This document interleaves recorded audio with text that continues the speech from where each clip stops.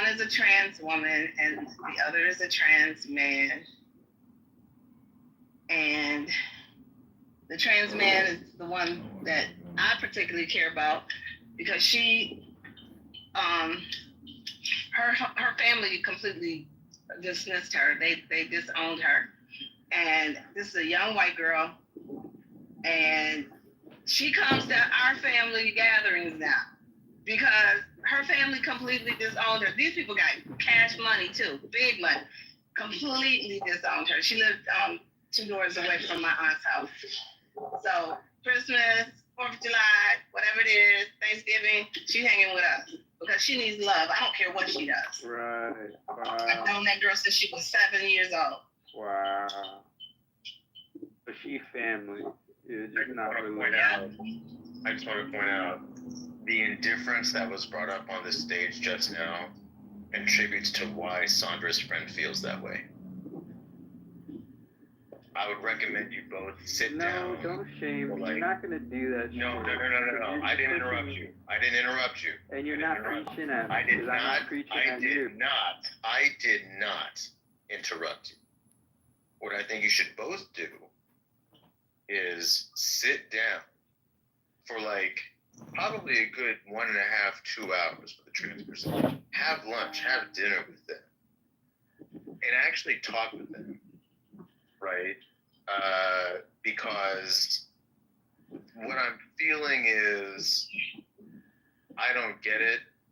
Maybe there's some sort of, maybe the internalized trauma is not coming from them. Maybe it's coming from a different place that is impacting you. Some people feel very uncomfortable with the idea that they might be attracted to trans people at some point. Maybe they're uncomfortable with the idea that at some point trans people. Oh, I'll tell you something. Yes. I'll tell you something. There was this show where they were talking about they were talking to trans people, and I was like, I just went to the show, and I was like, oh man, that's a hot girl, man, blah, blah, blah, blah. And then she went, I can talk like this, I can talk like this. Woo, woo. And then the male part of her came out, and I was terrified. That was my initial trauma. Because I was like, oh my God, I wouldn't know if that was a male or woman. The second thing was, I saw the Crying Game. That fucked me up. The Crying Game fucked me up. I'm going to be honest with you, dude. I'm going to be honest with you, right? Because I'm going to be completely transparent. I thought that woman was the male woman. She was pretty, and I was attracted. I felt fooled. And that was a little bit of shame in there, mixed up in there. And at that point, those were some of the core moments that helped shape, I think, how I feel. I know that's operating in the background because I tell those stories every time, and that's one of the walls. I can't get past that. You know what I'm saying? So, yeah. I'm going to skip I'm going to be honest with you. I'm a trauma. You know what's crazy? I know about that movie because of my generation. I mean, your generation, all the jokes coming up about that, the movie, The Crying Game. I never once thought, but I always knew what it was about. Yeah. Is it a good movie, Sandra? Did y'all see it? Damn, dark? No, but at least... I don't think I saw it, guys. I guess, damn, at least, I appreciate that you want to try to make an effort to move through this. And so, I would just recommend trying to do that. Go out to lunch and sit down and just have a meal together. I feel like your perspective may change a little bit.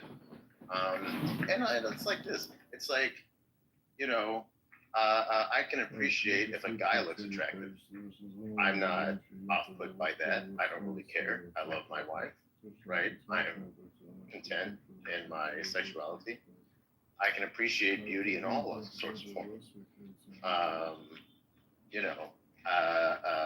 So yeah, I just recommend just sitting down and having a meal. I agree. I think that's fair.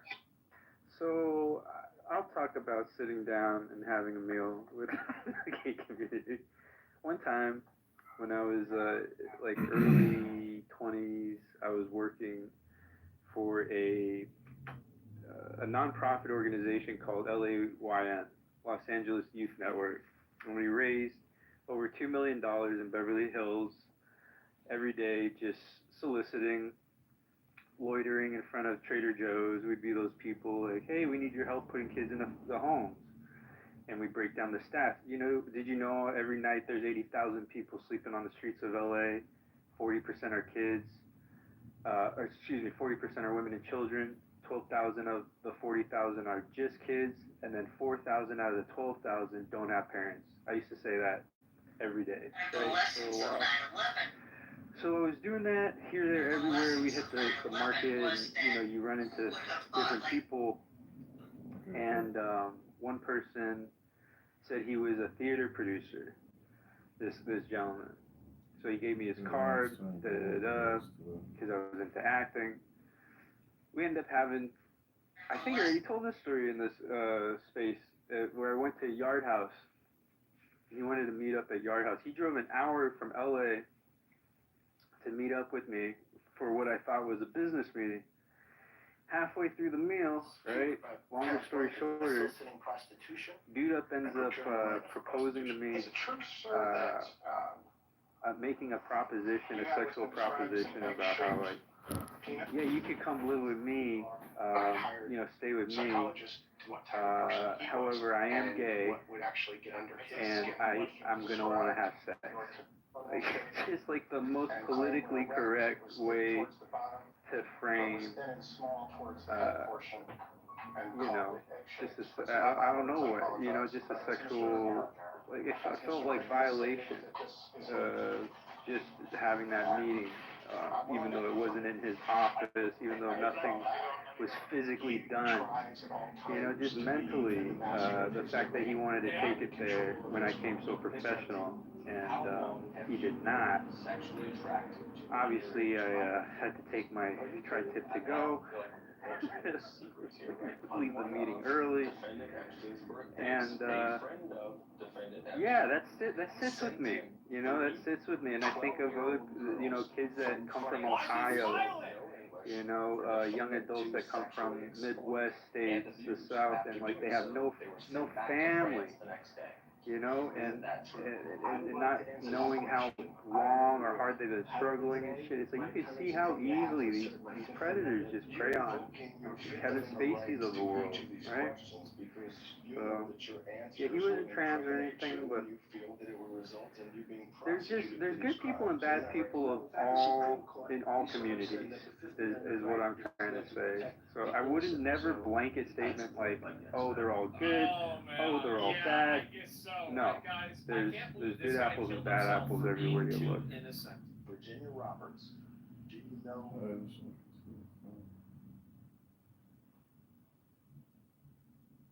Like, have lunch with a trans person because you love the person, not because they're trans. That's fucking weird.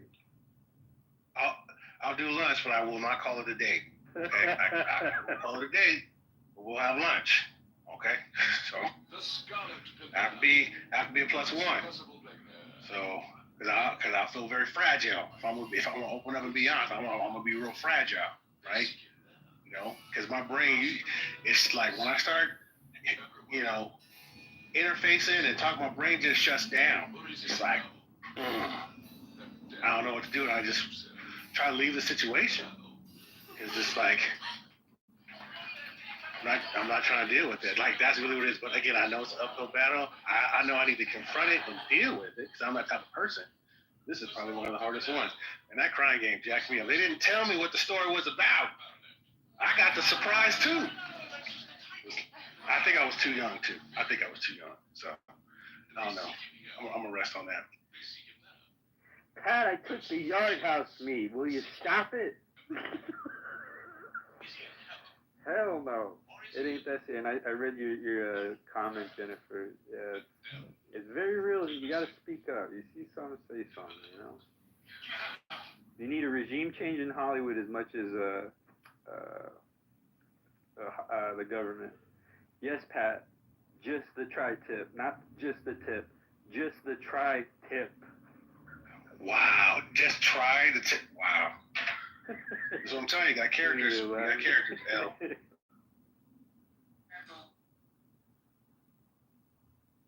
I could joke about it. I could always joke. That's a crazy story, Water. And That's crazy. That's a daily occurrence in LA. You know, it gets that goofy that fast. West Hollywood, telling you, that's wild, man. Like, wild. Some people won't keep dancing at that pink pony club. But yeah, it was in his professional business card. It said that he was like a producer for a very like recognizable theater group, and I did the research. Like I'm very thorough on making sure I'm not wasting my time. I'm not paying for a job. You know, like that's the number one rule you want to learn when you go to LA. If anyone's asking you to pay, you know, you just don't walk away from that shit.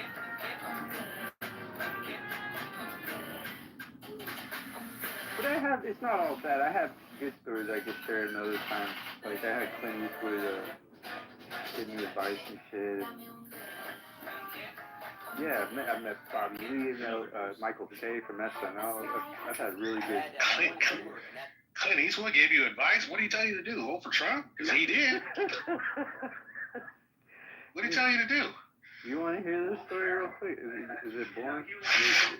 Clint Eastwood and John Malkovich were doing the movie Changeling with Angelina Jolie. I don't know if y'all remember that. Yeah, I remember that. It was based on a true story of when the LAPD kidnapped a child, right? And anyways, there's this one scene we shot in like a church, and I want to say it was Pasadena. A real big, beautiful old church, real ornate. And I was doing background, nothing special. Oh, but I gotta tell y'all this. The person who cut my hair cut Halle Berry's hair on Monster Ball. And y'all, Halle Berry's such a dope person and like took care of everybody. When I say she took care of everybody, she dapped him up with like a chain. He didn't tell me how much that chain was worth, but you could tell it was worth something. It had a big piece, and she won the Oscar for Monsters Ball, so she got him that chain and stuff. She is such a class act. I just wanted to say that about Halle Berry. But oh yeah, she really is. Rates go up when you get that Oscar. Rates go up. Man, so. And then the haircut he gave me was the best cut of my fucking life too. To this day, I remember like he did such a dope fade. They cut my hair like 1920 style and shit. So I was feeling fresh. I was on set. I bumped into John Malkovich first at the craft table, but he looked so different and fat. I couldn't even recognize him. But I did, like, just his weirdness, though, like, we, like, you know, got stuck in each other's way. But then I'm sitting in the pews, right, at the church, and in between me and, like, half the people were spaced in between them were blow-up dolls, believe it or not, like to save money on extras. So it wasn't like a church full of people. It was like person, blow-up doll, person, blow-up doll. Wait. So you're saying Hollywood and blow-up dolls? That's about right. Sounds about right. The story checks out. Yeah. Checks out. So I'm sitting there, like maybe like the first, second pew. I have an Onion newspaper, right, like a comedy one. So I see Clint Eastwood walk by, like, pretty close. He's looking at the paper, too, like, seeing what I'm reading. So I think he knows what it is, you know, comedy paper. And Clint Eastwood, if anybody knows about his directing style, he's really chill. He's really, really cool. He does it different, where he won't even say cut. He'll just be like, he'll say action, you know, go ahead, and then, and when he's done with you, he'll tell you you're done, but, like, kind of like casually. He'll just be like, all right. Like, that's it. Like, to kind of just, so, like, it's one big conversation between you and him, it feels like. I don't know. Like, I think it was really interesting how his approach, his intimacy. So, anyways, longer story short, he comes by. Oh, and John Malkovich and him are, like, both walking down the pews, down the aisle, and they stop right in front of me. And I hear this exchange where Malkovich goes, like, oh, Clint, I really enjoy the pods. I really love the pods. Like, just being weird, not just saying blow up doll, you know, like John Malkovich would. And then Clint's confused as fuck. Seriously. And he's like, what? And he's like, the pods. You know, the pods, I really love them. It's a nice touch, like the pods. And Clint's like, oh, yeah. And then, like, I'm just thinking to myself, like, I wanted to get a joke in, like, yeah, I'm just wondering what God thinks of me with all these sex dolls. Cheers. But I didn't say shit. And he just looks at me and he goes, oh, yeah, it's Lars and the real girl. And he meant to say Oscar and the real girl because that's the Ryan Reynolds movie where he's like with the blow up doll and shit. So then Malkovich had to correct him, and it was just really awkward. It's really fucking awkward, and he walked away. That sounds wild. Yeah. Smash Cat one more. This is the part where he gives me advice. So he comes back to like, I think he wanted to show me like he's not senile. And he comes back and he goes, yeah, if you got a niche, go for it. And that was pretty much it. And it was like that was the extent of the advice. It wasn't just me. It was to all of us in that area. But it was advice to us. It was advice to me. I took it. You got to go for it. Well, I guess it paid off for you, right? You're doing yeah, here whatever. I am. The rest is history. Yeah. No, I'm thinking about going back down. I ended up skipping Hollywood altogether and went up to Sonoma and learned how to do farming and shit. But, you know, Hollywood ain't going nowhere, and I needed to get my mind right. I needed to work on my emotional trauma with my family falling apart and stuff before I started, you know, making a lot of money really fast. Like, because I wanted to know what I was going to do after I retired, get out of there. I didn't know what I was going to do. So I think I would have crashed out, like, just like any other stereotypical story of too much too soon. So if you go back, are you going to go back to Atlanta? Or would you go back to LA? Because I know, or New York, because those are the three hot spots right now. I have a best friend and a writing partner down in LA right now doing like a weekly show at Barney. We can kick him out. We just Congressman, what would you like to tell us today? If I can. Good. Congressman? I just like to read some Bible verses, if I may. Oh, look at you. Would you like to read one? We'll let you read one, brother. And then you're going to have to wait for a little bit. Okay? We know that for those who love God, all things work together for good. For those who are called according to his purpose. I am the bread of life. He who comes to me will never go hungry, and he who believes in me will never go thirsty. God will meet all your needs according to his glorious riches in Christ Jesus. I can do all things through Christ who strengthens me. The peace of God, which transcends all understanding, will guard your hearts and your minds in Christ Jesus.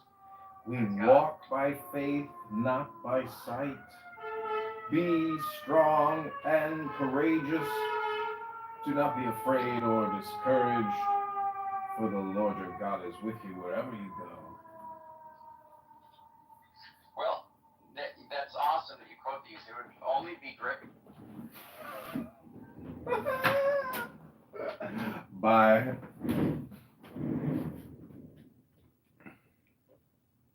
And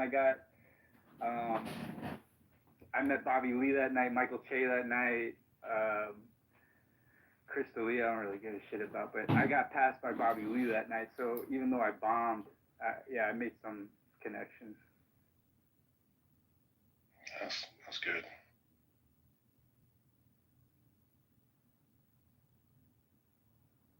Yeah, there's never too late, y'all. You do it whenever you want. Anybody can do it too.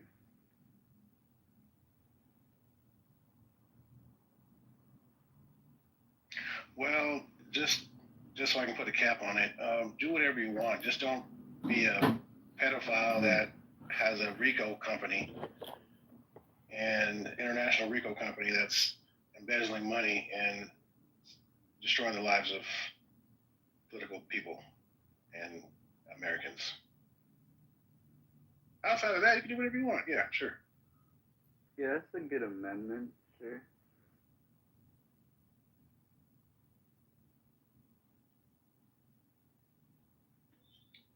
Okay, Wilder, I put some pictures in my thing. Do I have to put it on my PTR for you to see it? Or can you just look at my pictures? They're in my gallery, on my Clubhouse gallery. I'm getting ready to put a piece of cabbage in my hat. Instagram? No, it's in here. Do I gotta update the app to see your Clubhouse gallery? Oh, these are PTR type stuff. Yeah, it looks nice. Yes, I'm seeing it PTR. right now too. See some tomato. Yeah, you should be able to just go to the PTR. Oh, there it is. Yeah. Yeah. Okay. Yeah, it's really Yeah, green that's too. It's big. like I don't see any signs of like even like insects trying to grub on it either. That's the real part about it. Oh no! I see a little bit. No. Well, for me, that's how I know your shit's bomb is because if it's really bomb, everything's gonna try to get at it, right? That's how you know it's good. But you gotta protect it though. So yeah, I used to grow some butternut squash and some butternut squash, crookneck squash, pumpkins. They Yeah. they started on the green, so I started spraying neem oil. Oh, Because okay. they told my neem oil, eggplant up. Yep. But my eggplant's coming back strong. Liquid smoke in a spray bottle diluted will work real good too for any soft body bugs. Are you serious? Sucker? Yeah, that's the That's best. cool That's as my hell. favorite. Mm-hmm. Do you sucker your tomatoes? This lady taught me how to sucker a tomato, and they say I'm sorry. What? you sucker That a sounds a little- tomato. Using Just the saying. This whole using the suckers to produce more yield. yeah. I gotta stop talking to y'all because my man is here. He's helping me. Don't get in trouble now. Mhm. That's Christine Kelly. So tell me how. So what is that?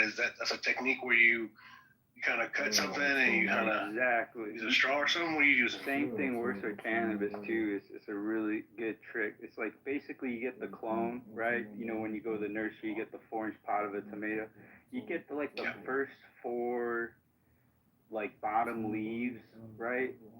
Until you see the shoot coming from the middle, like the first shoot coming from the middle. You take about like 4 of them off, 6 of them off, and then you bury it all the way until like that first set of leaves.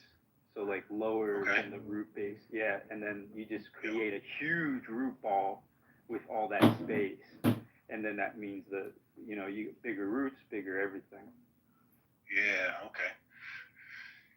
And is it just does it strengthen the plant too as it's going through, or is it just allows you just to kind of propagate your crop? Oh yeah, you could do that, and then it makes it stronger, beefier all around. Just like just a more stronger, robust, resilient plant. And then there's one other trick you can do. Uh-oh. You still there? Yeah, my mic went out for a second. Hold up. So, all right, keep going. So you're Okay. Check. Yeah, I was just gonna say one more trick is self-pollinating your tomato plants with an electric toothbrush. You go around collecting the pollen. electric toothbrush. Okay. Like a bee. Yeah, like you do it like a bee. But Yeah. hey, man, I saw massive. Oh, and then another trick is you do charcoal in the soil, activate that with compost.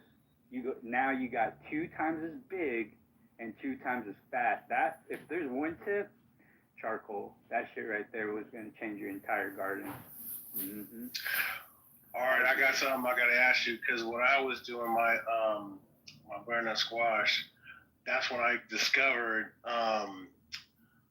grubs. Like afterwards, some of them were dying, and I was like, "What the hell is this?" And I had to do some research. When I started digging some stuff up, I saw there were some grubs down in there, deep in there, and they told me to use nematodes, beneficial nematodes. And I did that, and that was the wildest thing ever happened. Added water, put the little powder. I guess I had the beneficial nematodes in there. Added the water, and I came back like 6 hours later, and it like all the nematodes kind of like came up to the surface, and because I guess it's like it attacks the grubs, and all of them came up to the surface. There's like 20 of them. But how do you know any other way to kind of like protect your soil from grubs and stuff like that? Does it like suck on the sap of your roots? Man, that's a great question. Yeah, shout out to nematodes. That is definite. Yo, the link in the chat is for you, Water. Word. You know your best friend Shannon Sharp. Oh God. Okay. It sound like to me that he paid her off, gave her some money, and they dropping everything's dismissed or something like that. Oh. How much money? I don't know. It doesn't say. It had to be more than 20 mil. It had to be more than 20 mil. She was asking for 50, so I'm sure it's under 50. But I thought she was asking for. Oh yeah, because he was gonna get that $50 million contract, right? It was $100 million. It was $100 million. Oh, it was $100 million. Okay. But yeah. She want a half without the baby. When she want a half without the baby. They smart to wait for all the publicity to die down before they make that deal, because she probably would have won that whole milli when things were popping. Well, yeah, she's gonna. Was she from? She's the one that had the lawyer. She was the one that had the lawyer from Houston. That Mr. Bugsy. Yeah. That Water doesn't like. Oh man, look at that.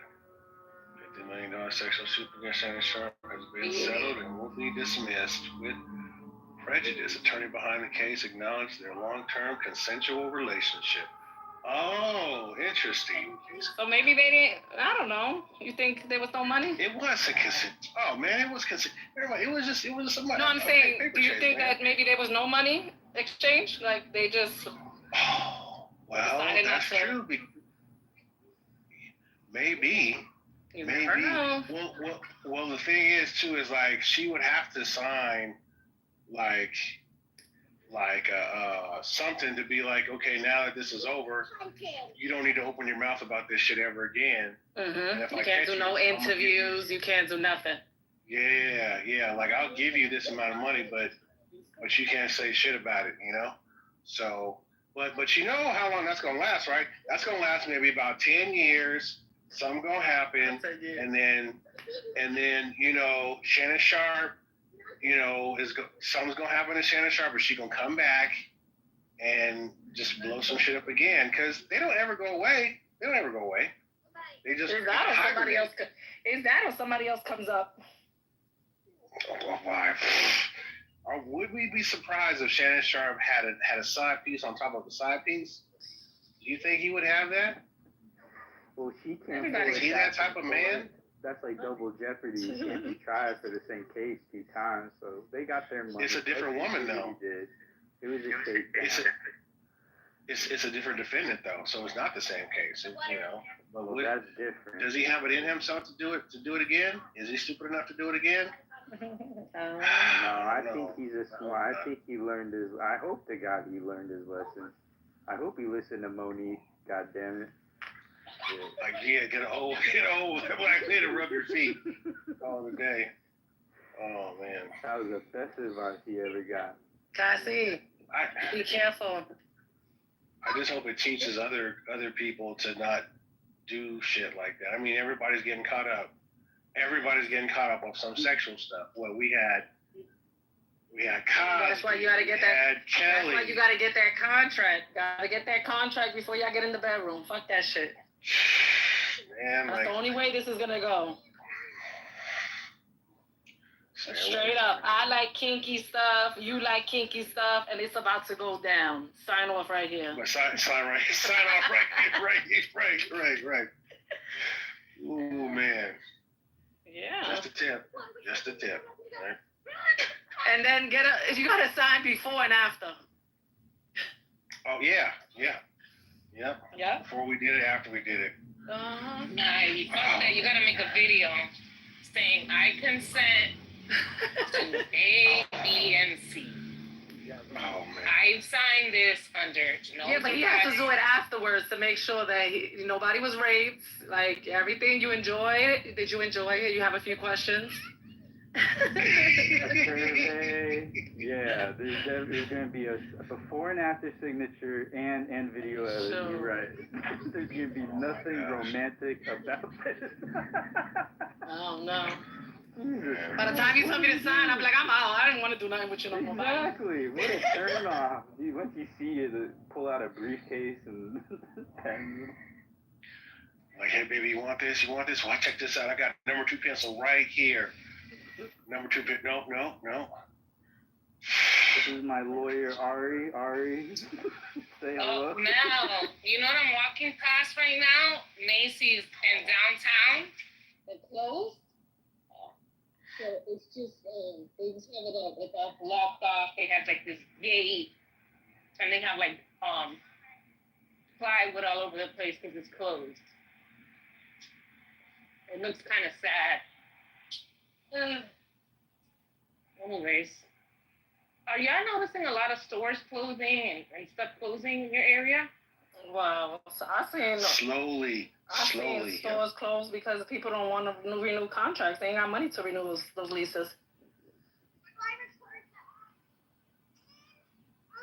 Facts. Like bigger malls, like the malls that were, there's a big malls, they're still okay, but the smaller malls that are kind of like transition malls, yeah, I'm starting to see like, like the boards going up, or I start looking and I don't see nothing in there at all. But yeah, it's a sign of the times. We're see more of that. Well, this brand that I like, there is Sephora. It's a black-owned brand. Amy Collet, the founder, just announced, like she wrote an article that she announced that the brand is closing, and they were saying a lot of brands in Sephora, like these higher-end brands, they're not gonna make it. Prices gone up. It's really, expensive to produce this stuff now. People aren't buying as much. So a lot of brands that are good are not going to make it. So, I don't know. It's kind of sad. It's very sad, actually. You work hard, you build something, and then you have to shut it down. So, anywho. Sim, why are they gonna go out of business or stop selling? Amy Collet, she wrote a whole article. The founder, she's from Harlem, and she has like a Senegalese background. I didn't get a chance to read the article. I'll read it, but it's. It's hard for these, it was like a small brand, like an indie brand. And so it's really hard for these brands to make money, right? A lot of these brands, they rely on influencers to produce content for them. Yeah, and they gotta send a lot of free stuff. Yeah, and it's these fucking influencers are basically pieces of shit. On one hand, the big ones, you have to pay them X amount of dollars. These people are getting paid to push your product. And, other smaller brands, especially black-owned brands, get ignored. So it's a shame, really. So, anywho, I'm sure she'll be all right. She's talented and everything. But, I'm sure at least the beauty industry, black beauty industry, is certainly going to struggle, right? There were certain brands that were in Target that people aren't going to Target anymore. So, a brand called the Lip Bar. Actually, I think Sandra, the owner of the Lip Bar, might be from Detroit. I gotta see. She's so pretty. I'm gonna put her Instagram in the chat. But Yes, ma'am. The Lip Bar was born and raised in Detroit, Michigan. They have their flagship store there too, so it doesn't bother me that I don't go to Target anymore. And their red is so beautiful. That's my favorite lipstick. But yeah, I can't wear so red. they got sold out by Target. Yeah, but I can't Target wear had red. them locked in. But that's the only red that I could wear. Yeah, because it's got so much blue in it. It doesn't Mhm. turn orange on you. Yep, it's literally the only red. But I don't like wearing red. I feel like I don't know, it just doesn't suit me. Girl, I'm in the garden right now with red lipstick on. Oh, that's amazing. care. I wish I was that person, but I'm not my favorite like that I wear like all the time is Riri from Rihanna. Not you in the garden with your lips popping. Yes. I want to be that person, but I'm very yellow. So red doesn't look good on me. Like I've become so white. I always wear my red lipstick.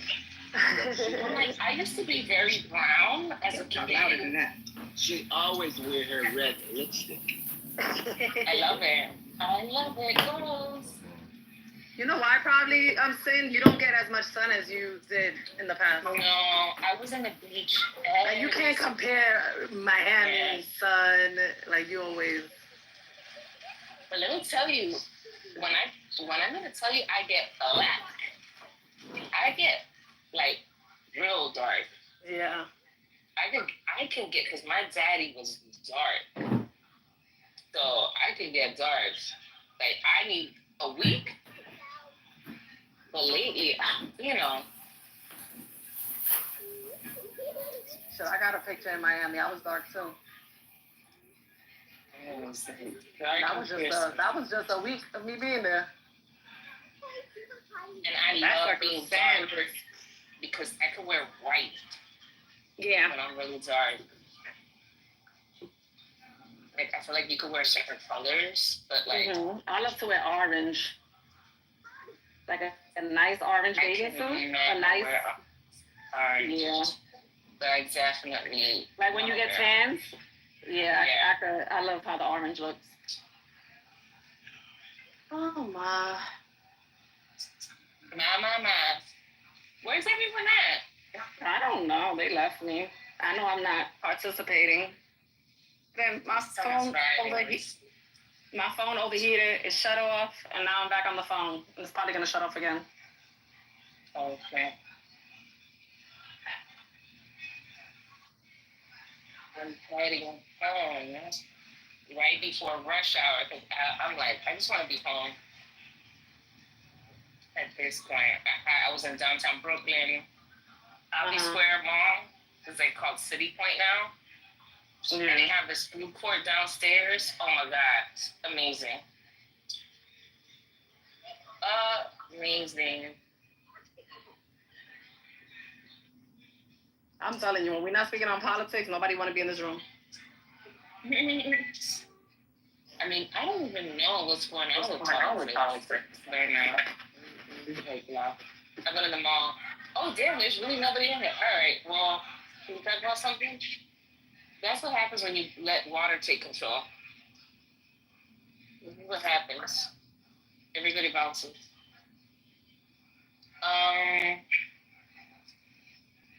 Let's see. You heard about the Stephen Colbert Late Show? It was canceled. No. You heard about that? So. Oh, I'm sorry. What? It was canceled. Yeah. That was like the Late Show, right? That was a Late Show. Yeah. Starting at the beginning of next month. He must have said something really bad about Trump. So what he said was, okay, CBS is canceling Luke Show with Stephen Colbert next May. Starting a decades-old TV institution and changing media landscape and moving from air one of President Donald Trump's most prominent and persistent late-night critics. CBS said Late Show was canceled for financial reasons, not for content. But the timing, 3 days after Colbert criticized the settlement between Trump and Paramount Global, parent company of CBS for a 60-minute story led 2 U.S. senators to publicly question the motives. So, it looks like it came a few days after its coincidence. So I'm pretty sure like viewership was probably declining anyways. And I bet you, I'm not really concerned as much as if Jimmy Kimmel, because Jimmy's like vicious on Trump, man. And if that happens, then I know we're in a situation that even Jimmy Fallon might be in danger too. But late night is not what it used to be. You know, what's really wild is there's no plans to replace Colbert. They're literally just shutting it down for good. Like they don't want they're washing their hands from it all, which is really. I wonder if David Letterman's happy about that too, because that was supposed to be his slot. okay, and then let's maybe dive into the suit more, the Paramount suit. Anyone know anything about that? I'm gonna put a link in the chat. I don't remember Paramount what? Paramount what? So this is supposedly why he got fired for criticizing Paramount. So Paramount is a I guess a derivative of CBS. What did he work for? CBS? Hold on. CBS. So by criticizing Paramount, he's basically criticizing CBS, right? So it says here, I can see that.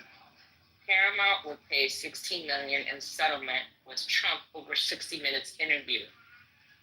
I think this is. Let me just read it. In a case that became a closely watched test of whether a corporation would back its journalists and stand up to President Donald Trump, Paramount Global decided to pay Trump $16 million to settle a lawsuit regarding editing at CBS storied 60 Minutes news program. Aforementioned, after effects of the deal are likely to linger. Journalists are infuriated Wednesday, and the senator wants to investigate whether bribery laws were broken. The company was hoping to put the issue to rest as it seeks administration approval of a merger. So Paramount, which owns CBS, says the money will go to Trump's future presidential library to pay his legal fees and is not apologizing or expressing regret about the story. The company announced the deal overnight before a Wednesday morning shareholders meeting. So it says the case highlights decision by editors when putting news shows together. So at issue was the broadcast editing. Harris was given. Remember when Kamala Harris was given, it says she was given 2 different answers to a question about Israel by correspondent Bill Whitaker and Chris Garrett on 60 Minutes and Face the Nation. Both responses came as parts of a long-winded answer that Harris gave to Whitaker. Editing for brevity's sake is commonplace in television. What was jarring was hearing different words from Harris directly after Whitaker spoke. Trump said CBS was trying to make the opponent look better. CBS said the claim had no merit in trying to get the case thrown out. Many legal experts dismissed the president's claim. But the Trump-appointed head of FTC launched an investigation, a complication for Paramount as it seeks administration approval of its proposed merger with Skydance Media. So, so this is a complicated story. So people think that CBS caved because it was trying to make the Trump administration happy. They paid him $16 million, and the lawsuit, the Trump files, goes away. But then they want this merger to go through. And so in the interest of this merger going through, they do all of this. but I think the FTC, like Trump's like the FTC on them anyway. So I don't know what's going on with the merger at this time.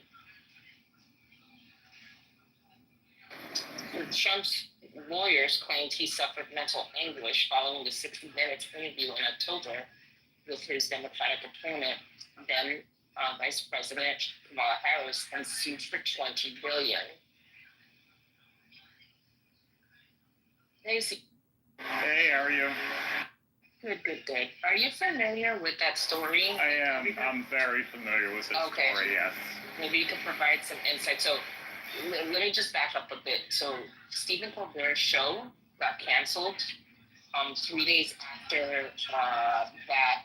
I think he said something about Trump, about Paramount paying $16 million to settle the suit for Trump.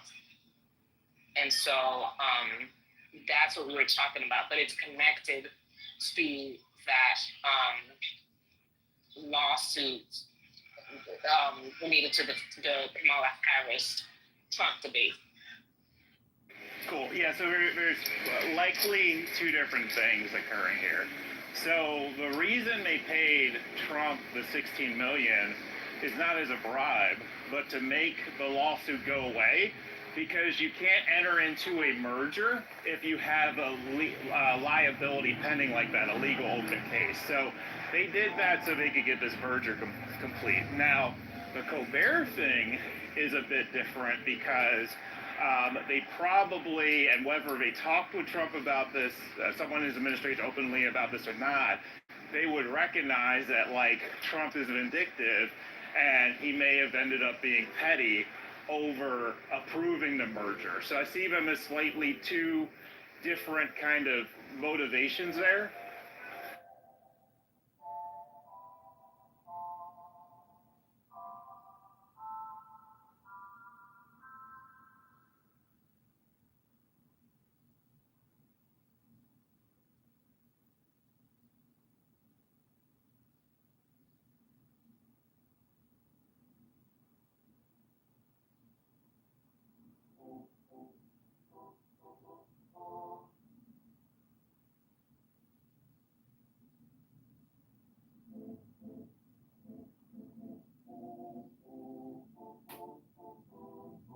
Did that make sense or no? Yeah, that makes sense. Did you hear something about the Trump administration sending the FTC to investigate the merger? Because I heard there was some retaliation anyways. Like Trump accepted the money, but he still sent the FTC to investigate and potentially F up the merger. Well, I mean, the FTC is going to investigate a merger anyway. I don't know what that means. Do you have any more context around what we're trying to say about that? Let me dig a little deep. Because the FTC for the last several years has been much harder on mergers, so we're going to investigate it thoroughly anyway.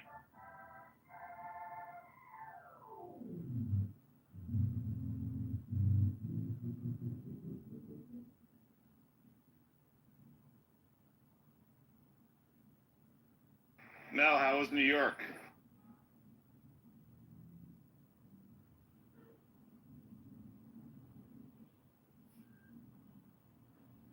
CEO, New York is New York. So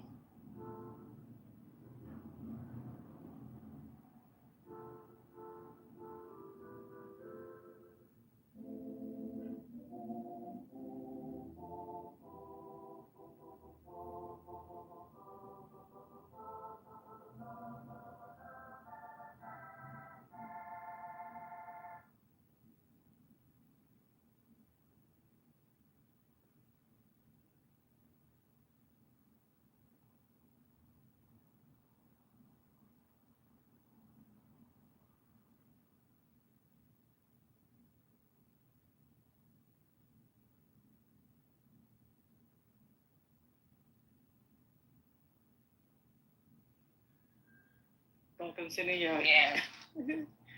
Yeah, I came back fast. I didn't stay the whole 5 days that I was supposed to stay. Sunday I came back home, so it was Friday to Sunday. And yeah. Oh, that's great. So you didn't miss like seeing the huge rat or smelling hot garbage? You didn't miss these things at all? As soon as I got to LaGuardia, I was like, New York City. Well, I didn't want to see a show because Buena Vista Social Club is playing. You don't like shows? Like, I'm a rare breed. I don't know what breed I am, but I'm a rare breed. Not too hard on a rotten apple. Not too hard. Yeah, that's fine. Yeah, I'm not into like Broadway shows. I'm not into that. Okay. My husband's like, "What's wrong with you?" I was like, "You should have got with an older woman." What I don't like is Cirque du Soleil. That's what he went there with his ex, and I was like, not into that. I don't like Cirque du Soleil. I fall asleep. I've tried, and I've gone to Vegas, and people are like, it's so great. I can't do it. I cannot fucking do it. I can't do ballet. There's certain things I cannot do. I could do opera. Yeah. I can do Broadway shows, off-Broadway, off-Broadway. Like, I like that. But yeah, I mean, it's not for everybody. You know, my sister doesn't really like Broadway, but I took her to Hamilton, and she loved it. Because it's very much hip-hop. So yeah, she liked it a lot. So I think it just depends on the show. Hamilton was great. Last year, my son and I went to see the Back to the Future. Was that good? Oh, that was really good. Yeah, they did different spin on the movie. They changed some things. It was cool. I have to like really like something, for me to sit through it. Once again, you guys know I have ADHD, so I cannot just sit through anything. It has to have my attention, or I'm gonna just be on my phone throughout the whole show. Doesn't this is an official stat, obviously, but doesn't 87% of Clubhouse have ADHD? Yeah. I believe so, because that's why everybody jumps off the mic and nobody has fucking control. It's like, I gotta get off my mic because I'm gonna forget what I gotta say. You know, I hated Wicked so much when I saw the play, but I loved the movie. Like, the movie was so good to me. So, I don't know. I think I feel like you gotta try couple of different. Wicked was good. The play, you didn't like it? No. What happened? The in-person play, I didn't like it. We're gonna go home soon. I thought it was like. You guys got 9 minutes in the pool. Know. But the storyline was a little bit of failure, and for the movie, and I actually liked the movie a lot. Yeah, it's a little different in the movie. So yeah, the singing was so incredible. It's just, I don't know. The playing Wicked itself was just very predictable and kind of bluff. And I think we're 2025. Let's stop making these little storylines of the girl trying to get the boy. That shouldn't be the whole thing. Does that not happen anymore? That's the base of 75% of the stuff. Make it different. I don't know. Just, I don't know. It's just me, but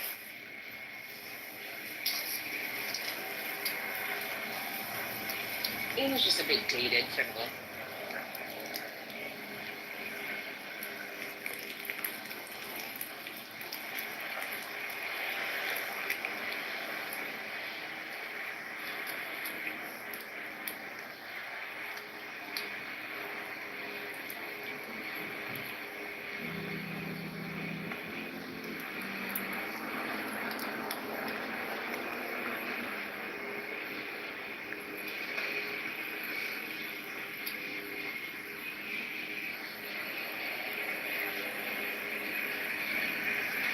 Headwater, you still here?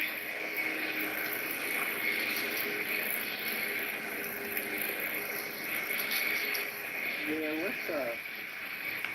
Hey, the cabbage leaf trip really worked. Hey, rock and roll. That's what's up. That's what's up. What kind of hat you rocking? It's a sun hat, but it's a baseball cap. It's a sun hat, but it's reflective on the top to push the sun away. That's wild. I ain't never tried it No, I myself. can't. Now I gotta do this. I got a big one too, a big hat, but this is one I wear just to throw on. But yeah, it really works. Oh, that's so It works cool. better than the reflective stuff on the top of the hat.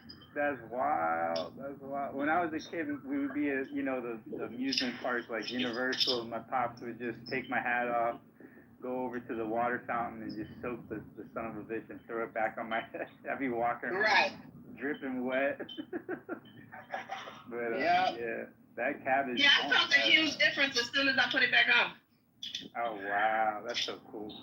Yeah, cabbage, that is a powerful, powerful food. You make kimchi with cabbage, you make sauerkraut, that stuff, man. The Russians know something. The Russians knew something with that.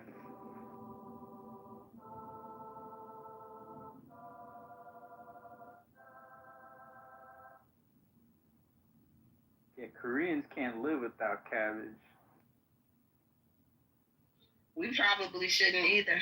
It's such a, it's a funny story. All right, my godmother, my Aunt Weenie, she used to have a best friend. One of her best friends was a stand-up comedian. She did a bit where she was talking, she was at the mall, smelling all the perfumes. Well, she was on a diet that was a cabbage-only diet, right? One of those fad things like Atkins and stuff. And that was a whole spiel. You can just eat a bunch of cabbage. You make it in this way, you make it in that way, and you're just going to watch all the pounds just fall right off, right? So she's eating this and that. But she said it made her gassy as hell. So they're spraying the perfume at the mall, and she feels the bubble guts coming on, right? And she can't contain it anymore. And like everybody's spraying the perfume, they're like, oh, this is $40 an ounce, Estee Lauder. This is $45 an ounce, Calvin Klein. And she just rips a big one, right? And they ask, oh my God, what was that? She's like, oh, it's cabbage, $4 a pound. Oh my God. She crazy as you are. I never forgot that. I was a kid when she told me that story. I remember that joke to this day.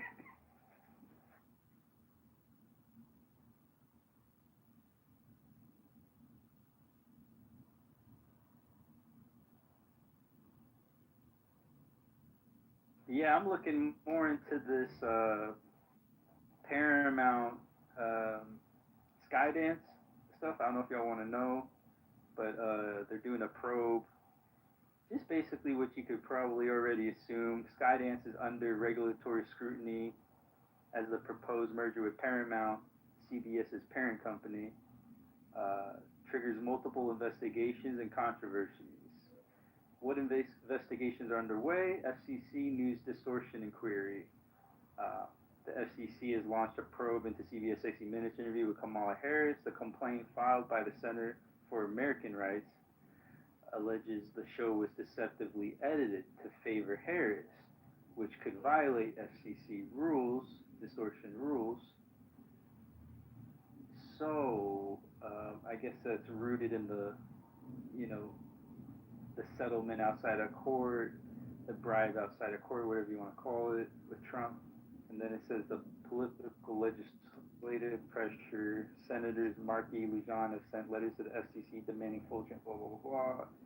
Number 3, shareholder lawsuits. Oh boy. Demanding access to documents challenging the fairness of the merger. Foreign That's all just Trump's bullshit, though. Stuff. But it's all Trump's bullshit because when they did the live show, they made it seem like she said something that she didn't say, and she kept telling them, no, go back, show the film. And when they did, they showed the real film. That's what Trump is mad about because they were supposed to make her look bad, and she demanded that they fix it. And they did, and then it proved that she was right in the first place. So I don't understand what that bullshit. And Trump is the only one that had anything to say about it. He's just mad. So he's such a crybaby. Oh my God. So, did you watch all the footage, the unedited footage, Sandra? Did you watch all the unedited footage, Sandra?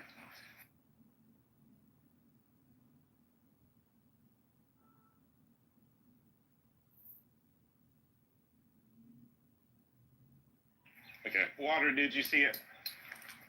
Sir, no, sir, I have not. But listen to this, CEO.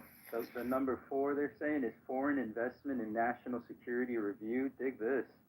Concerns have been raised over Tencent Holdings' stake in Skydance. Tencent is under U.S. military scrutiny, and whether the deal should be reviewed by the CFI. Now we got to look into this. Critics argue that the transaction poses national security risk by integrating foreign capital into the U.S. media infrastructure. So now we got to find out who's Tencent. Okay.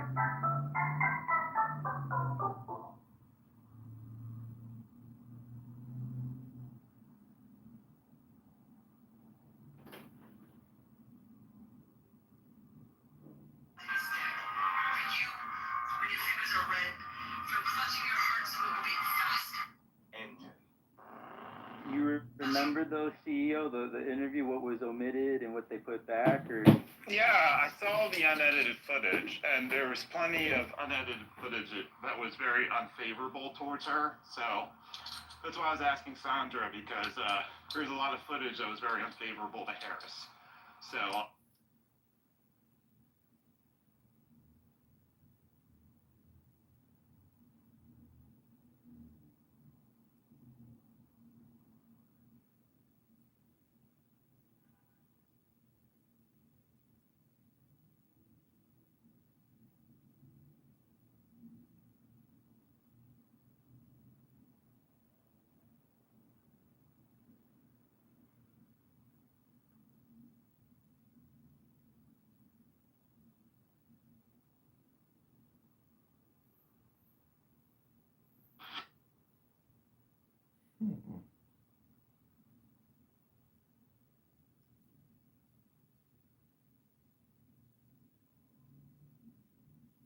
I wish I could.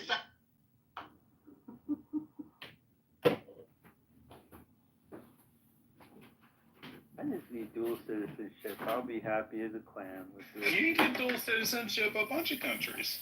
I'm gonna try to get dual citizenship to Canada. That's definitely gonna be my goal. I don't know if they allow that one, do they? Well, they're not gonna do it right now. Yeah. Oh no.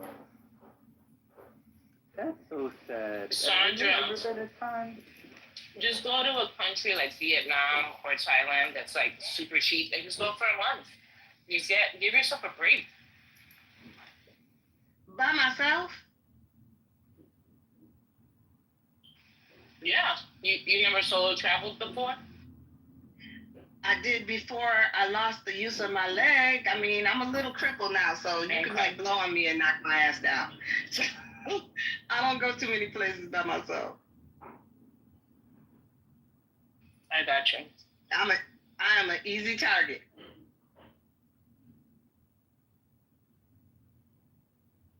I mean, you can go on a cruise. They have like month-long cruises, or at least a week or 2 long cruise, like to Alaska. I heard those are really fun. Or somewhere farther, but just maybe start off slow first. But at least you'd be with a group. There's travel groups that you can join too, so you don't have to be alone. There's a bunch of them on Facebook. And you can find. Yeah, I joined Sisters Traveling Solo. Nice. So because my man ain't going nowhere. He ain't going nowhere. He's so stuck. I met this girl on a cruise. BP Travel Bandits. It's like Travel Bandits. Let me see if I give you her info on. She goes there. She's like, she doesn't even fuck with America anymore. Yes. That's a good suggestion. Send a cruise line. Yeah, there's I'm gonna put it in the chat. But I met her in person. She's lovely. Lovely person, and she is like, she's a traveler. She's really a traveler. You ever heard of Norwegian Cruise Line, Sin? Yeah, I've been on. Yeah. I like them. I mean, like, they still got newer boats, and then they got this freestyle kind of format where, like, there's no real, you gotta sit here, you gotta do this at this time. You just do what you want. And I had a good time with my brothers and my mom. We went island hopping in Hawaii. It was a really cool experience. We saw the volcanoes from the active volcanoes at night. It was really unforgettable. Nice. But if I had time, I'd go on one of those. My friend just came back from one of those Virgin cruises. She went to Greece. Oh wow. So we had a cruise book for 10 days with my mother-in-law last year, but my father-in-law passed away, so we had to cancel it. My deep And yeah, thanks. So her dream is to go to Spain, so we were gonna go to Spain, France, and Italy. And now it's like we have the money to rebook it, but it's like now we gotta do this. It's like it's really hard now to find the time. And then I had everything planned. I had all these excursions. I had all this shit. Now to start from scratch, it's like a pain in the fucking ass. Yeah, my dad had to do the same shit with COVID. They had all the money saved up to go to Tulum when COVID hit, and they just now came back from Tulum all these years later.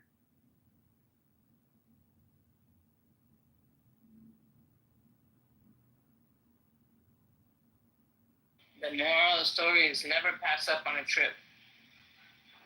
Well said. Hell yeah. So now I'm going to Puerto Rico next month for the first time in my life. Oh wow. Very embarrassed to say. Wow. Shit. Don't be 25% Puerto Rico. Wow, your first time, Sin? I'm shocked. I know. Oh my God. But I don't have friends like, I do have cousins there actually that I don't really, I'm not close to. Yeah. But anyways, I'm excited to go. As you should be. That's what's up. See Bad Bunny.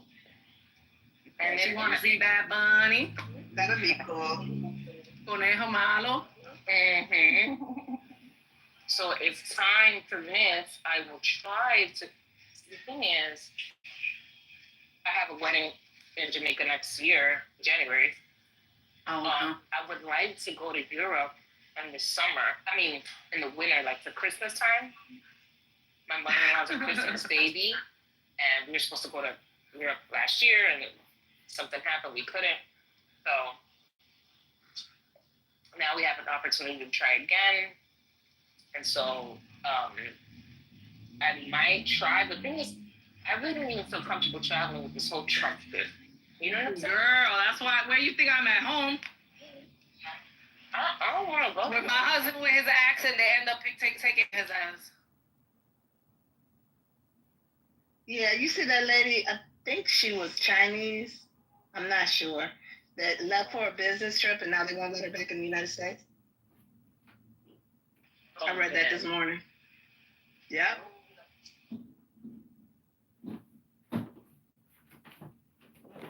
I mean, could you imagine leaving for a business trip, leaving your family, your husband, your kids, your dog, and then you get over there and they won't let you come back?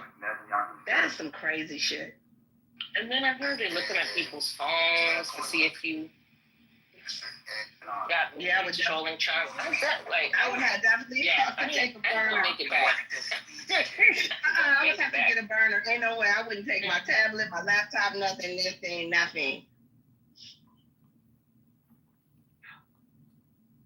Nope, I'd have to put a lock on that shit.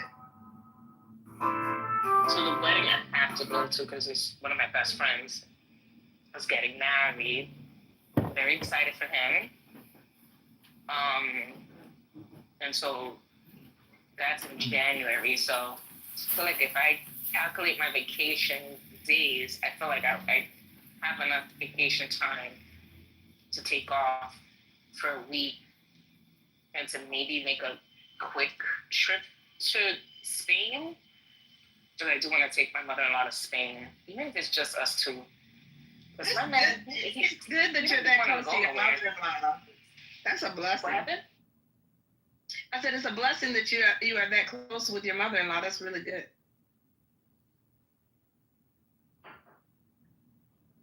Can you not hear me? Well, I think she got a phone call. Sin, you heard her? It broke up. Oh, okay. Let me get out the car.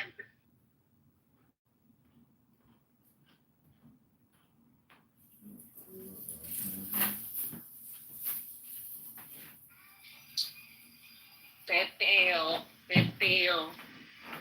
I might drag my man, but he don't be wanting to go nowhere.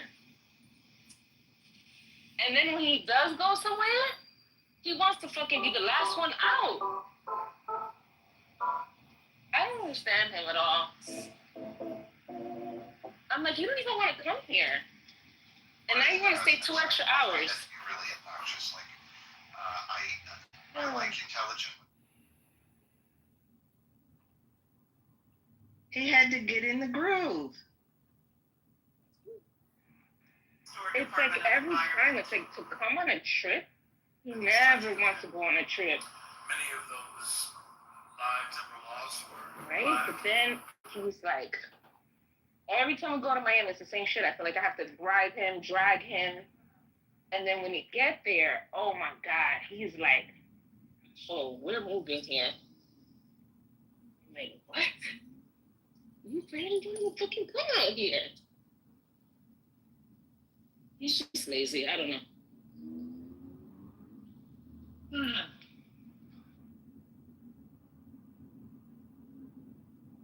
You go to Peter Luger?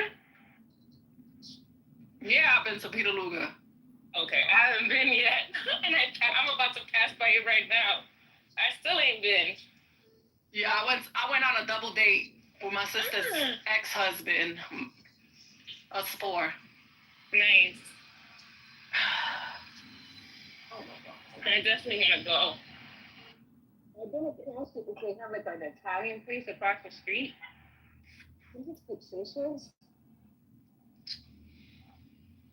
I've been there a couple of times, but I don't want to do a Luger. I pass by it like almost every day.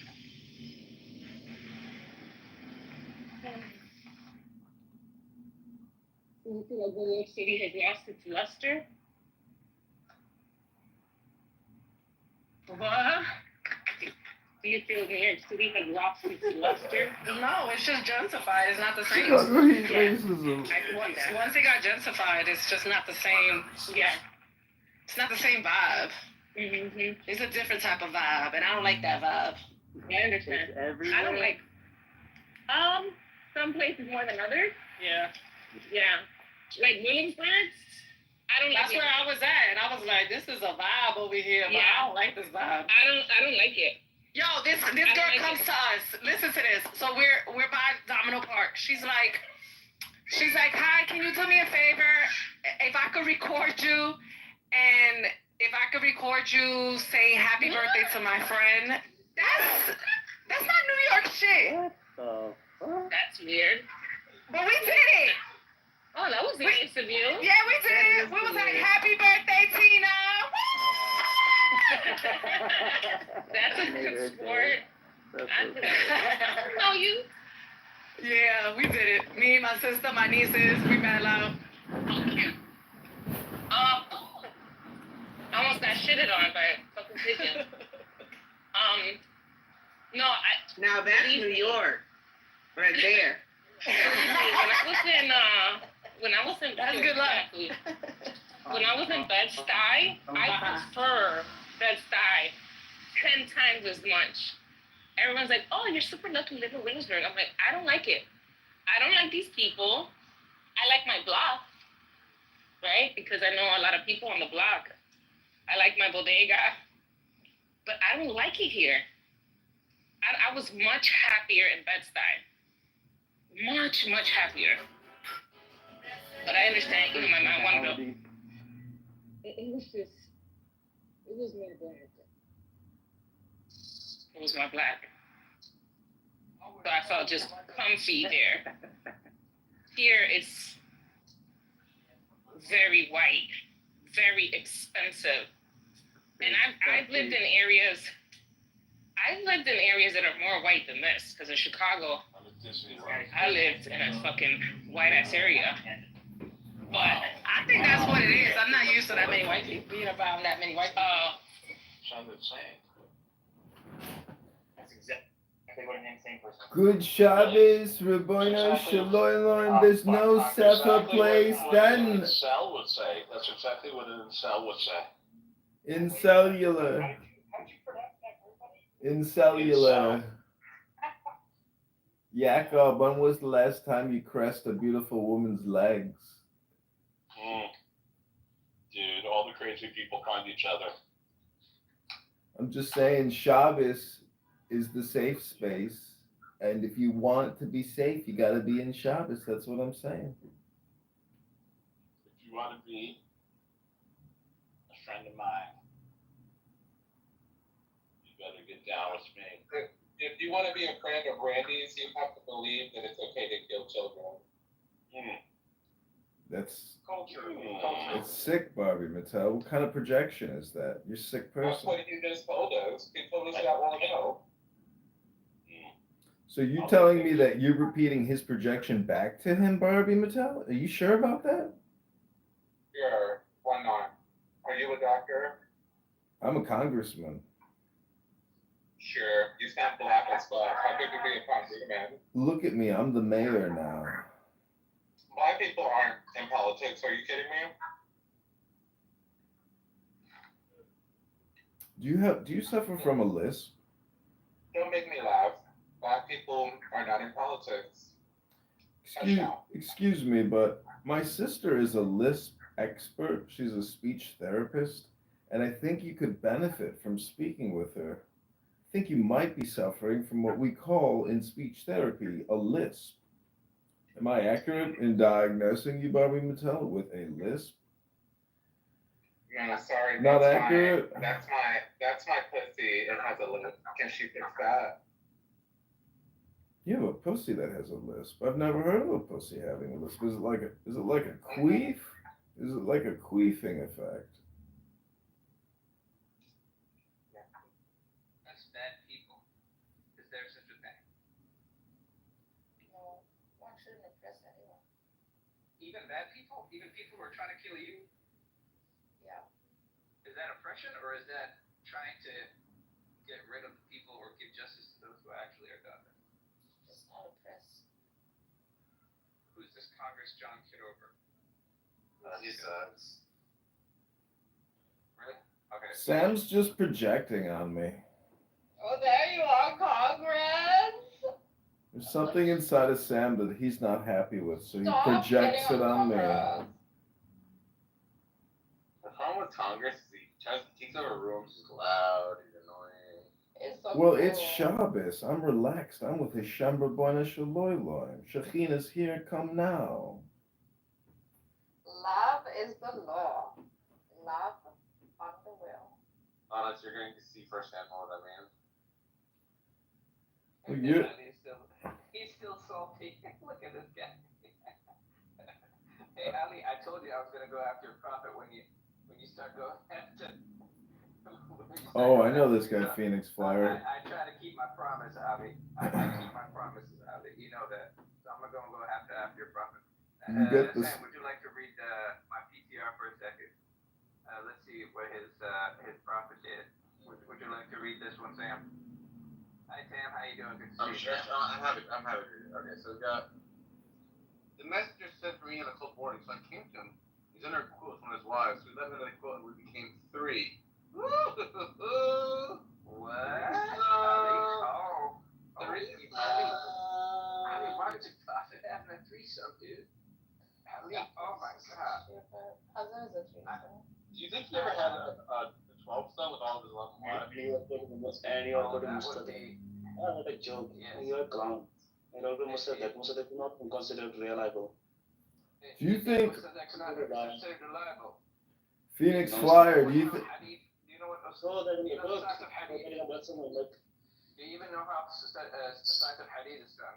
Do you even know how that is done? yeah, I know. Yeah, that nobody cares about it. So okay.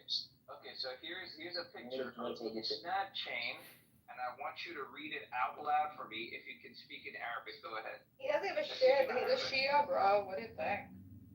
Yeah. And like many Sunni scholars doesn't consider Musaddiq al-Sahihan as reliable. They see it as a secondary source. As for the abridgment of Zahabi, like they said, it's just abridgment. He doesn't care about whether he authenticates or not. Like, and nobody gives shit about the authentication of Hakim Nishaburi. Really? So who are these people who are on the Isnad chain over here? Are there? By the way, the Sunnis take this as authentic, as far as I'm concerned. I've actually checked that. They care more about. They care more about the 6 books than this book. They care more about Bukhari, Muslim, Tirmidhi, Abu Dawud, and other stuff. Why do Shias always go like supporting the Sunnis when it comes to? I'm not supporting someone. You are supporting the This clown, he's like about the prophet is not the prophet of these guys. So you need to stop. No, it's the same prophet. Like, it's not. God is one. Whether it's for Hindu, whether it's See, every time when you speak, so here is the Isnad chain, and I'm going to read it to you. حدثنا أبو عباس محمد بن يعقوب ثم محمد بن سنان وقزاز ثم إسحاق بن إدريس ثم محمد بن حازم ثم هشام بن عروة عن أبيه عن عبد الله بن زبير عن أبيه, and then it says right there هذا حديث صحيح الإسناد. This is from Imam al-Dhahabi, who actually authenticated this as well. So, if you have a problem with your Sunni brothers, this is as authentic as it gets according to the Sunni science of Hadith. Now, you're saying you're not a Sunni, you're a Shia, but if you want to defend your brother, I have the Isnad chains to show it to you. It's right there. It's on my screen. It's fabricated. How do you? It says Isnad al-Sahih. How do you think they made sure that the goat fat was hygienic enough in order to have anal sex with a slave girl? Why do you defend your brother who has completely ruined the entire image of this prophet, which is completely different from your Shia paradigm? Why do you do that? Why do you not let whatever Phoenix or whoever it is expose it? Let it be. It's necessary to do so. I think Phoenix Flyers, like PTRs, if you go through them all, they're so strange. You know, each one is like a piece of art. Some are upside down. It's like Phoenix Flyer, just clean it up, create one master sheet of all the greatest verses with all the citations, and let's organize this. Yeah, well, the one that you were just reading about the anal cream, this one is from Tafsir al-Tabari for chapter 2, verse 223. It says, Abu Darda was asked about a woman having intercourse in their anus, and he said, can anyone do that but an infidel? Ruh said, I witnessed Ibn Abi Malika asking about that, and he said, I wanted to do it, quote unquote, do it with my sex slave yesterday, but it didn't work out. So I used some fat or cream to make it go smoothly inside the anus of the slave girl. Ooh, we're talking about 7th century lubes up in here. Oh my gosh! Oh boy, that was. Do you know how Bedouins brush their teeth? We're using the miswak or the siwak, whichever you want to. Yeah, but what is that? Depends on how Bedouin. So miswak is like a little toothbrush, it's a brand, so it's a very small one. A siwak is a massive one. It's as long as your arm, okay? And those things can hurt. They're not only used for cleaning teeth, but they're also used for whipping your sheep, or if you're if you're herding sheep or camel or stuff like that, right? So it's used it's multi-purposeful, and also beating your wife too. So a siwak can be used also for beating your wife. So these are the many things that is used for. Isn't that amazing? All that from just wanting to brush your teeth. Fucking unbelievable. Yeah. Well, that's what you get.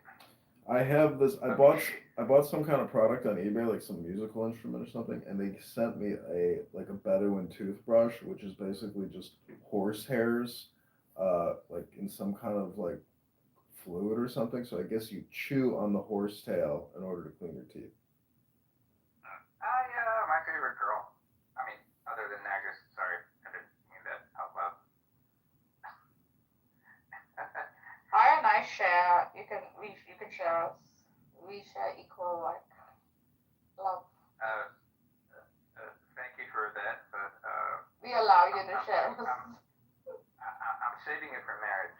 I'm saving. Oh dear, oh dear. I'm saving it. I'm saving it for marriage. I think my virginity is very important to me. So Phoenix Flare, what do you think about denaturalization and deportation in Minnesota with all the Somalis? What do you mean naturalization and deport? I don't know what you're talking about. Denaturalization. Wait, are we decitizenizing Yeah, people here in the United States? yeah, you decitizenize and you reverse their citizenship to deport. Where, in Minneapolis?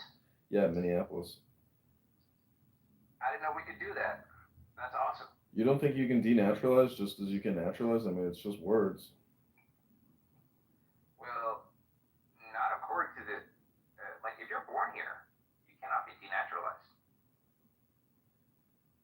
Yeah, but in the 90s, I guess, because of the war, Bill Clinton brought in, 30,000, 60,000, and now there's like hundreds of thousands.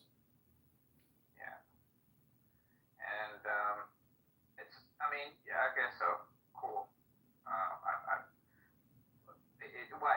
So that guy on the picture, is he like a city mayor or something? Yeah, he's running for mayor. He's running for mayor, so he's not the mayor. He says the greatest threat to all the Somali people are white men. Jesus fuck. How is this guy not being kicked out right now?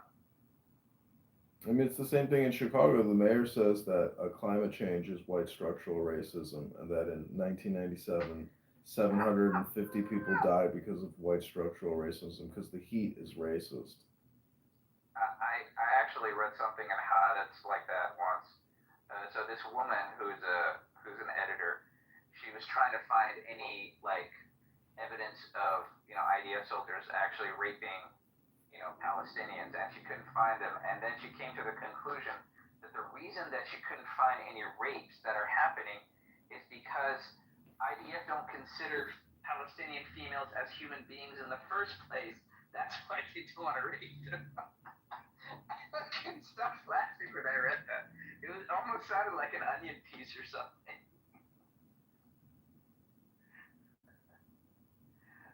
So, hey, Ali, I'm gonna have to go after your prophet, or after Ali himself. If you keep talking like that, I'm gonna have to go down to cafe and find some really nasty stuff about your prophet. Actually, I remember reading this sniff test. It's a different kind of book.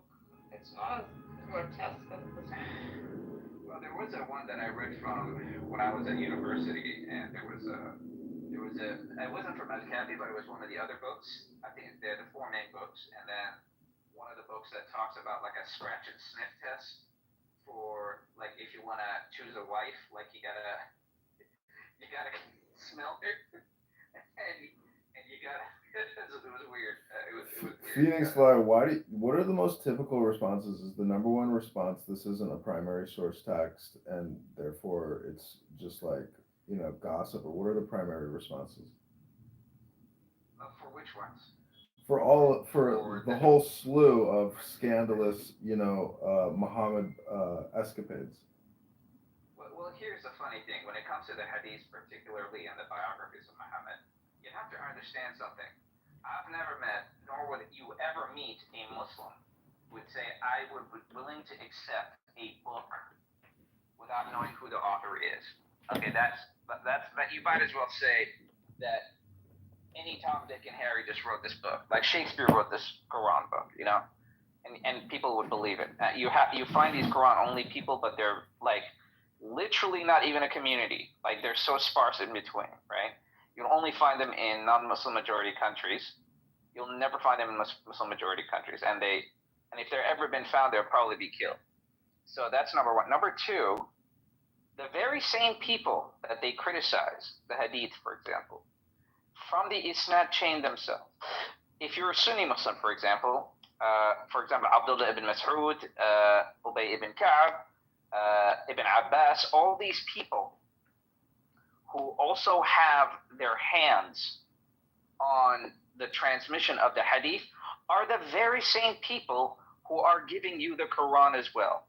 Meaning that they transmitted the Quran and they handed up to the next generation, right? For the example, Asim, okay, from Hafs and Asim, right? Sorry. So Hafs, okay, Hafs himself, which is pretty much the version of the Quran that they're using here today, the vast majority of them, his Isnad chains are in many different hadiths, many different hadiths. Yet, if you're going to go after the hadiths themselves, if you're going to go after all the things that we know about your prophet, don't tell me you know anything about your prophet if you're going to be throwing away the hadiths, because the Quran only mentions him 4 times. Three of them could be a title, not even a name. Second, if you're going to tell me all of these people who compiled about your prophet are bunches of liars and deceivers, then what stops these liars and deceivers from going after the Quran and making up stuff wholesale? What if they made up some verses of the Quran and they just sold it for a trifling? Like, if you're willing to say that, then by all means just throw away the Quran in that case. You see what I'm saying?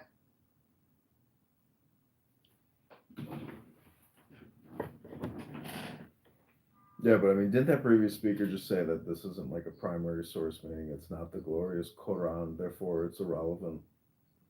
Yeah, then in that case, then throw away the hadiths. If you're going to throw away the hadiths, then throw away the Quran as well. Because the very same people who transmitted the Quran are the very same people who transmitted the hadith as well.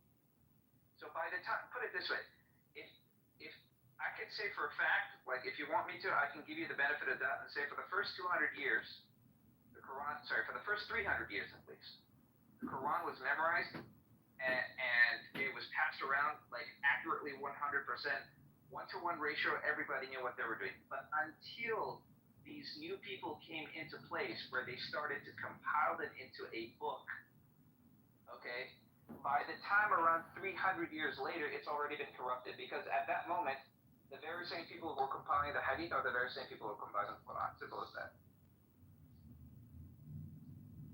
So either say it was corrupted from the beginning, or say that it was corrupted 300 years later. Whichever you want to do, go ahead. Be my guest. But at the end of the day, you cannot criticize the hadith without saying that the validity of the hadith without criticizing the validity of the Quran as well. Okay, I think this could be an interesting question for you and Sam and others. That is the link to the Abyssinia scene from The Message.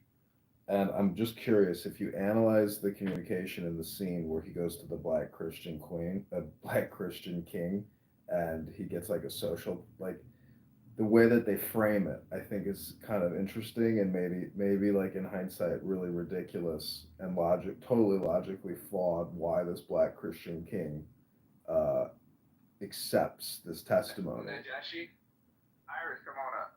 Oh, you son of a bitch, you left. I'm just saying, analyzing the conversation and the debate between the Christian king and the Muslim messenger is like an interesting way to like analyze how they prove it in the movie, or even though it's ridiculous. Has anyone actually watched the new interview of Yashar Badi? Have you seen it? No. So this is what Ivy League universities you can get into with a 3.6 GPA. 90. There's like this. I think I can bring them back. But they do like historical, like they deal with academia. Abyssinia. And Rise up. He said right out. He said the hadiths are not. Nothing can be asked for that we will not give. There isn't any Lion of Judah, in the sense I don't know where to begin. they don't believe in the transmissions at all. You have our friendship. And I say this Begin as there. a part of my faith. Certain runaway slaves have escaped from us into your kingdom. Part of my faith. Slaves go back, as you no doubt would return our slaves to us. I don't talk about that. There are, however, some free men among them. Rebels. That means you're lying to people. Rebels. Like, why would anybody give There's you a disturbance in position that area. Why am I not informed? lecturer They are rebels in religion. places? At one time or another, all religions were rebellions. Why are you in Yale? The bodies of slaves are of the world and within our disposal. But as Jesus Christ is our shepherd, the souls of men are his sheep. These are Arabs who have betrayed the religion of their fathers. They follow a lunatic they call a prophet.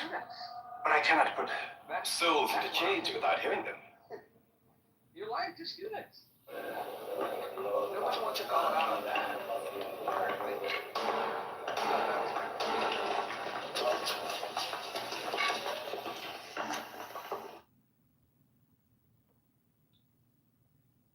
If you get a second, watch that Abyssinia scene because I'm wondering like how they frame it. If it's like a ridiculous interpretation of the situation, you know, because it looks like. Are you talking about the king of the Najashi king? The Abyssinian Christian Black King. It's like basically it's like what's that Disney movie Wakanda? It's like literally the Muslims come into Wakanda and they're like, we want you to accept that the Prophet Muhammad is the new messenger from God. It's a ridiculous scene. I'm telling you, like I think they manufactured this bullshit for the movie. Like it's not historically accurate. Well, the story goes, Muhammad's people were being oppressed, so Muhammad sent some of the people to the kingdom of Ethiopia for protection. But even his own enemies went there in order to get those people back, in order to face justice. So they went to the King Najashi's court, demanding that they would be handed back to them for justice. And the others were saying, no, they're going to kill us and they're trying to oppress us because of our beliefs. And then they say, oh, what's your belief? It's like, oh, we believe, in Jesus and Mary and all that sort of stuff, right? And then the Quraysh are like, no, they don't believe in what you believe in exactly. And so they went back and forth and were in the court arguing and debating. And so he read a part of the Quran and left out the last part where it said that Jesus that do not say free. So the Emperor Najashi accepted that they are actually Christians. And they have the same belief, therefore they're under the protection of the king, and the Quraysh went back to the Middle East. Good. Their stiff necks will hang them. The Muslim account on Henry the First. Is that what you're talking about? Yeah, but in the movie they frame it that they come to make their case. You just gotta watch the YouTube link I posted because I think a lot of people operate off of this movie. Most people are lazy, but I think that the way that they made the movie is probably laughable and totally not accurate. But they do make it look like the Kingdom of Wakanda, and the Muslims come in to debate the Christian king, and the Christian king relents. So it gives a social proof of validity and credibility to this messaging. Is it that old movie? Yeah. A really, really old movie? It's actually a really good movie. I mean, surprisingly, it's really good. It's called The Message.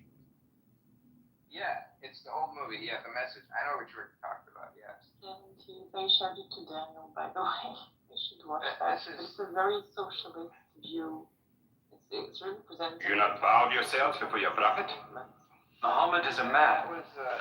We kneel only to God. Well, Muhammad's miracles, Jafar.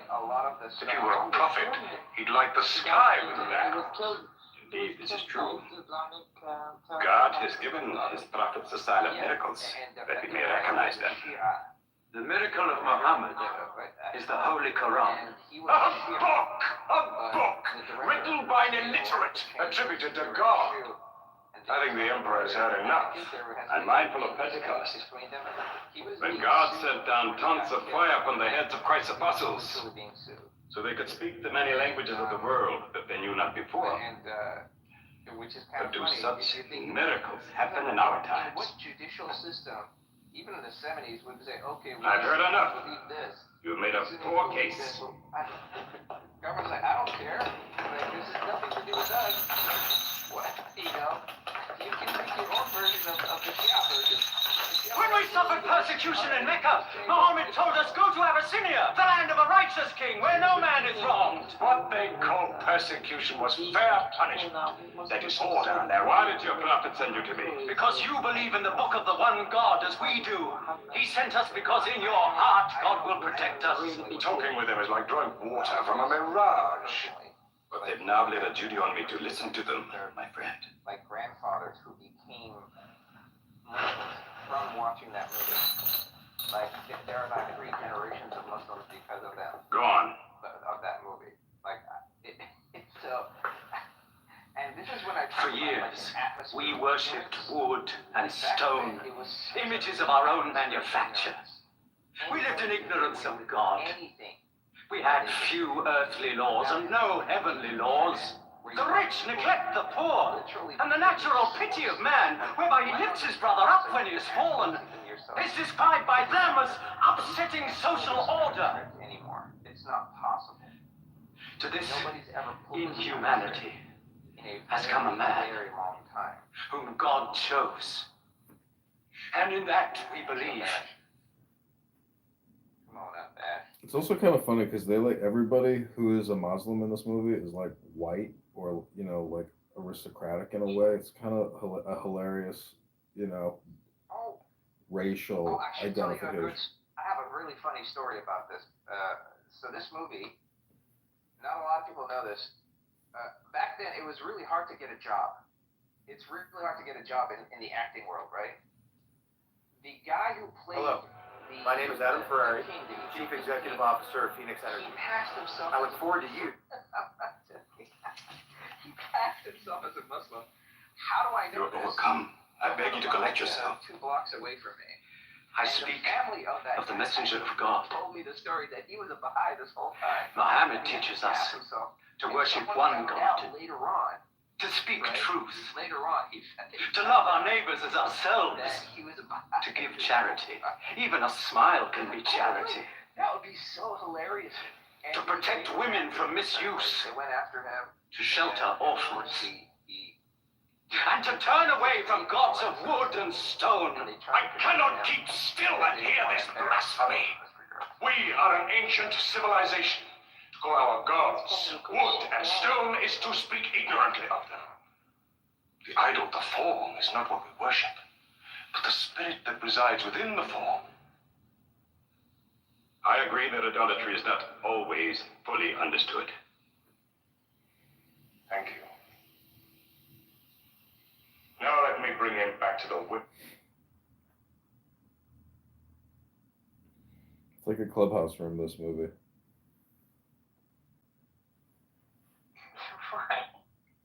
Because like they're in their hall or a room in a house having a debate about, you know, philosophy, God, and religion. Women. God made woman to be the proper companion of man. She is different, but equal. Equal!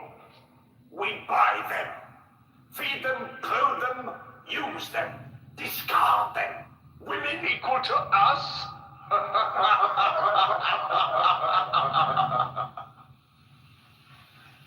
God created man from one male and one female. Now, you must respect in all women the womb that bore you. Why are your 300 gods so tongue-tied? While his only god is eloquent. God has spoken to us before. Through Abraham, Noah, Moses, and through Jesus Christ. Why should we be so surprised that God speaks to us now through Muhammad? Who taught you those names? They are named in the Quran. I knew Muhammad when he was an orphan minding sheep. And we knew Christ as a carpenter. What Christ says, and what your Muhammad says, is like two rays from the same lamp. They are lying to you. They deny Christ. You worship three gods, they say. Father, Son, and Holy Ghost, they say. What do you say of Christ? They say God cannot have a son. Christ is not the Son of God. Yes. Speak to me of Christ. One day. We say of Christ what our prophet has taught us. That God cast his Holy Spirit into the womb of a virgin named Mary, and that she conceived Christ, the apostle of God. The apostle, he says, not the Son, not the Son. What does your miracle, your Quran, say of the birth of our dear Lord Jesus Christ? May I relate the words?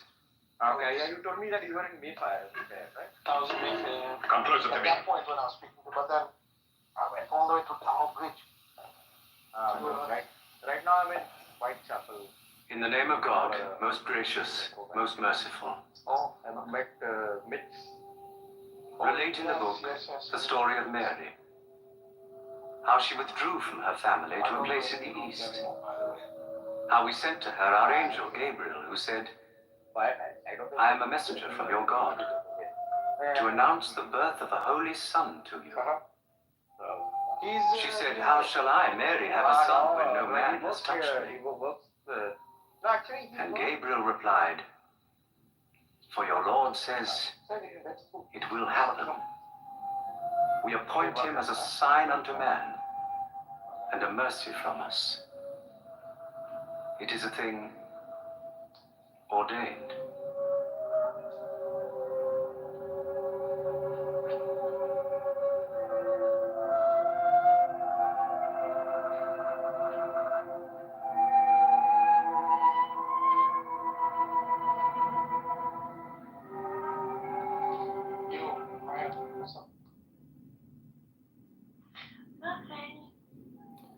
So I don't know if anybody watched that clip. Sorry to bring it up again, but at the end, I just watched the whole thing. It's like a 10-minute clip. It goes into this like hypnosis mode, and he's talking to the Christian king, and he goes into this hypnosis mode where he cites from the Quran by memory and convinces the king that they believe in Christ Jesus. And it's so funny because it goes into this like hypnosis mode, and then it shows all of the Wakandans listening to this glorious revelation from, but the whole thing is they're talking about books, and they even say, they're literally at a book club meeting arguing about the books, and then they don't even have the books, but he recites from the book by memory, and he likes the chapter that he recited from memory from the book. So it's like all communication is hypnosis. I am complete. These guys speak with so much certainty, right? As if they were fucking standing there when the book was written. I was there when Allah was writing the book, and I know exactly what was written and how he wrote it and what he said, and it must be true. And then come and try and, shove it down our throats. I were in the room earlier on when Nazia was speaking to me. No, what happened? I had a two-and-four this between us. Really, she sometimes seems open-minded, but she can really trigger an energy. You're bigger than this life. She goes into these khutbahs for like bloody hours on end. Yeah. She doesn't stop, non-stop like chatter, right? Not for a mountain of gold will I give them unto you. Point, like, you've even forgotten what the first point was. You may live in Abyssinia We in say this peace statement, but it doesn't make for any as long sense. as you wish.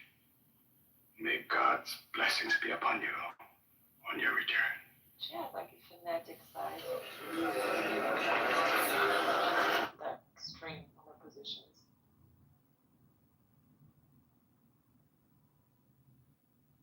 Yeah, so she was asking me, because I told her I don't think that we get punished. And I don't think there's anything like hell. Because if your God is omnipresent, then your God's going to be in hell as well. So what's the deal with that? And she was like, then what about all the people who do all this crazy stuff? What happens to them? I'm like, well, whatever happens to them is, it finishes here on earth. You don't take anything back with you, do you? Scene in this movie, basically the king of Abyssinia says, "You guys are Christians, but you're not Christians, but you are Christians. So you're cool. You can live here with us, and I'm not going to punish you because of this accuser here, because your book has our information in it, and you may say something new, but like technically we still have the original. So you guys are just trying to discover what we've already got. I am complete." When you look at early Islam, it was a more inclusive group, so that makes sense. Because if those guys came with the Islam that we know today to the Abyssinian king, no way he would let them pass and protect them like he did. Yeah, I mean, imagine like the Syrian Islamists murdering innocent Jews in the streets. Going and being like, "Hey, you know, can you give us protection because we're Christians like you?" I mean, the Pope calls Benjamin Netanyahu and is like screaming, "End this war! End this war!" After a church supposedly got like some shrapnel. Um, but I don't know, dude. How do you go from being like, a Polish priest in Chicago to calling and like demanding an end to the war? I don't know.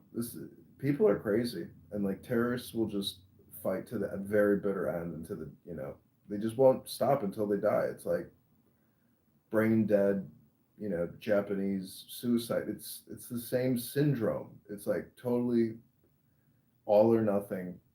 You know, no new information in, no new information out. Because in Islam, they don't want to say it, but the Ummah is God. The Ummah has the power to execute God's plan. So it's a human-based prophecy. And because of that, it has more similarity with communism, and like delusional dreams of achieving a perfect society by human action.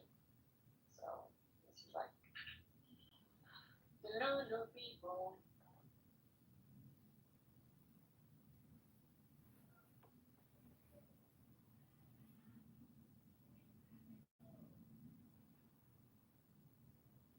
So there's something that Nazia said, right?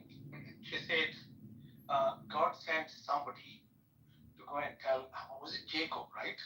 Something that this is what he should do, but the guy never listened. So I asked her, so Nazia, you're telling me this God that knows everything told his fellow to go and tell Jacob something, and he knew that Jacob would not listen. Like, wasn't that a dumb thing to do for God? Like, if he knew he was going to refuse, why tell this guy go and pass a message to the other guy? This guy's really dumb shit, man.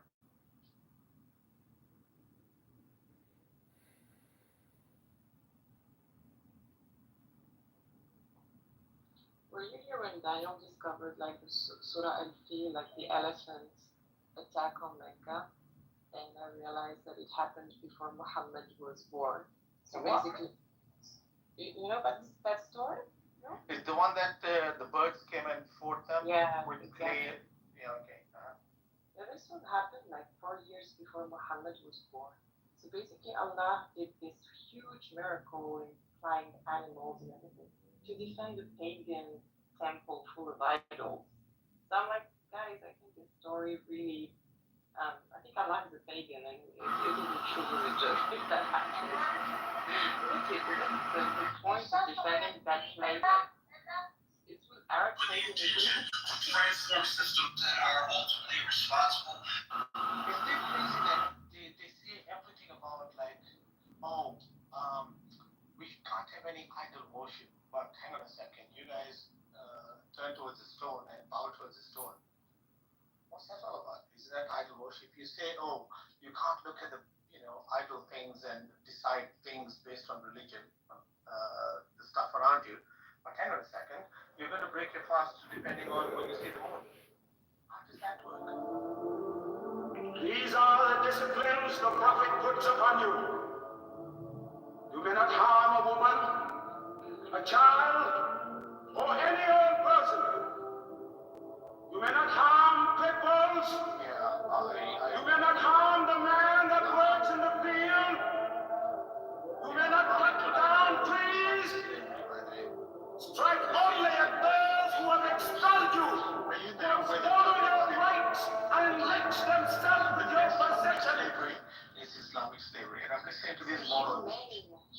form of slavery. Yeah. Wouldn't you rather be a Muslim slave? You'll be treated well. You'll be given everything you need. The amount of delusion, my God. They were like, it's so impossible to remove slavery from society. Alcohol, slavery is complicated, you know. And someone in the room, I don't know who it is. Well, you just have to start paying them, you know. It's not like really complicated. Oh, and the other one that Muhammad abolished slavery. Islam abolishes slavery. Yes. Yet your own prophet traded 2 for 1. Yeah, he died owning slaves. Like, I think he didn't really need slaves either, because if people really supported him and loved him, like he would just be their slave. Like. I posted another link to this movie where they discuss the disciplines of Prophet Muhammad, and the last sentence about after all these disciplines and ethics is the only time you're allowed to kill people and commit terrorism is when you're expelled and your rights are taken from you. Well, that's the rules of defensive jihad. And I think it's Bilal on this video. Yeah. The black slave. Yeah. It reminds me of my childhood. We used to watch that every Ramadan. Oh my God. It's like, they're panned out with the camera. It's like, imagine it's like he calls a meeting and all these people like gather in the desert and he just randomly starts screaming out like just a couple little bits about ethics. That's it. Then it's like, and if you get expelled, it's like this generalization of expulsion. So I just find it interesting how they use that word expel, in this movie as well. Hey, Aya, yesterday in that conversation you're having with Marty and Nubian, right? Plonka. Conversation, I was like fighting to be heard. It was abuse, but yeah. I had fun triggering them, honestly. Yeah, so the guy goes, when they say the Shahada, they bear witness.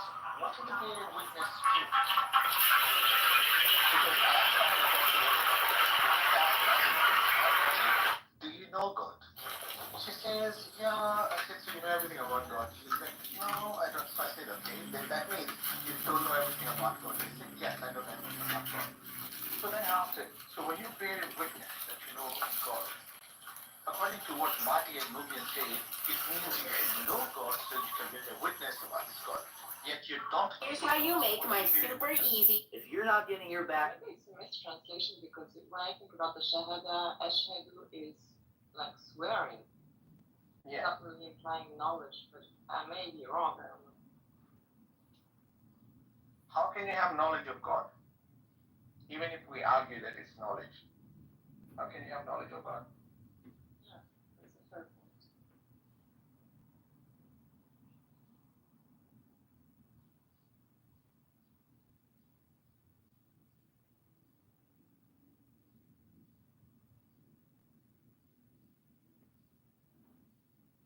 There is also this place in Mecca, like talking about paganism, Marcus. There's a place in the pilgrimage where the Muslims have to throw stones into a place where promotion or something.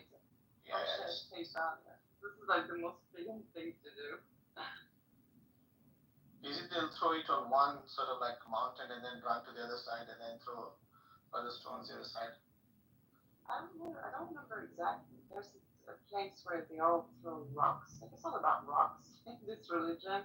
Bow down to the rock, throw rocks, wipe your ass with rocks. That one I just don't get. I won't be surprised. You know what? I won't be surprised in so many years. Like, you get all these people who do this massage business, right? And then they do these hot rocks and they put the hot rocks on your body. They're going to claim this was in their books.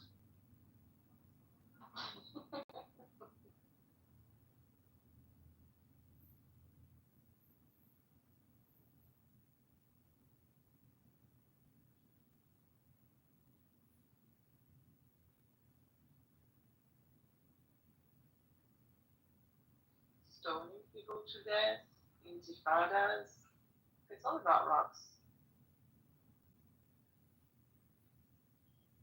Yeah, this is like the esoteric belief that all these black cubes are related to Saturn. I just wonder how many Muslims have any concept whatsoever of any of this stuff outside of like the Quran, which probably doesn't mention anything about Saturn, I suppose.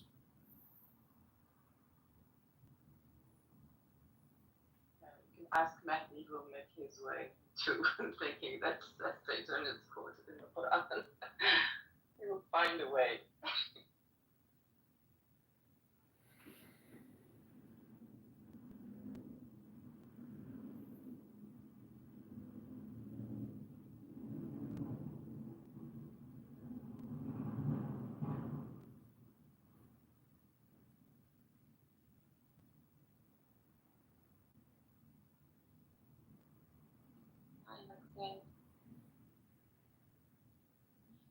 Good afternoon.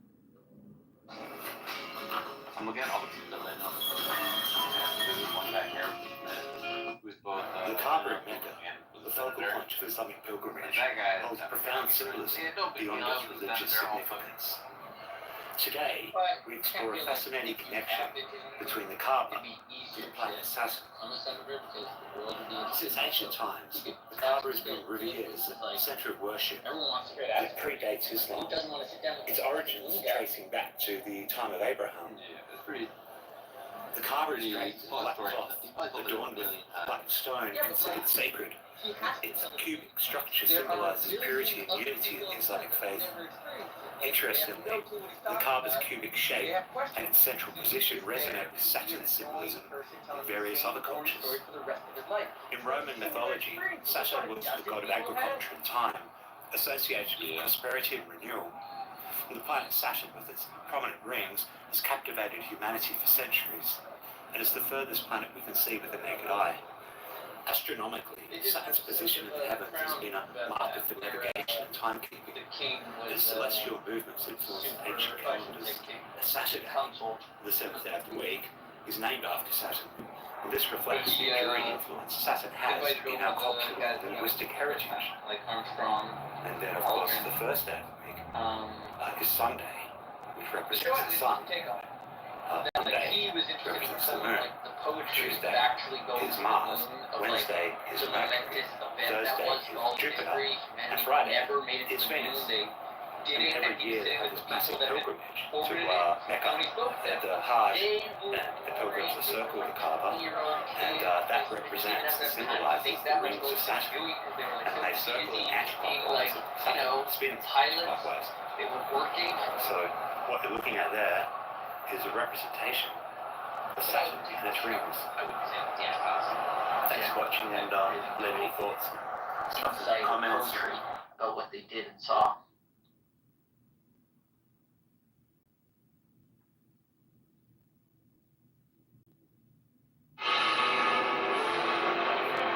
This is a double Leo in the expansive age.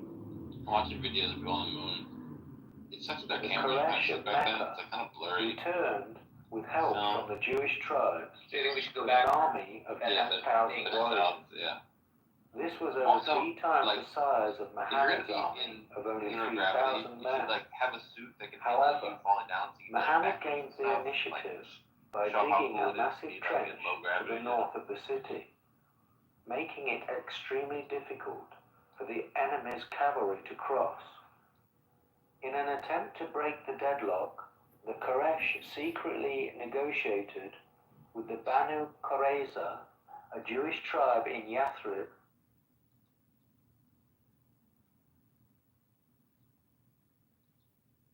to attack Muhammad from the south.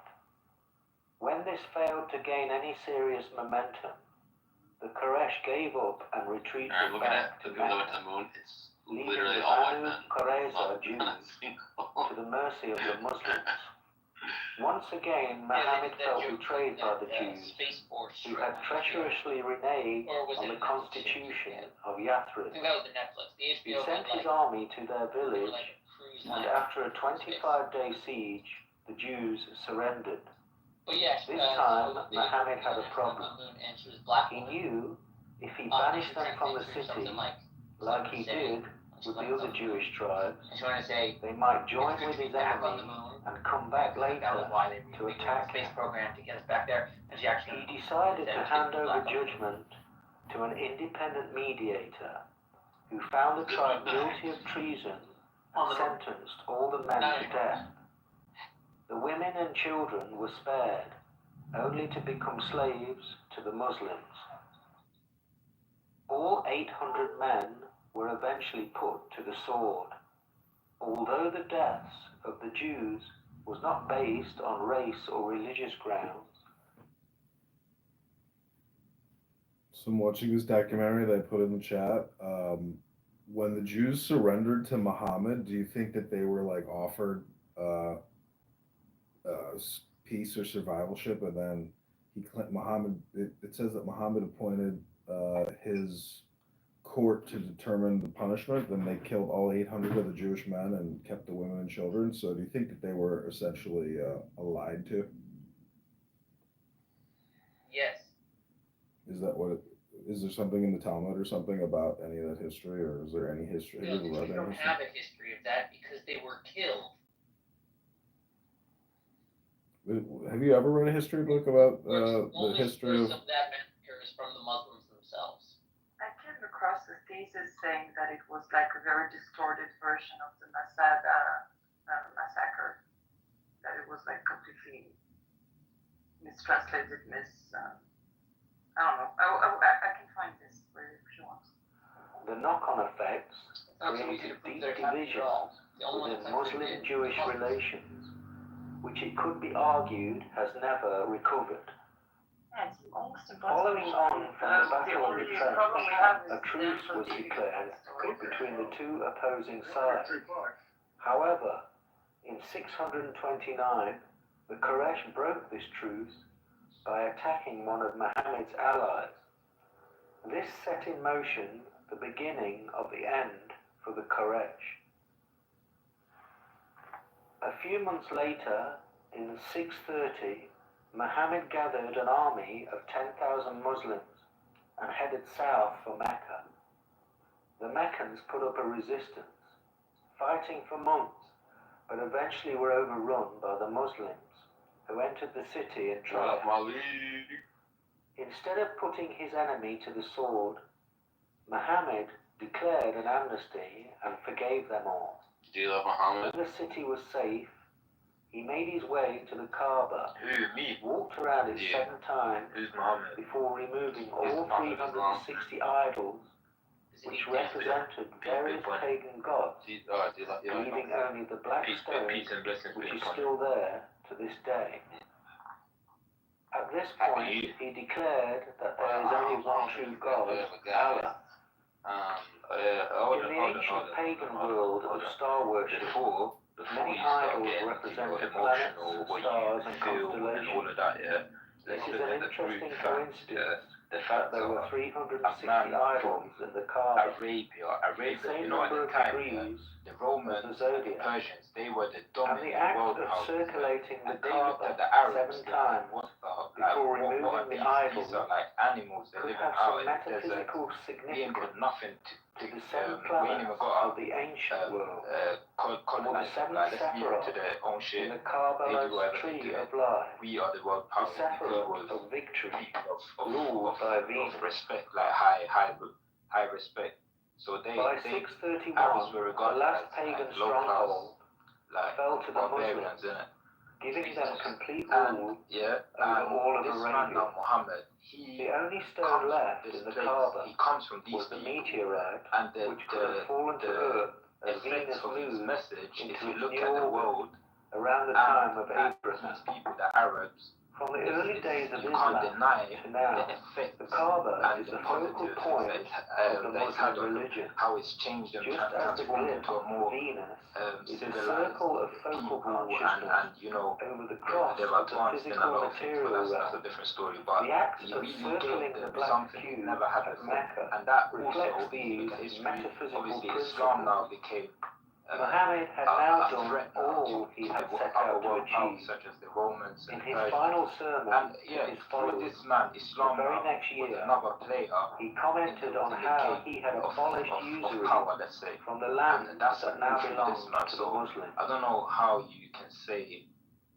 that you don't feel he's, I mean, you can feel whatever you want, but the stats are the stats. You can't deny that the man has had a positive effect on billions and millions of people. Here's what I'm curious about. It says in Surah Al-Ma'idah 5-7, Allah will protect you from the people. But then also Muhammad was wounded at the Battle of Uhud, and he was also poisoned. So like, what's up with that? Sounds like Allah lied and said he'd be protected, but he wasn't protected. The Jews. So with that, Malik, it sounds like God's wrong. Have you had many Muslims on stage today? All of them. Malik, after Muhammad liberated Saudi Arabia or the Arabian Peninsula, what was his final edict? What was his final what, sorry? Wait, why are we not talking about my thing real quick? Why are we? Yeah. So Sam, the reason why I asked if there's been Muslims on stage before me today is because I'm not gonna be used as some sort of punching bag, like some type of, like, if people have, I'm sure you've had this explained to you before. If not, then if you're sincere and you really wanna, get to understand, you really wanna understand because you're interested in understanding Islam, you're a person that really wants to give it a fair shot by understanding it, how it's meant to be understood, then that's another thing. But if you're just asking these questions to every Muslim that's coming up on stage, just because you want to prove that he wasn't a good human being, I mean, you ain't got to do all that. I can just take your word for it. No, I think that you should update on evidence when people say the Quran's perfect and has no errors, and then I point out an error. What you should do as a rational agent and go, oh, well, then maybe they'll say an error, so maybe the book is wrong, and then be open to changing your mind about whether or not the book is from God or not. 100%, I agree with you. If you tell me, that's what I'm saying. So that's I've explained two types of characters that I've spoken to, like when it comes to me as a Muslim speaking to non-Muslims. So there's the non-Muslim that's genuine and he really wants to learn. He's asking you because he's curious. And I have many friends that become Muslim, and then there's the non-Muslim that you can, like, they try to be slick with it, but it's clear these people hate Islam.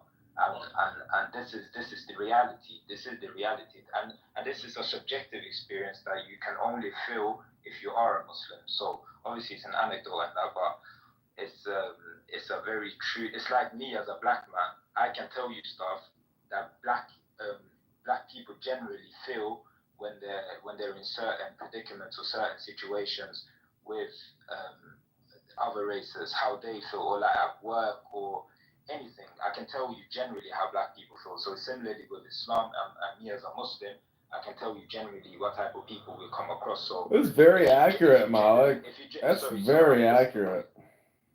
Yeah, so if you genuinely have an error that you're struggling with and you've tried to, understand it in different nuances and different perspectives, and you've tried that, now you're asking me the question because it's something that's legitimate issue that has not been dealt before. Because now, let's be honest, like, if you really want to know something, just go on ChatGPT. You'll find a detailed answer, or any other LLMs.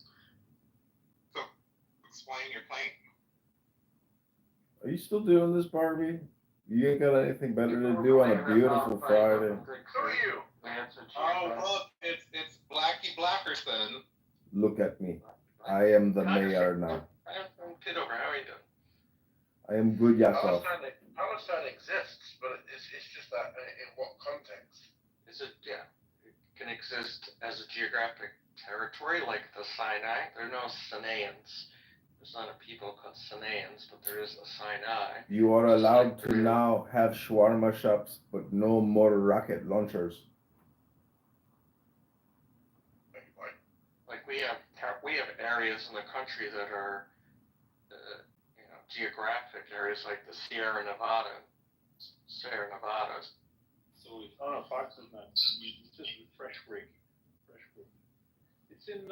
Listen, man. It's in Politico. It's in National Mail. It's a lot of people. Just go put Gabbard and Google and search the new hits.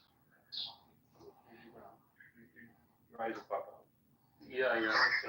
If Republicans get into power, they go after Democrats, and if Democrats come into power, they go after Republicans. So fucking back and forth. I don't care. And you can just see this tweet has got the particulars from the evidence. So it's going to go for criminal referral indictments. There was already announced on Comey, Clapper, and Brennan. They announced that a couple of weeks ago. Criminal indictments are on the way. But Obama. What do you mean by I upside down 9 are welcome? Obama is that's the main course. That's the main dish. So he's about to get served up.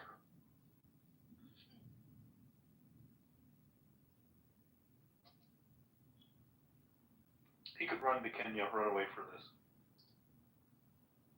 I don't know about Obama anything. You should know about him. I don't know about Trump anything. Obama was the first Muslim president. Are you sure Obama was Muslim? Yes, his name is Barack Hussein. He has a wedding ring that's inscribed in Arabic.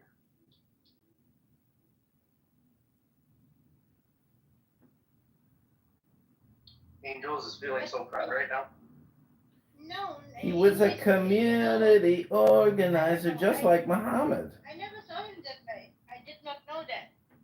He was a community organizer, a Harvard lawyer, a fake Columbia University student who worked for the International Business Corporation, aka a CIA front group.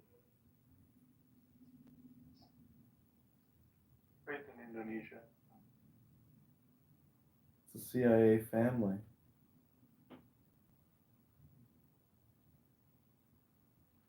And just like Macron, he married a man. You know, because of your people, I am right now having the question, who is, about who I'm talking. Good question. Very good question. What do you think, Esfema?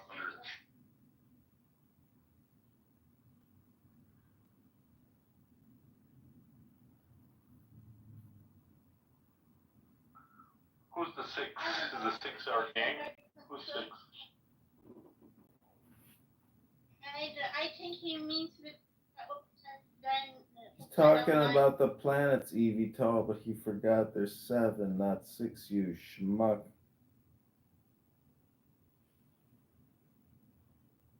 We have more than 12 planets around us. Oh, that's news to me. Really? But not all are counted in our galaxy, you know? Ew, JR's jerking off right now. Disgusting. Yeah, there's actually 8 There's planets. 9 that the rest are planets. There used to be 9 when I was growing up, and now they say 8. The 9th is just a rock, apparently, not a planet. Pluto.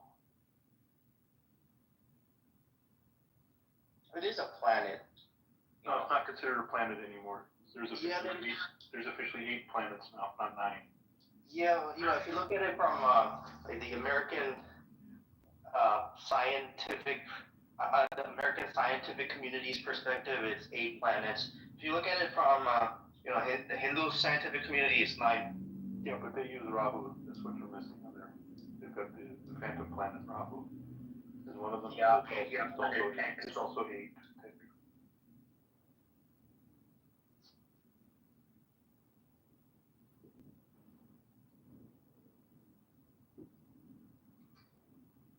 I wonder why they can't find the planet X. Should be relatively straightforward. You know, the outside planets, they don't affect the planet Earth that much. That's why maybe... Yeah, Uranus and Neptune are not counted in the meeting system either.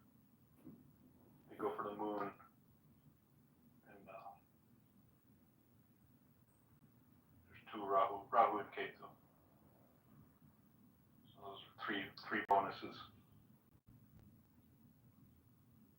But, you know, they're more important than these distant planets. Thanks for the compliment.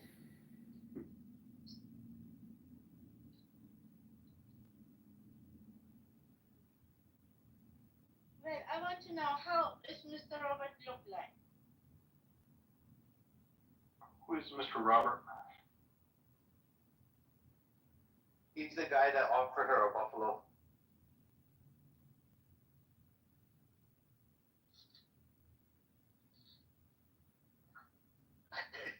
You know, Robert never actually offered her a buffalo. I just made that up because I thought it was. Yeah, I know the buffalo is made up, but still, you.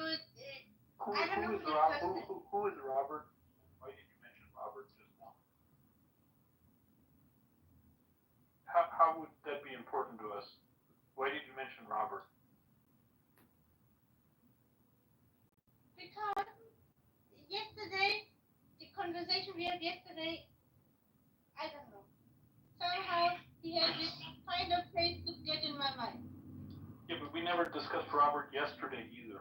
That's what I'm befuddled with you. There was no Robert discussed yesterday. Then I don't know why he's doing that. He kind of vague, and it's just confused. I just want to know who it is. You want to know who is Robert? Yeah. Is that a clubhouse person named Robert? Who is Robert? Yeah, tell us about Robert. He was a guy in Stock Bully's room. I don't know if you remember him. He was going through a divorce back then. His wife took most of his money.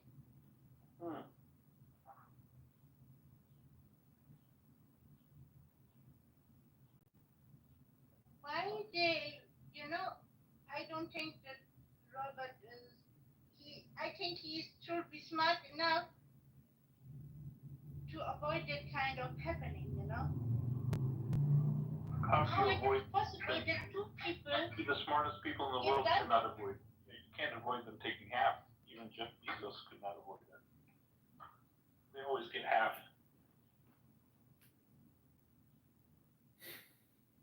I think when people marry them because they're loving each other, and there's no way they're gonna get divorced. Yeah, that makes sense. That sounds like reality.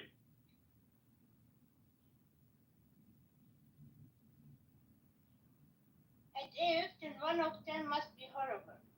Are you here? JR is loving this. JR finds this stimulating. He's in a stroke session, he says. Disgusting. So gross. Relations fall apart because of, I don't know. Just say, hey, someone says this is from God, and it says X here, and it says not X here, and then I am intelligent enough and I can read Arabic enough to know this is a contradiction.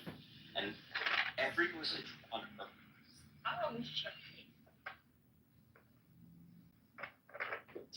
I'm going through a storage. Oh, okay.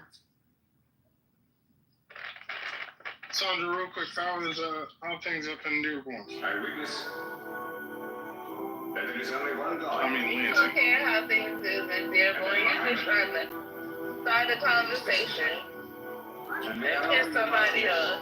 Everything's good. Did you say that you getting out? Or you I'm out, honey. Are you done? I'm done. Wow. Yeah. I'm tired that I said that enough times, Trent. No, It's okay to talk sometimes, guys. Well, congratulations, ma'am. I didn't remember if you said you were getting ready to get out or if you were actually out, but good for you. Yeah, I'm done. I'm so glad. I feel good. Did Ali give you a pen? Did you get a cake when you left 30 years? I got a plaque. I got a fishing body plaque. Remember the well, you might not even know the carriage The old Fisher Body carriage, remember? No, I don't know what you're talking about. Okay, Fisher Body plant here in Lansing was 115 years old when they tore it down. It was originally a carriage factory, horse-drawn carriage factory. So the actual Fisher Body emblem was that golden carriage. So I actually got one of the plaques because they only had a few of them left from the people that actually started at Fisher Body. So. Oh wow! But I couldn't even post a picture of it because they were like, "Don't tell nobody." Oh. I haven't had my name put on it yet, but it's beautiful. It's got gemstones. It's gold. It's on a big wooden plaque, and it's gold, and it's got the fake jewels in it, sapphires and rubies and emeralds, and it's real pretty. That's awesome. That was our original logo. That's awesome. I'm gonna sound like Goat and say, "What a blessing." That's awesome. Good for you. To be out of there and alive, because one of my friends just died last Friday. He retired 6 months ago and died last Friday, and I'm so devastated behind that. So, yeah, I'm glad to be out and above ground. Is that why you said you might get you another job because you don't want to just be idle? Absolutely. And if I wasn't working in the garden, I'd be taking my ass to the gym every day. But I'm, in the garden right now. But once I'm done with that, I'm going to be going to the gym. Because I'm used to moving like at least 80,000 steps a day. 80,000? So when you're on that line, that ain't no joke. They ain't playing with you. When you on that line, you are moving the whole time, other than when you're on break or taking a piss. Yes. So it's not for and you see the girls that work on the line look totally different from other women my age. Like, we got the racks, we got the arms, yeah, for real. I'm a Rosie the Riveter.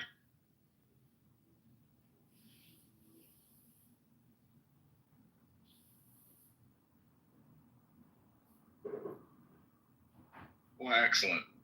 Well, I'm gonna get out of here. Y'all can go back about your conversation. You know you don't want me dominating the conversation. I'm gonna get me a couple of vodka tonics and have a good day. Oh Lord, and you about to shop that drug. That's a question. Until it's crazy. Do you still go over to Mexico? I never do go to Mexico. We went. I don't. Fuck no. Okay. So we went to Mexico. We were on a cruise and we went to Cozumel. We border Reynosa, and no, there is no reason for me to go to Reynosa. I'll be honest, it's not safe. It ain't safe for me to go to Mexico. What do y'all to send me some sour sop leaves? Because I can't find none here. I'll just tell you, there's a part down here, if you ever come down here, Progreso is safe, and parts of Matamoros, which borders Brownsville, that's safe. So going into Progreso is nothing, but we don't ever go. I mean, shit, I basically live in Mexico, but what are you looking for? What kind of leaves? I want some sour sop leaves, but I can't find them here. And you can only get them... They come from hot climates. Like in Jamaica, I don't know. I just thought I'd ask. All right, I'll ask. Should saline have epi in it as well again? Okay, good. Dan, were you trying to say something? Yeah, like the sour sop, as far as I know, they were like in the Caribbean. Like I remember going to the Bahamas, they were talking about sour sop, and when we cruised to other places too, that's what they were talking about, sour sop. So I've never heard of it come from like mainland Mexico or not. I was just thinking like the heat, the tropical, not tropical, but it's definitely coming from hot climates. So I thought maybe Mexico would have them. Maybe Cancun, maybe Belize. Yeah. But outside that, yeah. I'm thinking, damn, you probably gotta get her all the way down to Cozumel, the Yucatan Peninsula, which is like another 4 hours, 6 hours, no more than that, 7, 8 hours south of here before you can get that. And so we don't have any more, like they say you can get them at Asian markets, but our Asian markets most of them here have closed. Oh, really? Where? What city? Yeah. What state? What state you in? I'm in Lansing, Michigan, but like we had a bunch of them out in East Lansing, and they're all shutting down because the tariffs and stuff. Wow. What type of Asian? Were they just all strictly Chinese or? It's Japanese? probably a mixture of everything. Probably like the one that I go to in South Lansing is Vietnamese mainly. That's their focus. But yeah, I don't know. I'm just looking for some. And I didn't want to order them off of Amazon because I don't even know what to get. I don't need to know what they look like first. So Trey, you don't go to Cancun either? I mean, that's like a hot spot. We just went to Cancun. Do I go? Do we go normally? No, we just went to Cozumel. We've been to Cancun. The reason why I go, I see Michael in the chat. I live here. Like, it ain't like South Padre, where I live, ain't a whole bunch different than Cancun. Other than you have all you can. Other than you have fully inclusive resorts where you can eat and drink all day. But because I live an hour from the beach and I can bring my own damn liquor, I can sit up in the hotel and drink and look out on the water. A vacation. And the last to do what? Separate the factor from the. Somebody get Lisa. She up there trying to treat patients. She don't violate HIPAA laws. You're right, huh? Lisa. She's up in trouble. She gonna say a name. Somebody muted. No, don't mute me. Shut up. You can have it. You can have it. Don't mute me because I'm walking around. Don't you dare. I'm talking to this person in my ear. Nobody said nothing about HIPAA. Be quiet. Okay. I have to work 3 hours extra time. That's why I'm trying to listen to you guys and help with the room. So I'm trying to work. And that's why I tell you guys, Patty, Mel, Spin, Deborah, Sandra retired. But we come in here and open these rooms and we're working at the same time because we're professional women. And we try to do this and then people come in and just try to disrespect us and all this kind of crazy shit. Keep in mind that we are working and trying to hold a space for you guys to have someplace to go. You don't want it? Open up your own damn room. And we'll come to your room and sell the stage. But other than that, that's what we do. That's why Patty's quiet. Mel has a family as well. And you guys think we're here for your entertainment. That ain't it. We're just trying to be good clubhouse people. Because I don't have to do this. You think I need attention? I get attention all day. I'm getting attention right now. From when and women. I was just protecting you, Lisa, because I didn't know what you might say, and I didn't know if you knew your mic was open. Oh, no, not you. I knew it was open time. But hope you silly. They don't have a microwave here, girl. So damn, yeah. For us, like an actual vacation is Jamaica, Aruba, or like the Caribbean. But like Mexico, not really. And the part that, like I said, the part I live on, like Reynosa, it's not safe. There's actually no travel because of the cartels. There's no travel in between Mexico and Mexico City, so you wouldn't want to go to Mexico right now.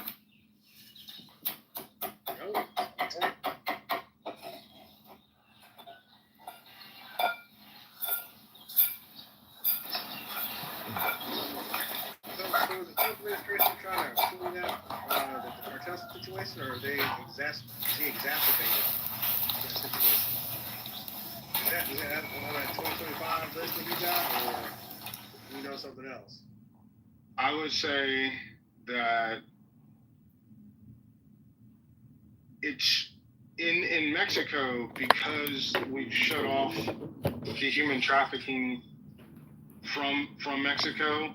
That's why they're fighting more, because there's less money coming into the cartels. I don't know for a fact, but it does seem like there's less drugs coming across. It seems like the busts are happening more frequently.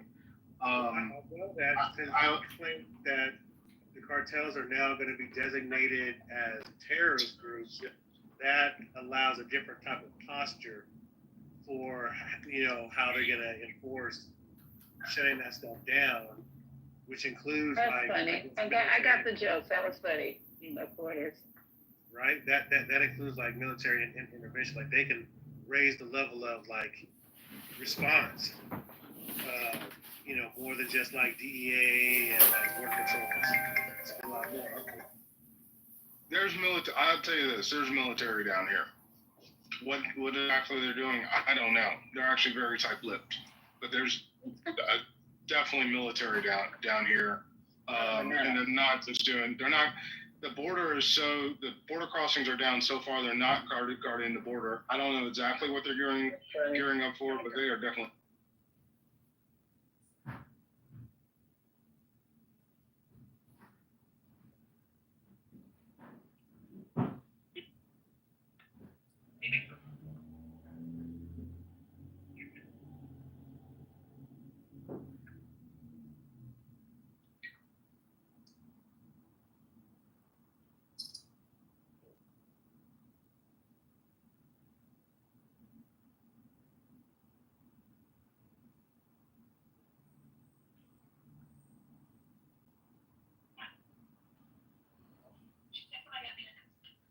Yes, they do.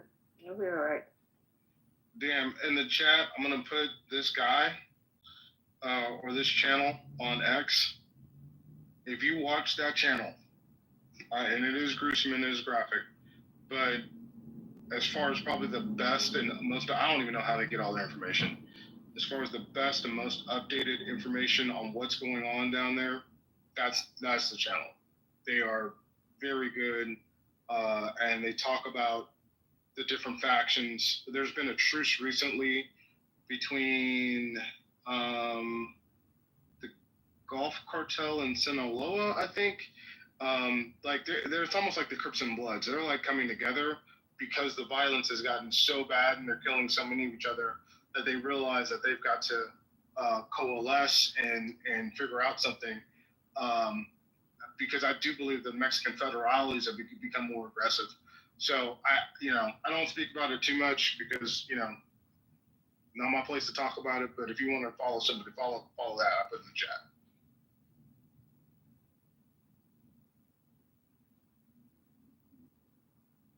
Yeah, I was just checking because it's been kind of quiet on that. I haven't heard much coming from south of the border other than south of the border other than just tariffs. But I know that's still a real problem that's going on down there. So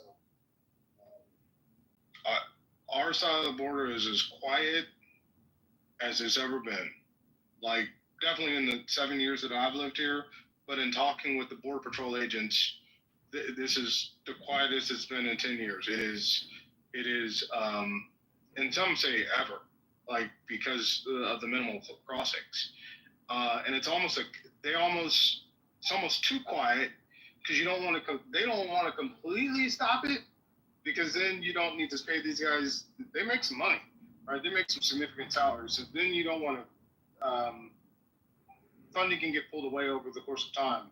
But right now they're fully funded. But right now, I mean, it is that I will give, if there's one thing I'll give Trump high marks for, it's not a lot, but I will give him high marks on shutting the border crossings and making an extreme difference in like literally overnight. An extreme difference in our vegetable prices. Shit. Trent, you sound like a MAGA, bro. This shit is crazy. Okay, he really does. I mean, I'm not saying that you are. It's just that you talk more about the good things that you like about what Trump is doing instead of the bad things, like what he's doing to public education and taking away people's Medicare and SNAP benefits. It's like, learn how to read. Raise your hands. Yeah, nobody's hands up. Come on. That's so crazy. No, I don't hear you. I don't hear you sympathizing for the people who are not just going to lose their livelihoods, but their lives. Because they're closing 3 rural hospitals close to me right now. Well, you know my wife's in that. I knew when they cut Medicaid that obviously rural hospitals are going to close. It's actually going to affect Republican states Wow. more than anything. It's actually like, I knew that was gonna happen. Okay. It's dumber than fuck. It's dumber than fuck to close some of these rural hospitals. That's going to backfire. We know that, and we empathize with those people, especially if they're farmers. Think about it. They're farmers, and they're 150, 200 miles away from the nearest hospital. If they get hurt in a farming accident, they're not going to make it. Yeah, well, but the biggest thing for me, and when I was just actually talking to my grandmother's and grandfather's friend, she's in her 90s, a great lady named Glenna, in Columbus, Ohio, and we just talked, and what is starting to happen, even amongst his supporters, is these ICE raids on workers and just on workers, on regular people, landscapers, people working in restaurants, people working in hotels, people that some people know in particular, like you know. And now that they're seeing it themselves, and I knew that this would happen, when the video started getting shared of people getting put into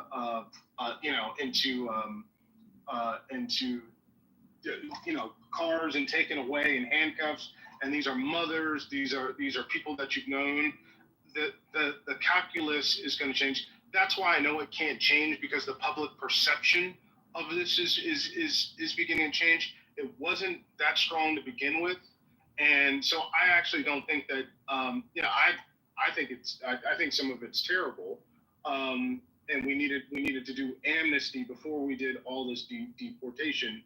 But I think it will actually backfire. The pendulum is going to swing, and we're going to end up because of this angst. We'll end up with the amnesty package finally. Amnesty didn't work when Reagan had his situation, and I think personally, amnesty is what kind of set up what we have today, because there was the blanket amnesty, and it fueled more people to say, well, if they can do it, I can do it too, and it's just a slow trickle until it became overwhelming. That's true. That's true. Amnesty is not. I don't disagree with you, but because you have so much of the business community, and that's the most powerful.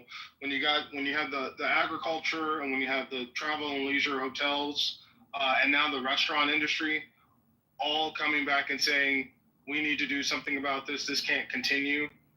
We're losing profit. Whenever you start hitting people's pocketbooks, damn, shit changes. I promise you that. I agree. I just don't think it should not even have to go that far, because if he was an intelligent person, he would have thought all this shit through in the first place. He doesn't think, he just does shit. And I mean, this shit is crazy. Baby, hold on. One other thing I'll say. Look, before I get out here, look, this does, in an extended amount of labor, a override of labor does affect especially the working classes' labor costs. Wages are rising, and inflation is starting to rise because you've got to pay people more, right? And when you allow this subset of labor to come in that will work for less because they don't have the same rights, they can't organize, they can't unionize, it actually does affect working class labor more. So, and this is why, Bernie Sanders and Nancy Pelosi and so many Democrats have been against unfettered immigration, because it often hurt the working class wages. So it does cut both ways. And so while I disagree with the manner in which it's being done, we needed to stop the influx of unfettered immigration, because all it was doing was driving people, especially Black folks, out of work. That's part of the reason why in a lot of our cities we have a higher unemployment rate.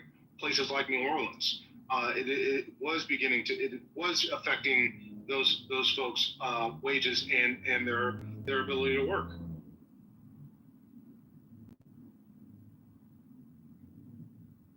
Anyway, that's it. I'm gonna go drink. I'll see y'all later. Yeah, please go have a drink. Baby.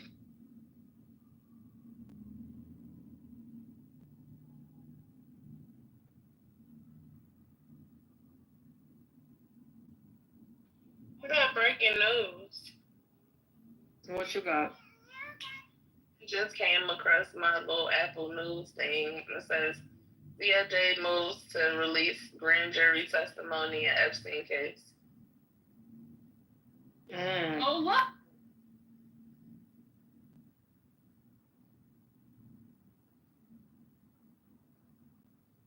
wonder what that means. Let's see.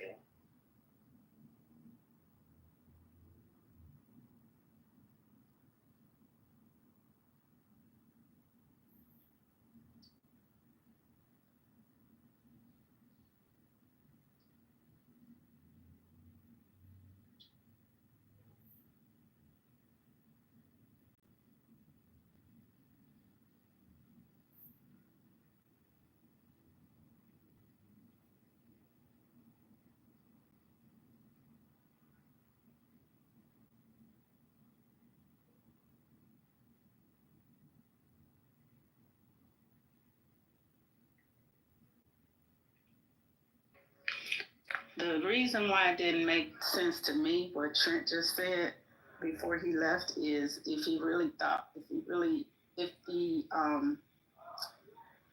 cutting off the immigration was going to then make it better for Americans and they would have jobs, then it made no sense to have Elon and Doge do what they did. If it was going to work, the immigration part, there was no need to go and fire and take people's jobs. So to me, his assessment didn't even line up. If that's what he thought was going to happen, and he believed that that was what was going to happen, was it was going to then provide more jobs for people who didn't have them, then why did they fire all those people? I agree, Deborah. And with them firing all the teachers, I was listening to our review yesterday, and the judge basically told them that, yeah, you can go ahead and fire all these people, but you're probably going to end up having to hire them back later, and then you're going to have to pay them back, paying all this other stuff. So this doesn't sound thought out. It's not a plan. He's just doing shit. Right, because they cut before they did an assessment of where they needed to cut. So Trent's full of shit, as always, and that's why he gets to say what he says and run.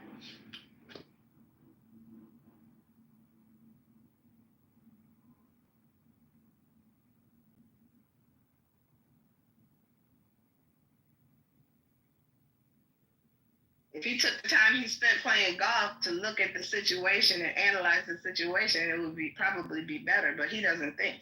And he doesn't listen to his advisors. That's another thing. If Biden was loony as a Betsy bug, it wouldn't make no difference because he listened to his generals and his advisors. He didn't just make stupid ass decisions on his own.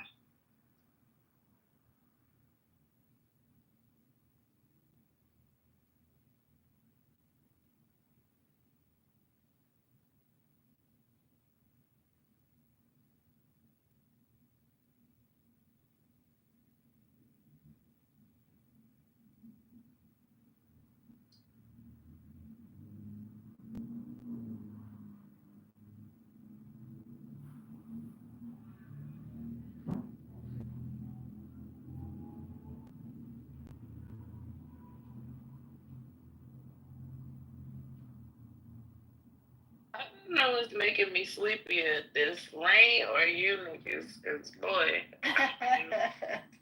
about to doze off. I'm in bed. I'm in the bed too. I'm like, this bed is feeling good right now. I'm sitting in the car though, because it's raining so hard I can't even get out. But y'all just making it worse, Jesus. Could y'all talk about something? I done brought 20 topics, and tried to get y'all to elaborate on it, and y'all just won't go. Go. God damn it. Shit.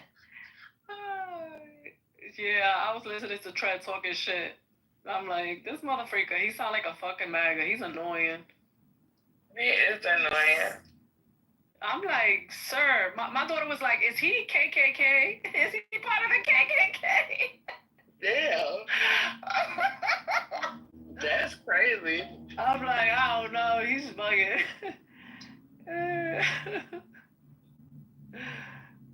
He is too much. The amount that young kids I be seeing with tattoos on their face, I just want to know. I hate when they do that. Like, what the fuck? Are y'all going to be tattoo artists or something? Because that's the only thing that makes sense. Like, seriously. Yeah, because it's not professional. Like, on your face, though. Like, I could see you could be tatted up from your neck to your toes with your face. Yep. Like, that is just ridiculous. I can't. And I always see them. Girls, boys, all of them. I remember when they used to do the teardrop. Yeah. Yep, I know my kids had that teardrop. They get full-fledged pictures on their face nowadays. I think I could, even Krishan, you look at that photo, like, why did you put that guy's face on your face? Jeez. Put a nigga face on your face, it's crazy. Like, every time you look in the mirror, you gotta see that shit. Like, Right. Yeah. Didn't Amber Rose have a Trump tattoo on her face?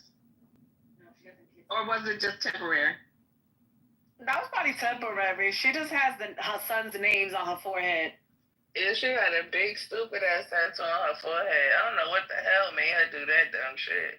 Yeah, Because it looks stupid. It doesn't even look right. Yeah, I don't know what was the purpose. You gotta wear makeup now. Why would you do that to yourself? Yeah, I don't know what was the purpose. Yeah. Who lost a bet? No, that's what it looked like on Amber Rose. It do like she lost a bet, but then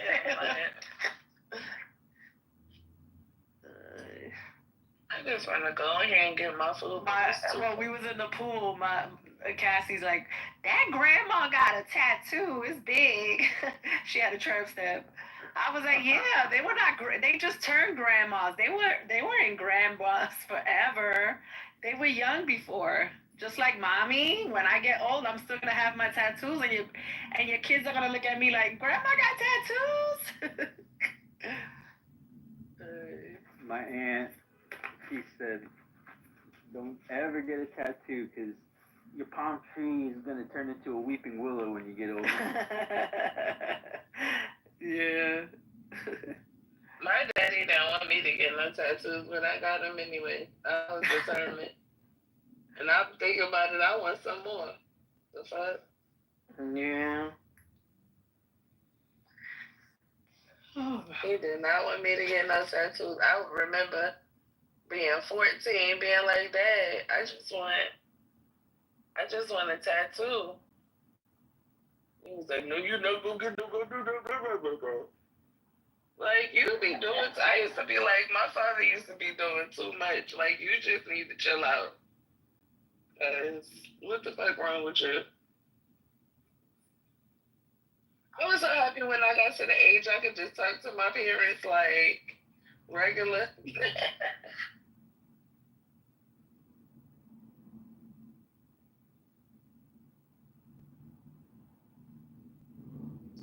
So y'all curse in front of your parents?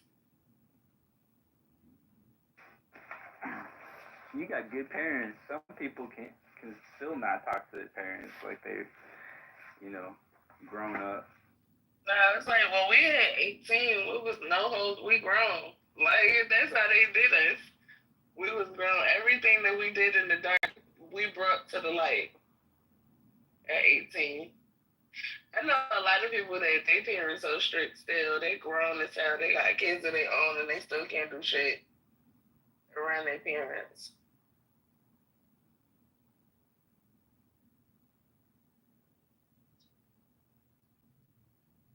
So y'all just gonna be silent, huh? Okay. They don't want to come up. Nobody want to come up to talk to us. This is crazy. It's Friday. Well, I know Patty must be busy. Yeah. And Deborah and Lisa gotta be busy too, but normally she off mic any other goddamn time. Now she wanna be on mute. She's doing, We be dead in the middle of a conversation and we hear her giving fucking instructions to the people in her background. Any other time, but today she wanna be on mute. You see what I'm saying? People tired, I guess. It's been busy. Yeah, I'm talking about you, Lisa Girl. She's gonna jump up like, is somebody talking about me? What? Which y'all bring that TV looks. I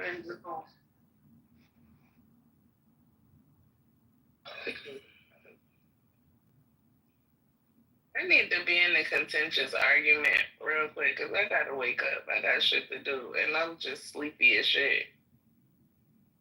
I need somebody to ruffle my feathers. Let me find somebody to piss me off. Obama, you asked some. Oh, shit. Here you go. Well, you asked, you shall receive. Yeah, go ahead and ruffle my feathers, man. Go ahead. Not a high blood pressure argument. Let's see here. Where is the article? Because I'm going to fight you if you talk about Obama. We going to fight. We about to scrap. Where's that? You better put some Vaseline on your face, okay? Brooklyn, I told you I was doing a butt implant. Be quiet. Brooklyn, I told you I was doing butt implants. Be quiet. Yo, Brooklyn, somebody's doing butt implants. They crazy, bro. That shit's gonna flip. That shit's gonna be flipping. You a cosmetic surgeon nurse, huh? Well, Lisa, can you send me to somebody that's good? Because I need some stuff. Oh, what's doing right now? You get up for work, we gotta talk, Lisa, because nobody need that shit. I need some stuff done, and I need your discount. I'm not gonna lie. I need the discount. Because Lisa, my cousin, she said I get 30% off. That's gonna be me. Man, y'all need Pokemon cards or something. Too bored with money. Like what? Pocket. Oh my god. My legs hurt. You need a hobby. You need to collect some like ashes. When women do the butt trim, it must either be a man that's getting a butt implant or a woman with no ass. She said a woman. She said she's doing a butt transplant and she's transferring fat. I'm like, what the fuck? Oh, okay, she doing implants. Yeah. Mhm. Because when they put the I don't trust the implant. And she's doing lipo and she's doing something to her stomach. She crazy, all that surgery. I can't.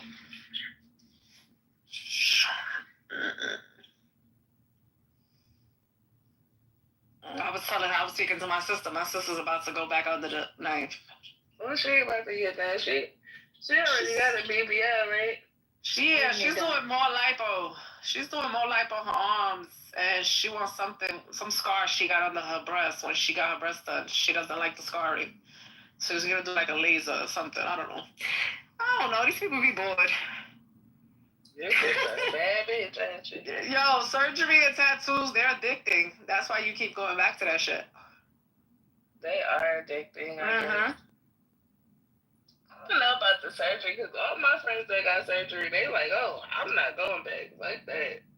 Whatever they ain't do the first time, they ain't doing it again. I'm surprised she's going back too. She got surgery 7 years ago. And I'm like, you going to get surgery again? Oh my God. She's like, yeah, my man's going to pay for it.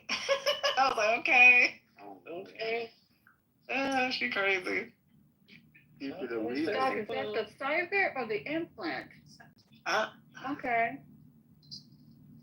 So it's the cyber 422? Oh, let me. She's doing some implant stuff too. Oh. She gonna be in that table for like 10 hours. Yeah. Hey, when it's late, they get surgery this late in the afternoon. Yeah, they probably surgery in the morning. Nah, they probably had somebody before her. That's probably what happened. We good. Yeah, isn't it? So they had you working late today, though, Lisa. Put us in the waiting room. We'll talk them all out of it. I ain't talking them out, because I like, listen, do what you need to do to be the best you that you need to be. Yeah. Dr. Taylor, is that gonna move? Okay.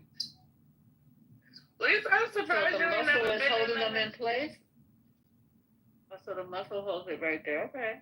Because it looked like it might want to slide to the left after a little while. It's going to slide after a while. It's going to. Them implants ain't. Them things ain't. Those things ain't thinking. You got to have that. You should have told them folks to eat some more or something. They need to gain some weight. Oh my God. I don't like how implanted butts look. That shit look real stink. I don't like that shit either. That's why I was like, oh. But at least with the fat transfer, if they don't OD, it could look nice. But the implants always. At least I want to say that the girl was crying because she was like, I don't know if I should do it. All of this surgery. The fuck. They probably spending $1 million getting that shit done. Yeah, I'm like, yo, that's one thing. Surgery does not keep no man. So if you doing surgery for a man, that's the wrong shit to do. But if I was doing it, I would be doing it for me. That's what I'm saying. But there's some girls that do it for a man because Lisa said that the girl said that her man didn't like something. So that's why she back there. Then we gonna be mad when she looking good, and all the other men gonna be looking. You see? Shit, if I would do surgery, I would have my husband come in to the back of the room and, yo, okay, how do you like it? Okay, you need a little bit more on your titties? Okay, yeah, she need a little bit more here. Oh my God, yeah. Is it No, like I see doctors that do that. That they is it bring the person to the back, like their Like spouse it's to a the back, so that they can look at them. Oh, Yeah, I've seen that. What's up, CEO? Yeah, it's like a menu. You get to do it like that. I've seen surgeons do that. Wow. Like when it has to do with like the titty or the butt, they'll have their spouse come in to look at it. Shit, I trust my spouse. He ain't gonna make me look crazy, right?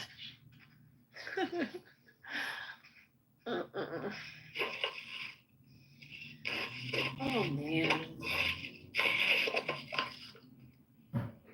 If you married to Trent, I don't know. He said his wife got surgery. Just be taking shots. Deborah, he said his wife had surgery. I know she had surgery. You could tell, but yeah, she said she had surgery. She got some work, man. Yeah. Mhm. She probably went to Mexico. She went right next door.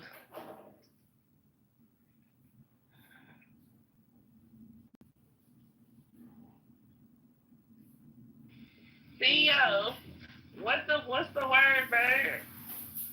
The word for what? What's up? See, this is why I'm rejecting your black card right now. The fact that you don't know what somebody says. I know what it means. So why would you ask me that? Because of like what you want to talk about. That's what I'm asking you. Duh.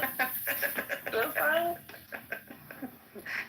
She don't want Lisa, this is she wants you to tell her something. She don't want to be quiet in the room. I want you to go back to 90s CEO, because this is 2025 CEOs from bullshit.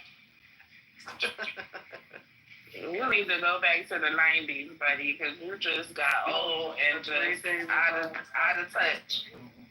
You old and out of touch CEO now. CEO, you got kids? Yes, I got a 12-year-old. Oh, they gonna be mad at you when they get to about 15, because you ain't gonna know nothing. You ain't gonna know nothing. You ain't gonna be able to tell them nothing. They gonna be like, my dad is so I'm funny. surprised you only got one kid. Why are you surprised about that? It's much easier to manage.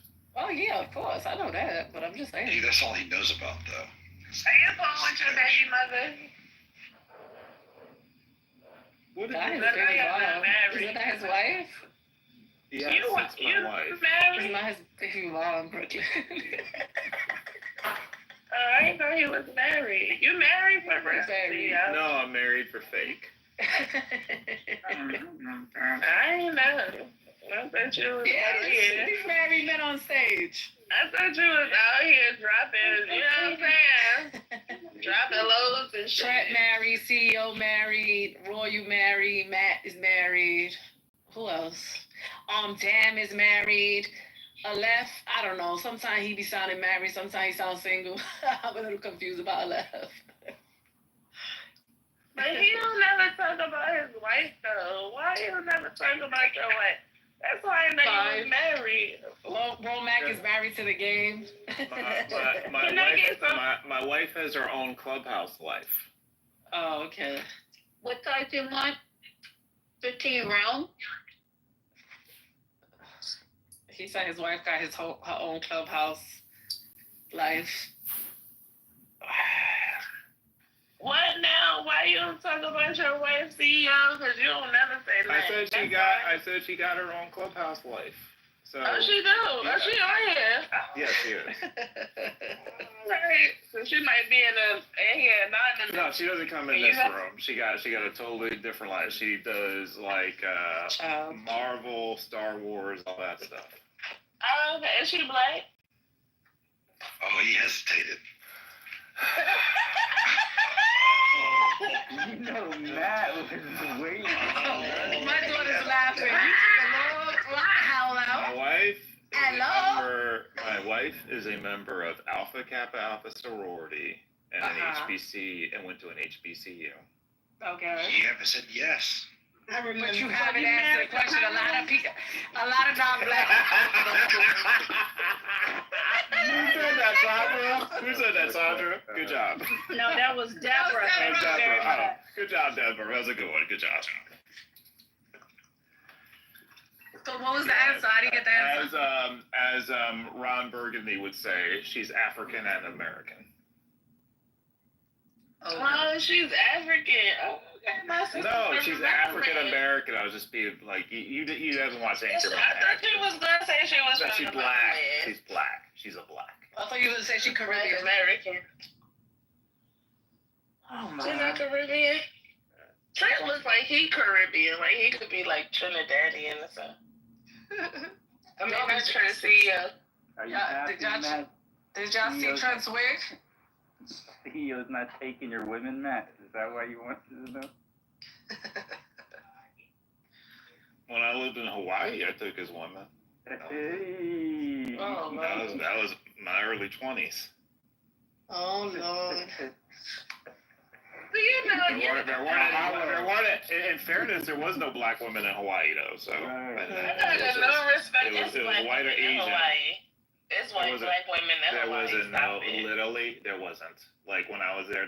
Okay, look, Brooklyn. I'll tell you like this. Do you know what Puerto Ricans in Hawaii. Hold on. Do you know what Black Planet is, Brooklyn? Did you know what that I was? know Black Planet. Yeah. Okay, so on Black Planet in Hawaii, it was all Asian and white chicks. Oh, okay. Because they were looking for a black man. Because black women don't be outside trying to date y'all. That's why they don't. No. Everywhere else in the country, it was mostly black women on Black Planet, except for Hawaii. I got like 3 cousins that live in Hawaii, and they black women. In Honolulu. I don't know. And maybe now, but this was 2004, so this was 20 years ago. Mm-hmm. Well, I got a newfound respect for you since you married to a black woman. I don't got as much beef with you as I used to. You do just you've always had a natural level of hate. Yeah, I and then you was ridiculous with Finley. Like Finley and I literally had the same political reviews, and he was just like sucking up to him. And I'm like, this is what I say. It's not.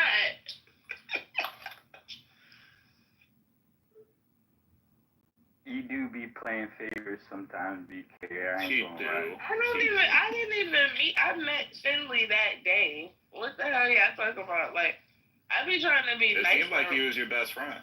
I be trying to be nice to reel him in, and then I crush him.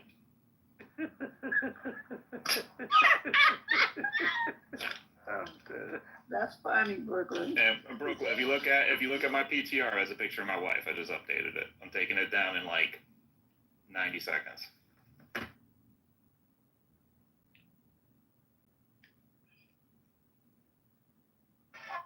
Oh, y'all are. Oh, she's real black. She's beautiful. That's black. Bro, that's what my daughter just said. That's beautiful. She's a black woman.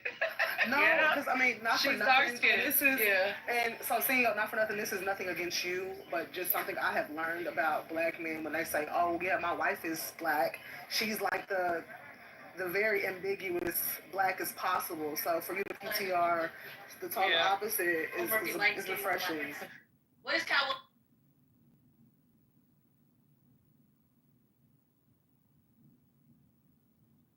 Water said that's a photo that came with the frame.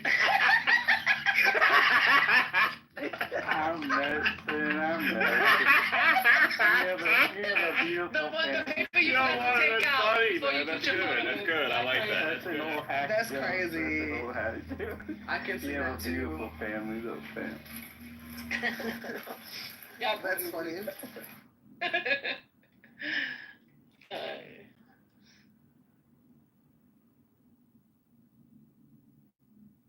Did you know the photographer, though, CEO, or was it just some?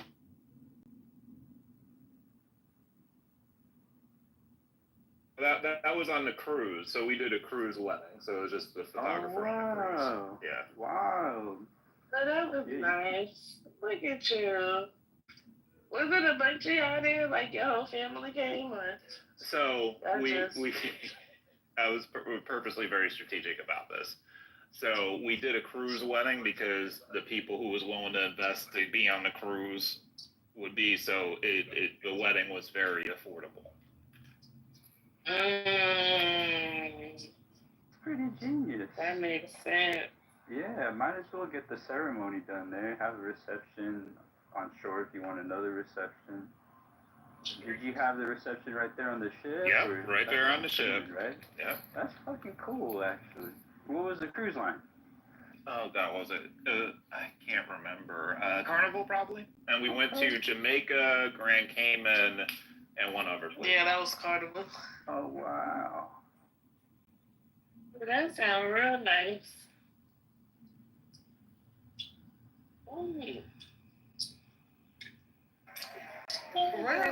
Royal Caribbean wanted to hire me during the pandemic. Well, right before the pandemic hit, actually. I'll never forget. The day I had my second interview with my recruiter, I was in my home office watching the news, and they were talking about the Carnival ship being in quarantine off the coast of California. So during my interview, I asked my recruiter, like, you know, how does this look for you guys? Because, I mean, totally different company, but the industries are the same. And this was March. This is like late February, early March of 2020. And so he was just like, oh, well, you know, we've pretty much taken quarantine measures. And he was telling me how no one is able to get off or get on the ship. So yeah, long story short, I did not take the contract. And my granddad actually told my mom, he was like, yeah, tell Oasis she can find another tour somewhere on the land. We don't know what this thing is, so she does not need to be on that ship with the people. Whoa. It was funny. And like our recruiter took it even a step further and was like, oh my God, so we have this ship called the Oasis, and all of the whole team was saying how you'll be a good fit for it. And I was like, no, thank you, I'll decline. And then they tried to circle back, like later on down the line when we thought like the U.S. was going to open up for a little bit, but all the governors were just like, actually, no, thank you. So yeah, no, that the cruise ship life has always been very intriguing to me.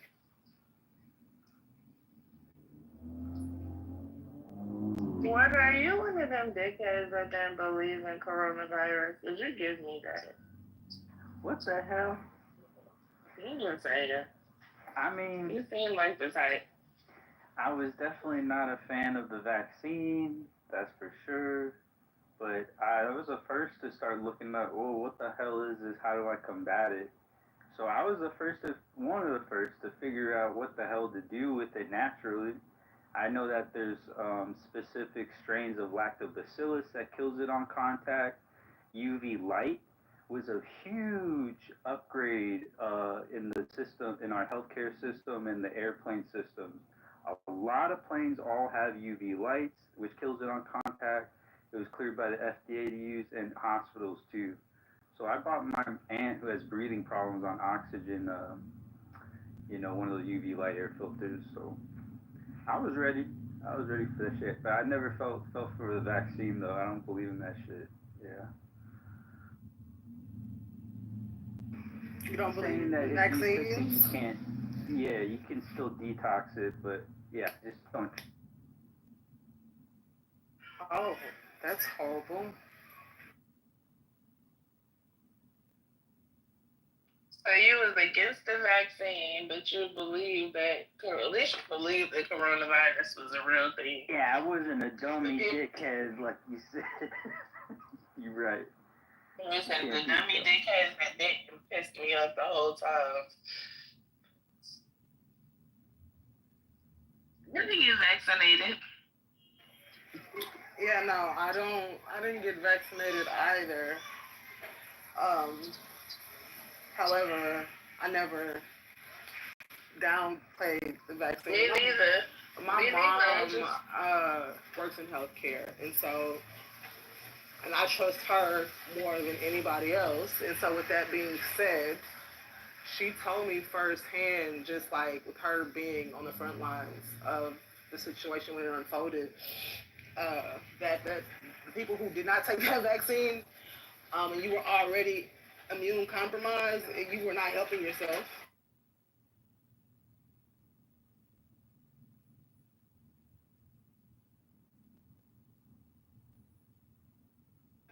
And as far as like people in the Matrix. I thought it was me that was in the Matrix. I don't care if nobody takes the vaccine. There'll be less people I gotta take care of. What a wonderful damn. care representative we have with us today on Lisa, stage. you being mean. Tell us how you really feel, Lisa.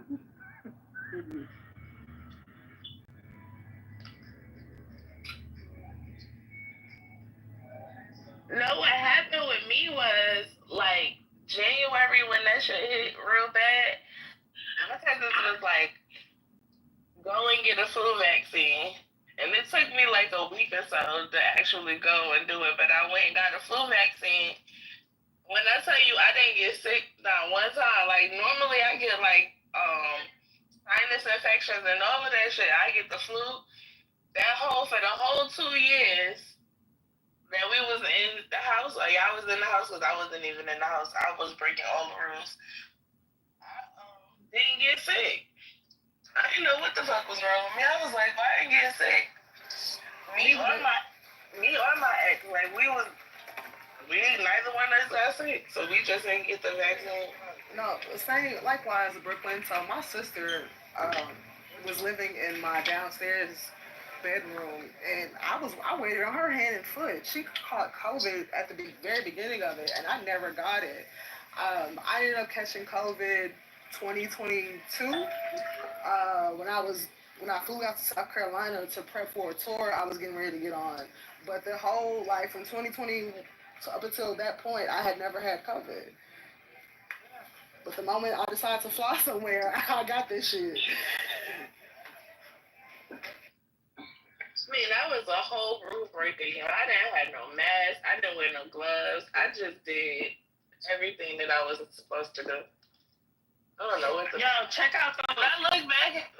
Check out that link in the chat. Look at those badass ass jobs. I can't with that. That's the kind of look I'm driving. But... Water, look at that link. What is it? BBL? Horrible BBL? BBL jobs that don't match the fucking legs. Snoop Dogg posted it. Oh, no. I gotta sleep Snoop tonight. Dogg posted that. No. Snoop Dogg. Have you seen that video of that little girl on Instagram? Like every time her parents turn on Snoop Dogg, how she gets riled up. It was so adorable. Yo, they look like stick figures. Not over Snoop performing for Trump, y'all. Y'all don't even know how that hurt my heart. Yeah. I'm still not over it because Snoop Dogg was like my grandmother and her sister's favorite person. Like, they loved him to death because they said that he reminded them of their daddy. So all I'm thinking is Snoop is the reminder of my grandmother.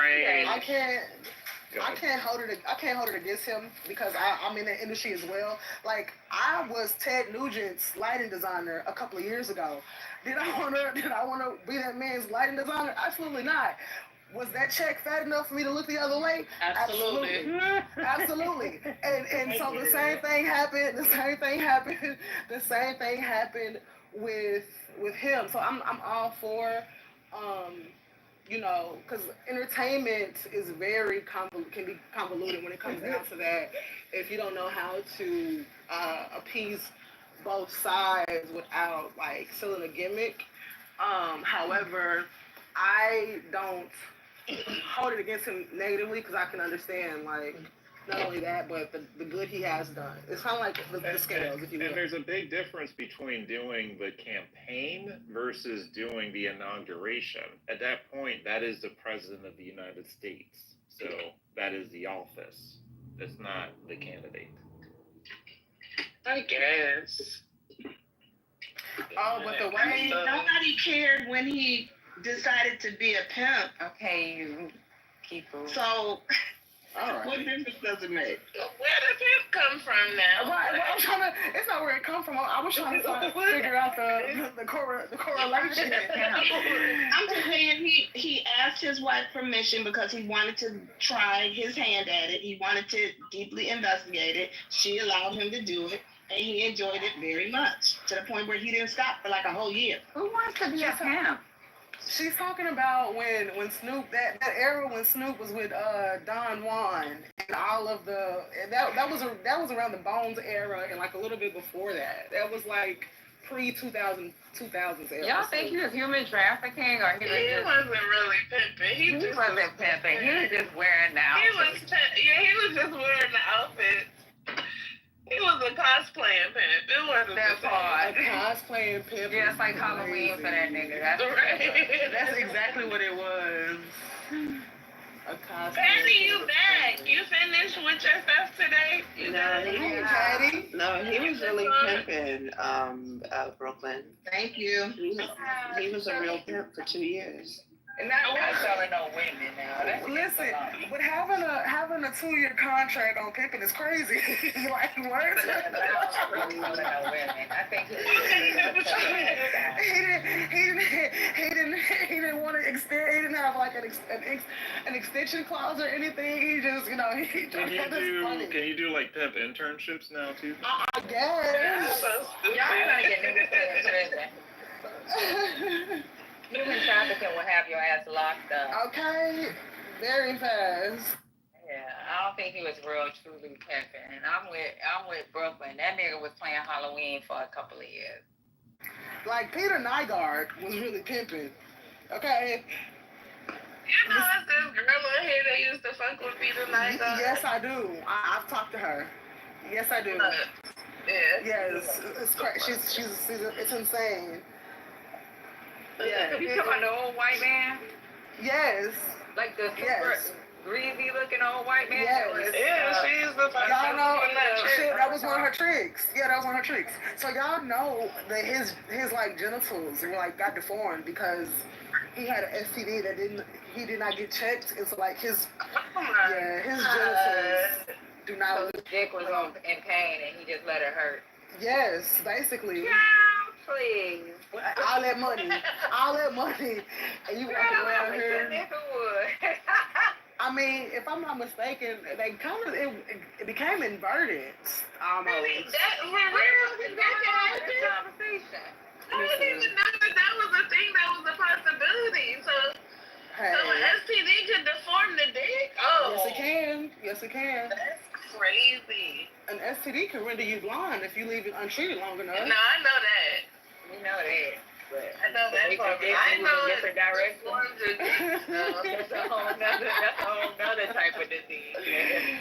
Man, I'm telling you, it's crazy. The Tom Thumb in my mom's neighborhood is going out of business, y'all. Like literally everything in here is like 25 to 50. The Tom Thumb, the grocery store. What's that? It's a grocery store. It's a grocery store chain owned by Kroger, if I'm not mistaken. Where you live? Y'all so in Texas? Oh, Texas. I'm in Texas. Oh, okay. Yeah, I'm in Dallas. We don't have one of those. Yeah, I know Tom Thumb is going out of business. Yeah, Miss Deborah, the one in Plano. Yeah, Miss Deborah, you better go get you some groceries. It's all the groceries 25% off. It's a Kroger that's going out of business on Morgan, and they've been having sales every day. And I said I'm gonna go because I need some stuff. What? Listen, I'm where? Moreland? Also Moreland, yeah. Yeah. Brooklyn, you in Atlanta? Yeah, I'm in Atlanta. I don't know why I thought you were in Houston for some reason. That's Alpha Glam that's in. I get you and Alpha Glam confused. I think Alpha Glam is in Brooklyn. Houston. Alpha was in Atlanta too. Oh shit. Okay, never mind. Yeah, she's in Atlanta. Okay, I just assumed one of them. I don't know why I wanted one of them to be from Houston. Texas is too hot. I'm not gonna lie to you. I just can't do it. It's like Atlanta is hot, but I think I'm yeah, like I had this one of my professors, Professor Poe. She was from Houston. And she used to tell me all the time, like, I cannot live there anymore. I lived there till I was like 22 and I left. I couldn't stay there no more. It was too hot. And she was like, it would be like 110 degrees in the summertime, like just a regular day. Oh yeah. I said, oh hell no, I can't live like that. Yeah, well, I mean so the difference is the humidity levels. The humidity levels will definitely make a difference into how that heat is felt. So like in Arizona, that 110 is dire because they have a bunch of dry heat. Out here, you got a little bit more moisture in the air, so it's not as. But to me, the moisture is what sucks the life out of you. I've been dealing with dry heat. It does. That's crazy. That is. The middle heat be hot, but it be dry. So you have to survive it. That goddamn and Texas is a whole nother monster. You gotta change your shirt. I guess it's just I'm used to it. So like the heat I like did not like the most was when I lived in Orlando. Like I had to keep a stick of deodorant and napkins in my center console just to like dab myself because by the time I get in the car my deodorant is sweating out. I'm like, I just walked to the car and it's just So what do y'all do? Y'all stand out in it all day? I mean, y'all be in it all day? Listen, okay, Miss Deborah, tell them, because we do fine out here in Texas. I mean, I'm just asking if you. You know what I think is tacky that y'all do in Texas? People put tent on their windows. What? Yeah, you think tent is tacky? Yeah, I think that's real tacky. Oh wow, you'll never see me. You put dark tent on your window? They put dark tent. Oh yeah, 5%. 5%. It's not illegal. I thought it was illegal to go too dark. It is. But how many police is running around with that tent? Most vehicles are made with some tent already. Right? Yes, ma'am. It's kind of the when you the standard certain luxury cars. Yeah, it is, but it's not dark. It's not dark. She said she's not talking about the car. She's talking about the house. Oh, the house. Oh, wait. Oh no, I've never. Oh no. Oh wait, are you talking about the tent or the blackout curtains? No, we be having tents. I've seen tents. I've never seen that. Oh, me either, Miss Deb. I'm like, wait. In Houston, some people have tent on their houses. Like, even look up the real estate. You'll see some of the houses have tent on it. I'm intrigued now. I'm gonna go look it up. I haven't seen. I'm literally in real estate, and I haven't toured. Even in Austin, like I have a house in Round Rock. Some people put tent on their windows, and I be like, you fucking up the neighborhood. Oh, Round Rock I believe you. I thought you were talking about cars, though. Me too. Maybe it's because people can't see in.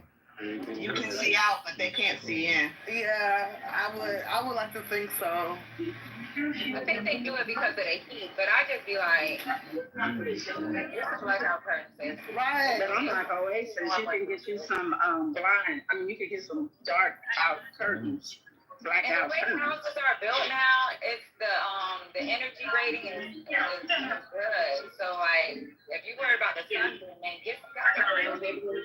Yeah, but they don't have to buy it. Well, come on now, Patty. You do have to be careful with this energy thing. You know who our governor is. Oh, listen, okay, man. They're not paying attention to the people. I mean, making sure the people got what they need. Oh. The regular degglers.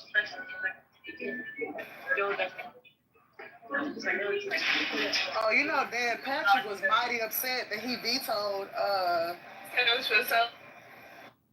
what was it, SB? I forget the number of the House bill, but the measure to, what'd you say, Brooklyn? Y'all couldn't hear me? Oh, no, go ahead. I thought y'all could hear me. I was saying, can y'all hear me now? Yeah, we can hear you, babe. Yeah. Okay. I was asking, do they do like hefty discounts on solar panels? Because my coworker that lives in Florida, she said she don't pay nothing for electricity no more. Yeah, but she still has to pay her loan against it. So like, if you get like 40 panels, it's like 30,000, and you need like, depending on your use of electricity, each panel is like $10 towards your electricity bill. But it's cheaper. So like in Atlanta, I pay $200 and some odd a month, right, for my panels. But the people that previously had my home were paying $400 a month for electricity. So I was like, you know what? Let me just get some fucking panels. Can you just outright buy it though? Do you have to finance it? Yeah, you can outright buy it. Yeah, if you can afford it. But like, if you're putting a down payment on your home and you're putting your down payment, so like, if you're putting a down payment on your home, let's say your home is like $500, you're gonna have to come up with at least, depending on what how you finance. Like if you're doing an FHA, maybe is FHA like 2 to 3% or something? I don't know, which is not much. But if you're doing like a regular loan, it's a 10%. So you're gonna have to have the 50,000. Then you're gonna have to have the 30-something thousand, depending on what you get. That's just the panel. The batteries cost money too. And some people get one battery, you need 2 batteries. One battery is not gonna last through a day. So when you purchase your home, you purchased it with the with the solar panels. So if you purchase it with the solar panels, that brings up the house.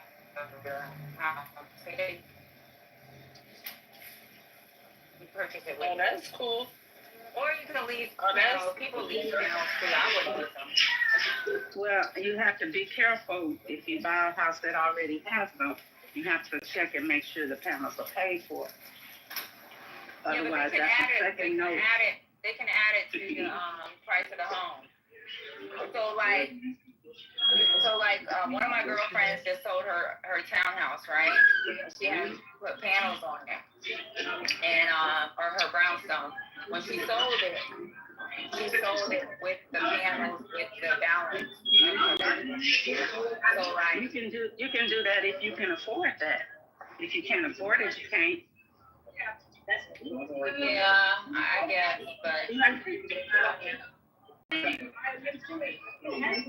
So what I found, not always, but often, a person who is looking to buy a home that already has the panels on it barely are affording their loan. Right? So then when you're adding in that additional, they just make it over they get approved for a certain amount, right? And then you have to factor in the cost of those panels, which has to be the additional amount that you have to afford, because that has to be paid for separate. It doesn't bring up the value of their home, because I know, like, when they did my property valuation, it brought up the value of my home. Just that now. You may have, Patty, but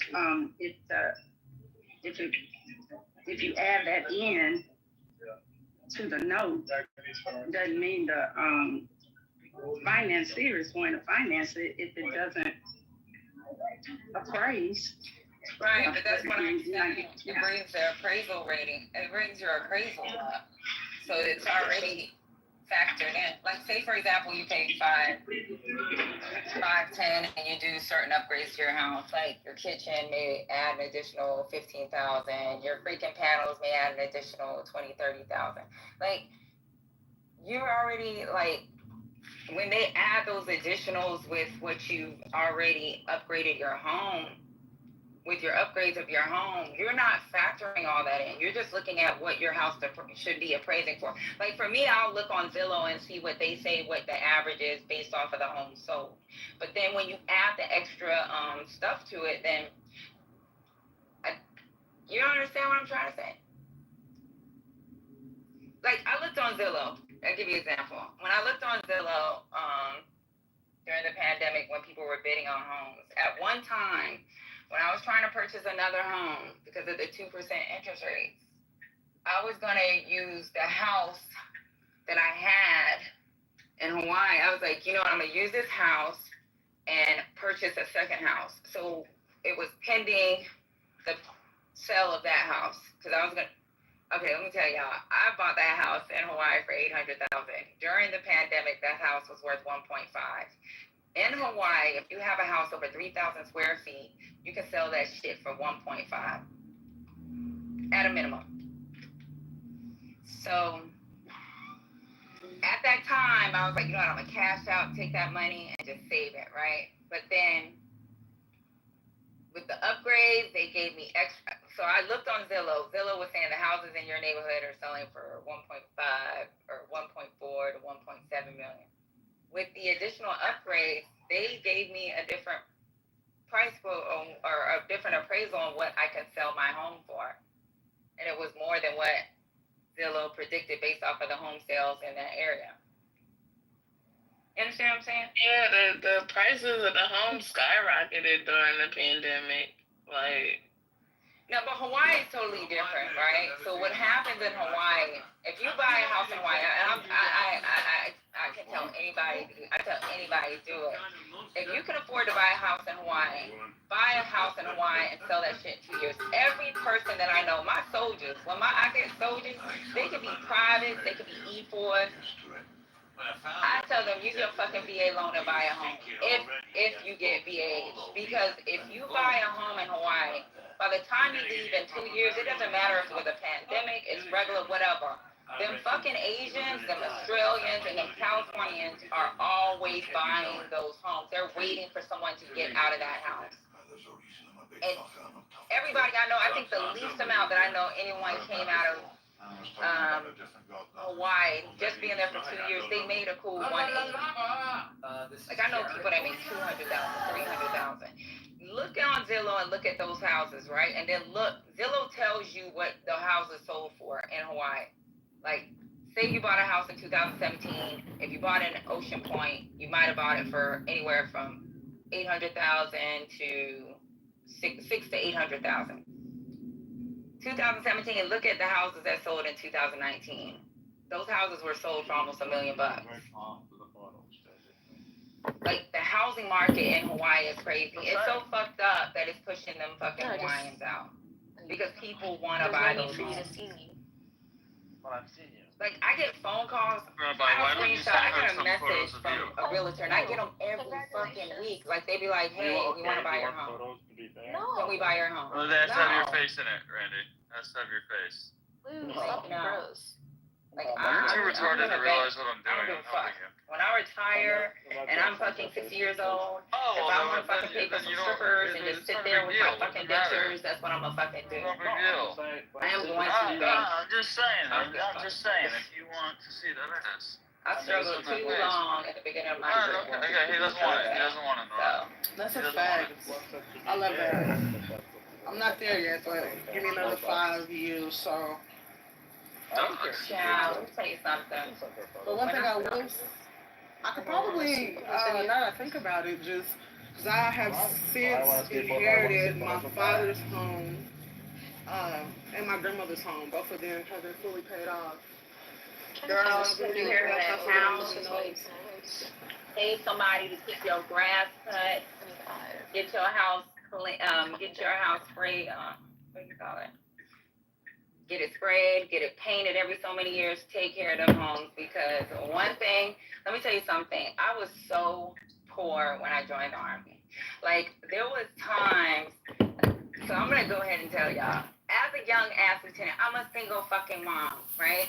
I'm a fucking young ass mom. I have a kid, and me and that little girl was fucking struggling. Like, there was times I would buy like Chinese food and fucking like share it with my fucking 2-year-old. 2-year-olds shouldn't be eating goddamn Chinese food. It's like, I was poor, y'all. I was poor. So someone told me, go buy a house. Get a duplex. See if you can get approved. I didn't have no bad credit that I knew of. I knew I paid my bills on time. I went and got approved and then did my VA certificate. I didn't have no money in the bank to fucking put a down payment. So it's like the little money I had in my bank, I promise y'all, I probably have like $200 in my account. Like, that's how poor I was. Like, it was really bad. So it's like, I bought that little, duplex, and my first thought at the time was like, rent out the other side, get a duplex. And I was like, I don't want to get a duplex. I want to get a little house or a townhouse. It's like, get a duplex. It's a starter home. You're not rich. You don't have money yet. You're always complaining about your broke. On top of that, I was delivering pizzas. Let me tell you something. My daughter should have been taken away from me. I was so fucking poor because I had to pay for daycare that I was fucking delivering pizzas to pay for her fucking daycare. I would go to work. My daughter would fucking sit in the car. I would have snacks. I would be like, I'll deliver the pizza. I'll deliver the pizza. Like, that's how desperate I was. Is that before you went to the Army? I mean, to the military? No, this is when I started off as a lieutenant. So when you start off as a lieutenant, at the time, I think I was making like $3,000 a month. My Lord. Right. Isn't Patty's story like so good? Like, it's like you see her on the stump speech running for Congress with it. No, it is a good inspirational story. It's amazing. That is, yes. So you got to remember, during this time, this is right before they got all these major pay raises. They were like, you have people going to Congress saying like, hey, the Army is suffering. These people aren't making money. And for me, it was like, okay, I can stay on post for free. Or, I mean, it was like really bad for me. So, Patty, may I ask whose administration did you come under? What was in the office when you started your career? It was the end of George Bush going straight into Obama. Okay, all right. So no, that puts some perspective in, because I want to say it was Obama that signed in that federal wage increase, right? So George Bush did at the end of, so when I first came in, they were saying we're going to get our first wages in July, and that was Bush. Then Obama came. When Obama came, we had all these additional raises. I promise you though, that first year, like daycare for me was like I think it was like $150 a week. It was $150 a week. I was making $3,000 a month. I didn't have a car note. My dad was paying my insurance still. My mom and dad was paying my insurance. They were paying my phone bill, my cell phone. Because I was living off post and I didn't want people in my business. I should have stayed on post. But I lived off post. And living off post, let's say my rent at the time was like $1,000. That's already $3,000 minus $1,000. So then you got groceries. I don't qualify for food stamps. I had to pay for like kitty food. It was just bad. Like, girl, I would be getting paid. And I'd be like, shit, payday need to come, payday need to come. And instead of like eating the food that's in my refrigerator, it's like, I'm going to save that food just in case. And I'll buy Chinese food because I know I don't, like, rice gets me full and I can eat the rice for 2 days. And let me tell you how bad it was with rice. And you know I'm a real Asian. Like, even if rice gets a little hard, I'd add a little water to it and put it in the microwave. Yeah, I'm Geechee. We do the same thing. Yeah, I still do the same. Listen, to this day, I made salmon and rice, and I put it in the refrigerator because I did not eat. I woke up the next day, put a little water on it. This is so ghetto. I was so ghetto. Listen, we know how to survive. That's all it is. Survival skills matter. But it was really sad. And then, like, that little bit, and then when we got our raises, and then as I got promoted, and I swear to this day, that fucking first sergeant put me on the game. Like, I love him to death because when he told me to buy that, it freed up my income, right? And then he told me every time you PCS, just buy a house, rent it out. That's what me and my wife do. And I was like, okay. So when I was getting ready to go to my next duty station, he wasn't the first sergeant no more, but he was still working on staff.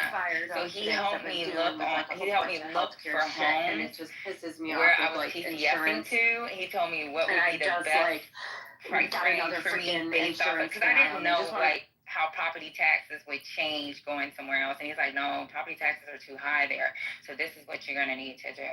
Factor this in. Let's come find out what insurance looks like. So he did all that for me. And I was like, when I got to my next duty station, I was still in line with being okay.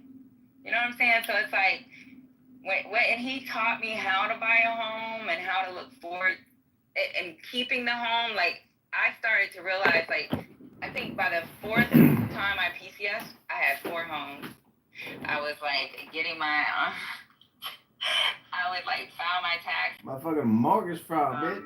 Some kind of safety net, and I believe we should all have something. And then to the other point, you know, like Ash said, is, you know, driving up the costs for the hospital, and that would further affect me because insurance is going to get even tighter. And it's all around just like, for me, it just feels like all around just a bad thing. I guess that's all I'm going to speak on. Thank you, Mo. Mo, hang out for a while. So, Steve, I got you. Give me a second. Let me just say this, and I'm definitely being sincere. Been on Zap 5 years. I know. So I just got into my crypto.com. Oh my god, I haven't logged into this for like years. So to Jen, compliance with the Canadian law, we will need to collect additional information from you. I love it. So I'm gonna stand down and I'm gonna let Ash do what she's doing. Because I'm like amazed right now. I don't even know who this woman is. Before I get to see the Kool-Aid, I want to say hello to you. Yo, you're a piece, man. I love you. I gotta tell you, you're a real one. You know you my bro, man. Yeah, I love your piece. Your piece is the real. Yo, she's the real deal, Nye. 100%. I love this one. 100. She's solid for real. She's 100% your piece. Did you want to chime in, ma'am?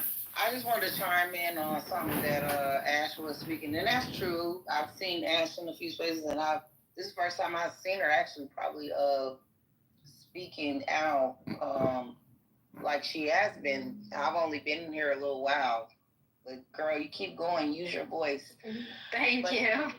But the thing about it is that when it comes to these staff benefits, you know, I'm kind of torn. You know, all these things that are changing. It's not that they're cutting the programs off. They're making a lot of the restrictions a little harder. Parents are going to the work requirements. It used to be until your kid was like 5 or 6. You know, they didn't really crack down on you about working to get free food stamps. But now they're like, no, your kid is 2 or 3 years old. You can take your ass to work, honey. I know it's hard. It's hard. But at the end of the day, on the other side, where the rubber meets the road is, I think a lot of times people think, well, on the other side of that, people are rich. No, there are middle-class families that are living check to check, busting their ass, and they don't qualify for that. Like myself, you know, going to the store, spending cash for groceries is what I gotta do. If I gotta get out there sometime and get a part-time job, I got a daughter in college. I will do it. You know, I'm divorced now, but it's just disheartening when it's like people can just ride, and I get it. I'm not, and I hate to people try to break it down. Well, oh, white, black, who's getting more food stamps? It doesn't matter. Whoever it is, sometimes people do take advantage of this stuff. But I'm busting my ass, getting up, going to work every day, getting a part-time job, neglecting being at home with my kids, neglecting my family work balance. And you're sitting at home smoking. I'm not saying everybody. This could go for black or white or any ethnicity or race. You're sitting at home making more babies, smoking weed, just fucking chilling. Yeah, that kind of pisses me off sometimes. So I don't think that they should end these social programs. No, because there are people that have to utilize them as stepping stones. I have. But are there people that's abusing and being wasteful? Yes. And I think people forget about that. I'm done. Thank you. Peace. Hold on, Steve. Steve, before I go to you, I'm going to go to Pool C, because he's been here forever and he won't shut up, and then I'll come to you, I promise. Pool C, you got 30 seconds to ask your question, Miss Ash, and then I'm throwing you out if you get out of. My question to Miss Ash was, basically, I know the program she's talking about, and I understand that. Now, New York was famous for this when they gave the legal immigrants the $10,000 for food. What about that actually going to American citizens? That program that they did, or those used, and the Medicaid they got, that could have been used for your students, for your things. And that's what I was getting at. And like the $80 billion in California, why can't they take care of the forest or have their own forest fight their own forest fires better? Or the train line they were supposed to build above the sky or wherever it was, that $190 billion, where did that money go? The misuse of funds there. That's what I was getting at is, if you're going to take care of kids, why not? Why are we giving it to foreigners who come in here illegally? Great question. question. Money could be used for the students and could be feeding the students instead of $6 a day. They could get 12. Oh my gosh, I love that question. Before we were giving immigrants $10,000 or Medicaid, which I don't think they were getting Medicaid, they just get emergency care, and then again, the hospital has to cover it because they can't receive Medicare. But before we were giving that, let's say it is $10,000, why aren't we giving that to the students beforehand? Why are we freezing money for their breakfast program right now? And why are you worried about California's forests when most of the red states in this country can't foot the bill, so the blue state of California is paying? And how do you know they're not doing what they need to do to take care of it? Are you a citizen there? Are you on the board there? Do you have the documentation to go ahead and show me? Because I worked during Hurricane Sandy, and I will tell you, nearly 8 years later, we still weren't completely rebuilt. So Rome wasn't built in a day, and I'll tell you that the state of New Jersey is a hell of a lot smaller than that area. And what was hit by Hurricane Sandy was a hell of a lot smaller. And let me tell you why. Why weren't we there 8 years later? Because FEMA is so underfunded. And what did we just do? We gave it a $0 budget. So if our government programs, again, if we're so worried about that 10 grand going, let's say it is 10 grand. I don't know what it is, so I can't speak to that. In New York, going to immigrant, why are we worried about the fact that no money was given to FEMA before we gave them 10 grand? And why are we questioning why it took 8 years? Still, it's still being rebuilt, actually, in a state that does have property taxes, that is footing the bill for that. That, in fact, I had no trouble getting funding from the state, but had issue dealing with FEMA during that time. So my question to you is, why are we only worried about the kids when it comes to books, right? Like bad books. Why are we only worried about the kids when it comes to other people getting money other than the kids, but then we still don't give the kids money, right? Like why is that when we worry? Why isn't it when these kids are sitting in school now, and because that $8 billion or whatever it is frozen, the kids in my state don't have their breakfast program at their school? Why are we worried? And that's fucked up. I agree. I agree. I live in Pennsylvania, right next door to you if you're in New Jersey.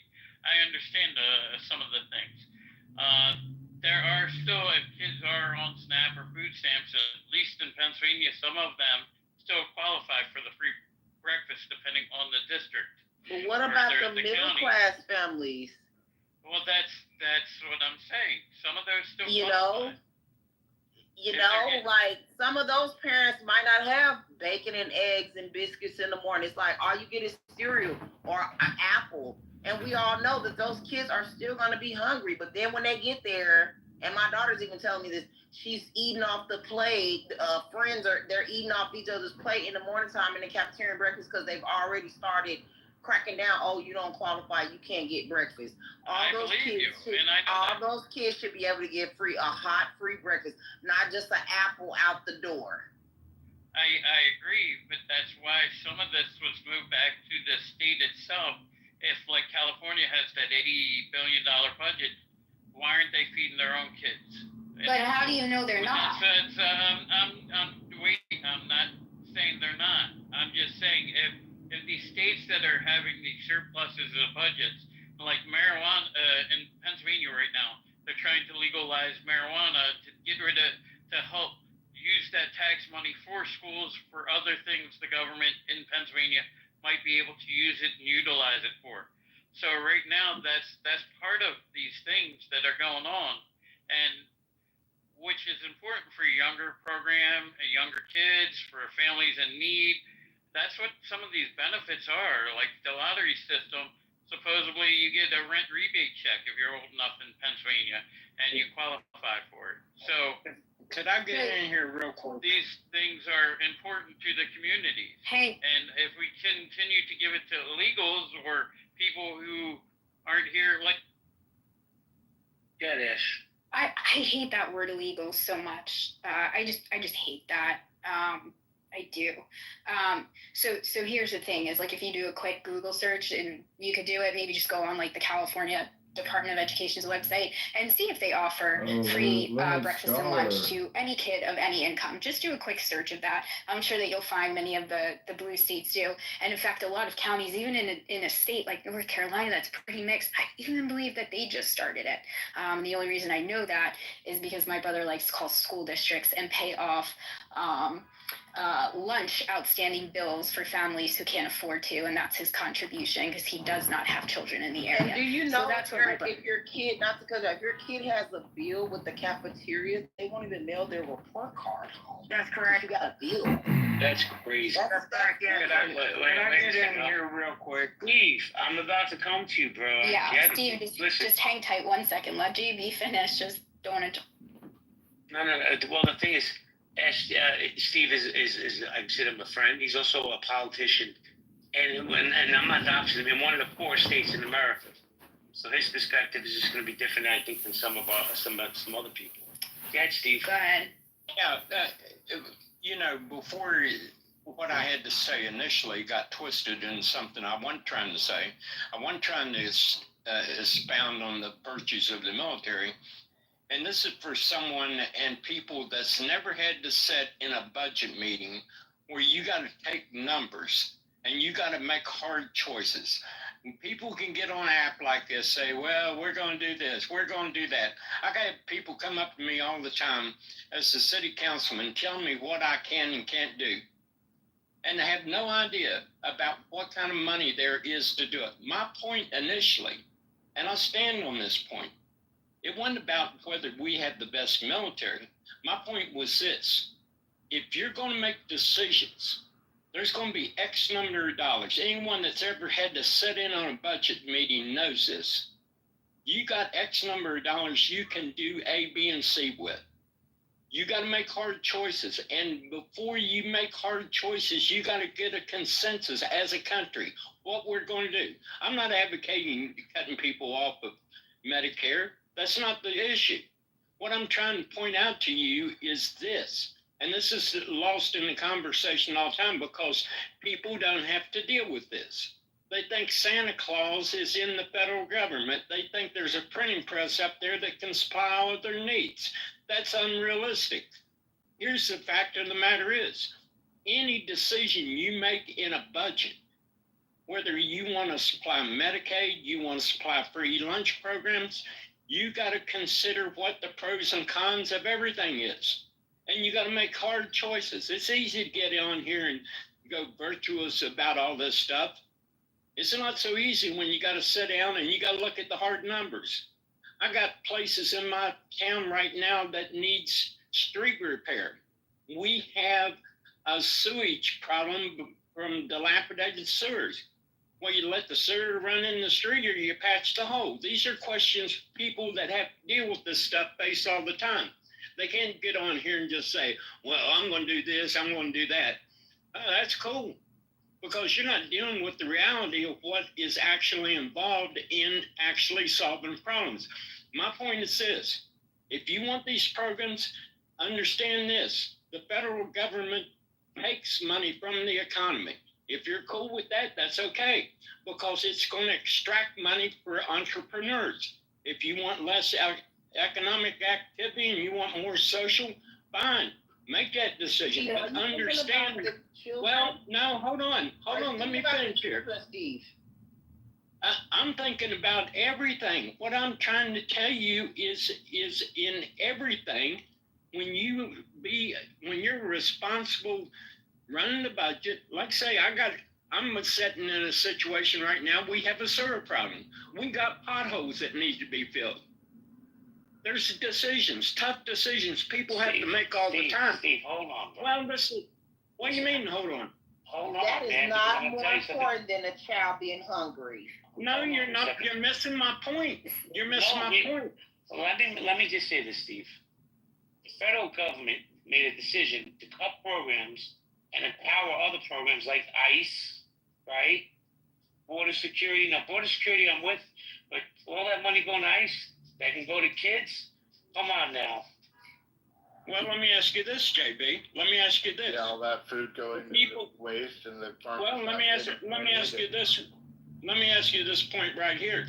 We had investments between 15 million people came in this country during the Biden administration. Well, they just going to walk out on their own? Or do you have to have some kind of mechanism to facilitate that? These are hard choices that people have to make. And people will get on this app, they will talk pie in the sky, and never had to sit at a budget meeting and make tough choices. So Steve. Here's the thing. If you want a certain thing, no. Yes, this is like having one of my students. Hang tight there, Steve.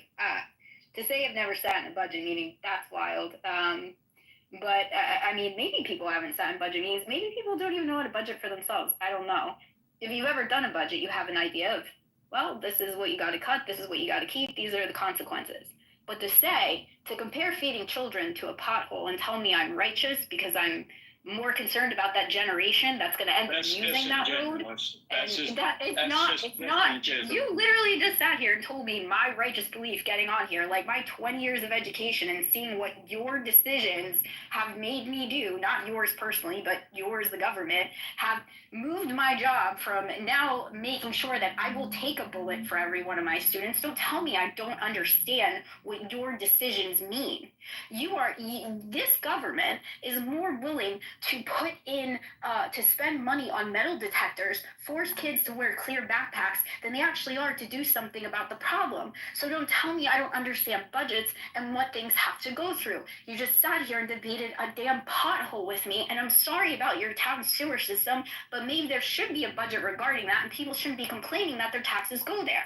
Look at what happened in Texas. Just because it was Biden or Obama looking to give them money for a siren, they had to cut their nose to spite their face and not have a siren. But they gave it to some. Actually, that's a little different. I can't. Marshall, let her land, please. Marshall, you can correct me after. My point is, you can't come up here and tell me I'm sitting here being righteous when I've seen the consequences of your decision on a budget. And yet, no matter how many times we talk about this budget, it's always the schools, it's always the children, it's always those moms, that are utilizing SNAP. It's those single moms that are the problem. The single moms are always the problem. The single moms, they're utilizing this. Like, have you been a single mom? You can't tell me that you know what it's like unless you've been a single mom, right? Because that's what you told me. I don't know what it's like unless I sat in a budget. do you know how expensive daycare is? And do you know that how little you get paid at Walmart? Like, if that's where you're working, or how little you even get paid as a receptionist, or maybe you're a dental hygienist. Do you know how expensive a child is? Like, for you to sit here and just say, like, I don't know budgets. Here, don't forget about us single dads, Ashley. We go through it too. Can I just interject something real quick, Ashley? Yeah, Steve, go ahead. Because the only reason I said anything about a pothole or a sewer was not to compare it with a kid. That's being disingenuous. What I was saying is in every budget, and you have to decide. I'm not saying that your points aren't valid, but what I'm trying to tell you, you have a bucket full of money. You take it from one pot and put it into the other, there's going to be consequences. And you have to be willing to elaborate that to the general public. We made this decision because of this. Now, if it's something that you can get through, fine. But we live in a constitutional republic. We have elections. The elections have consequences. And if this is something that's important, and I believe it is, then you have to change the Congress. And when the new Congress gets in, they're going to face the same thing. In every budget, there's a trade-off, and you got to be willing to understand what that trade-off. That's my only point. I get your point, Steve, and hold on. I appreciate. Let me just interject. It's okay. Stephen 420, I need you to just stand down. Sorry, brother. Sorry, I apologize. I got you. No, I got you. You're gonna get in the conversation after Ash says what she has to say. I want to do a quick room reset.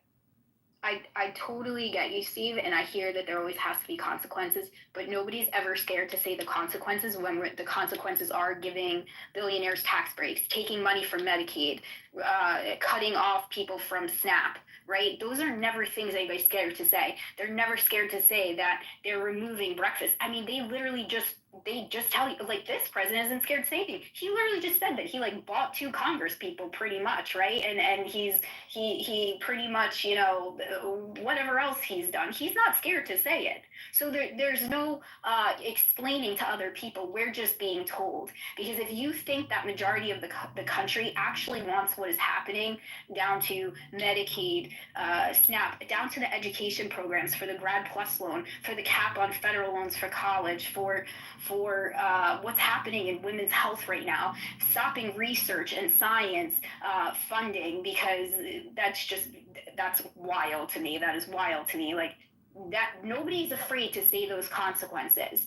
But I'll be damned if people are afraid to say, we're not giving the billionaires their tax break this year. All right, guys, let me do a quick room. Steve, please let me run my room. I'm going to do a quick room reset, and then you could be the first speaker after the reset. And I also want to get Stephen 420, John, and Abby the conversation. Guys, this is Healthy Debates. Just because you have a voice doesn't mean you should use it. This title came to mind when idiots like Cool C come to my stage. And that's why I thought of this title. Let me say hello to Rosalind, Brian, Jennifer, Matt Cool in the house. Elle, how you doing? Guys, you have a pink ticket, cash it in. We're having a spirited debate about kids not being fed, school cut budgets, and all that other stuff. So, guys, I'm going to just say this. Please be respectful to each other. Actually, I'm just going to say this. Okay, goodbye, John. You hear me talking, but you just thought it was more important for you to jump in. So, actually, I'm going to say this. You're my friend. I love you like a fat kid loves cake.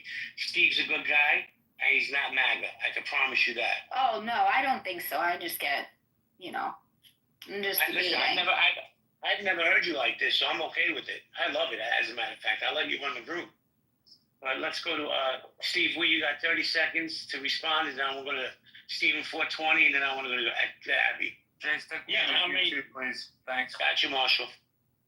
Yeah, I'm not advocating one way or the other. What I'm telling you is that there's a bucket of money. As Americans, we got to decide, and that decision is made through the election process, how we allocate that money. It's not I'm for or against any particular thing, even though I have my proclivity to things. But that's a mechanism. And if people are dissatisfied with what Donald Trump's doing now, guess what? There's a solution in 2 years. And that solution is the Congress. Change it and then get what you want. Thank you, Steve. Ashley, you want to say something? No, I was just gonna say I just appreciate the debate, the back and forth. Well, Ashley. Abby, hold on 1 second, please. Like I said, you're both really good people. You come from different, I think, ends of the political spectrum. But thank you for the dialogue. Hello, Counselor. Hi, I just came in quickly. I heard a little bit of what you were saying.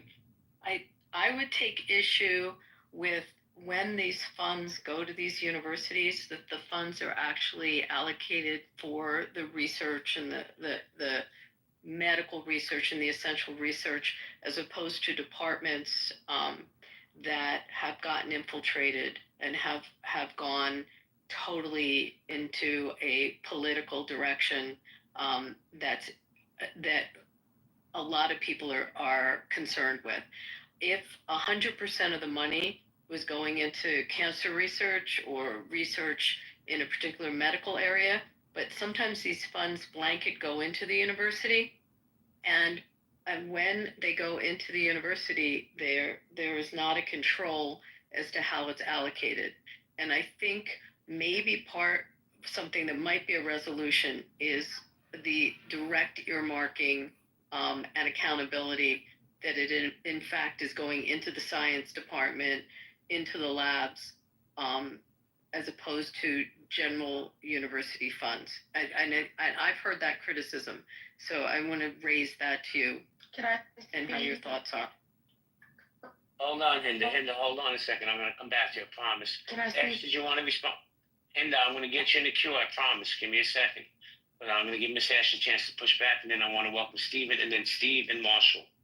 Yeah, Abby, it's good to see you. I don't know that I've seen you since quite a few months now. With regards to the research program, that's not something I've heard of. I know in my field now, or what I'm studying, this has been a really big talk. Years of research being halted, and some things you can't get back once they are halted, right? Years of studying certain patients, certain things over time, and whether the point you're making is true or not, which I'm going to assume it is. You're quite an intelligent woman, but I don't have the background on that. The point is, you can't get that research back, so it's almost I don't want to say cutting off your nose to spite your face. That's not the term that I'm looking for. But it causes a huge detriment to years and years and years of research already done. Just a recent study that I was reading actually went over 25 years. So imagine if that program was halted at any point, the detriment it would have done to what it actually found.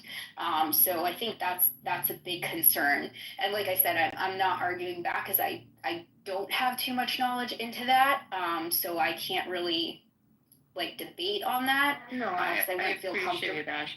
I think it's something that has to be discovered, but that's the criticism that I heard, that it's blanket money that gets allocated not necessarily for what the intent is. The other point, sorry, it's noisy where I am. The other point that you might want to look at is some of holding off of this funding may end up allocating money to universities that were underfunded with respect to research. So what's the harm if, and I'll just throw this out, what's the harm if Penn gets less, but Penn State gets more? What if money starts going to state schools or into schools that maybe didn't get allocations before for research, and that it boosts up universities that are also complying with protecting the students on campus and not letting the university run wild and not focusing on the codes of conduct of the universities? What if the fallout is actually funding those universities that make it safe for students? So that's just another thing I wanted to throw out there. I mean, I think it would be great if all universities could get funded, but it would be really difficult to stop, one thing happening again, thinking of the long term and what's already happening, and especially in places, and I'm only going to say this because I'm a woman, but with respect to women's reproductive health research, those things don't come up as they're not as occurring as frequently in many universities all over, right? And some of those areas, like you said, they don't have the funding for it. But it's not worth it to halt where it is starting, in my opinion, after years and years of research. And I say my opinion because it is my opinion. There's no facts to this, so don't come at me. But I just don't think that justifies cutting off the research that's currently there, that people are benefiting from, that they're currently receiving treatments at.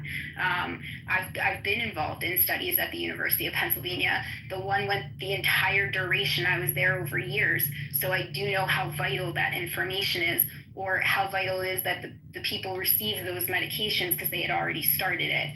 So that's kind of where I take issue with this, is that,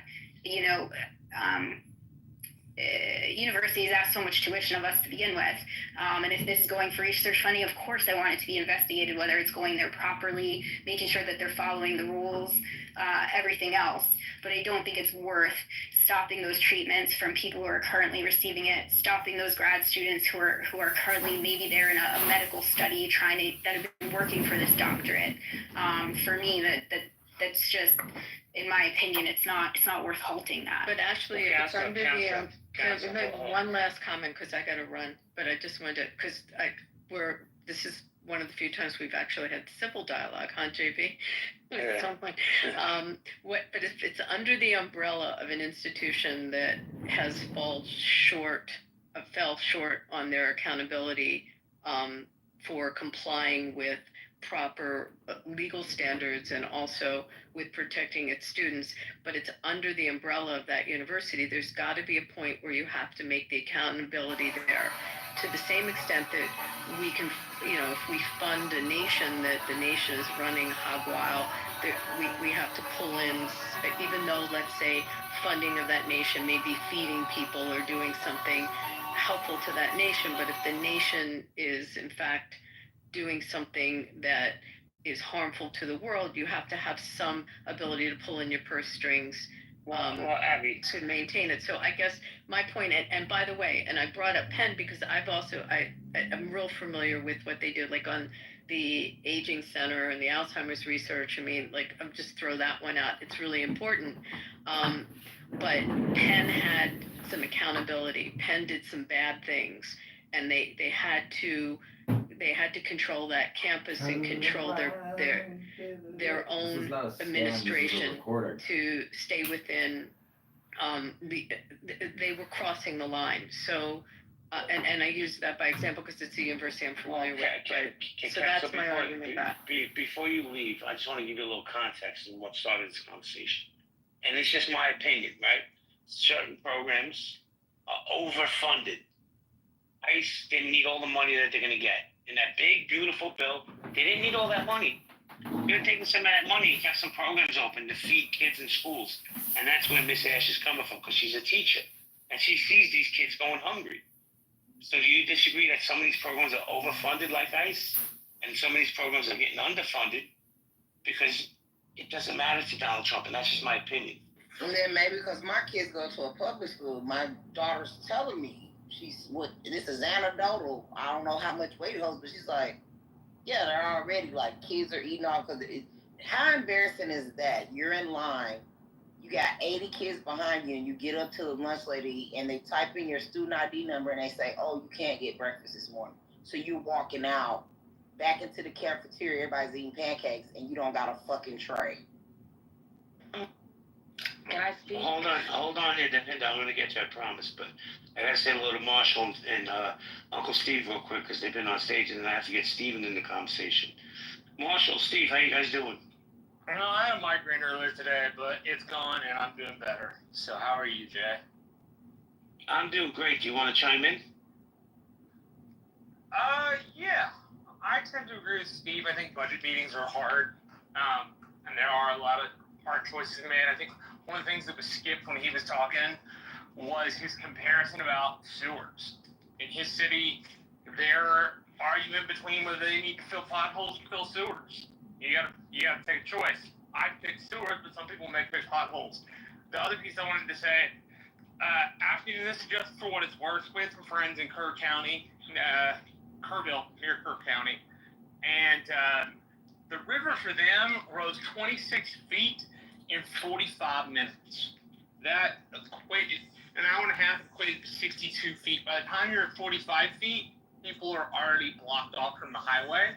So it was a combination of act of God and sirens.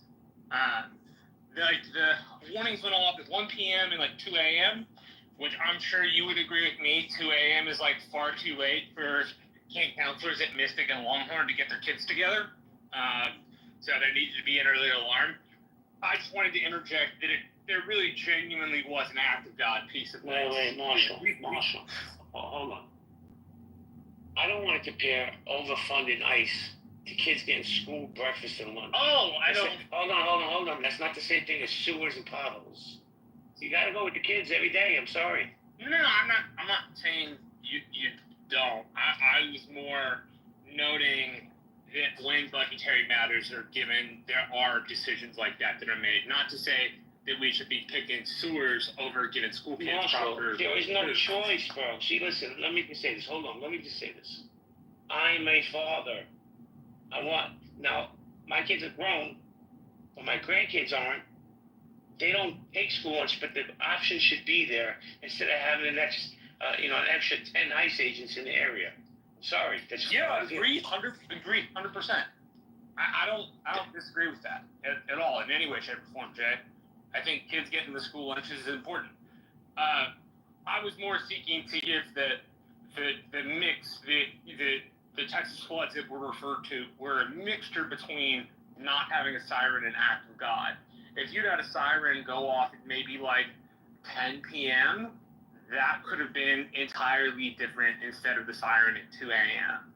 As I understand it was a combination of not using state funds and not using federal funds. So on that, Ashley was right. I just wanted to inject the act of God part. That's it. Yeah. Oh, listen, I don't disagree. I experienced Sandy, and that too was just the perfect storm. I mean, it literally was. You couldn't have had anything line up better to cause it the way that it caused. My point was about budgets, because that's what we were talking about. And it was silly. It was silly all because, yeah, that was my point. Thank you, Ash. Let me say hello to Uncle Steve, then go to Stephen 420, then Hinda. Uncle Steve, how you doing? Can't hear you, Steve. If you're speaking, you may have to leave and come back, bro. Sorry. Stephen 420, how you doing, Brent? Good. Can you hear me now? Can you hear me now? Yes. This, I've got some technology on my end. I don't know what it is, but anyways, hi JB, hello everybody else. Thanks for holding the space. Happy Friday. Hey, Uncle Steve. Hey, Steve. Hi.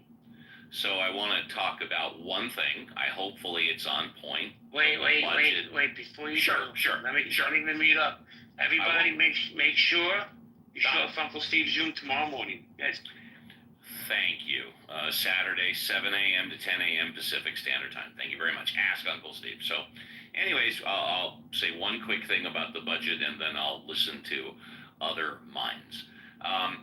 The infusion into ICE Homeland Security is arguably up to $150 billion a year, basically to go after kick illegals out of the country. Okay, fine.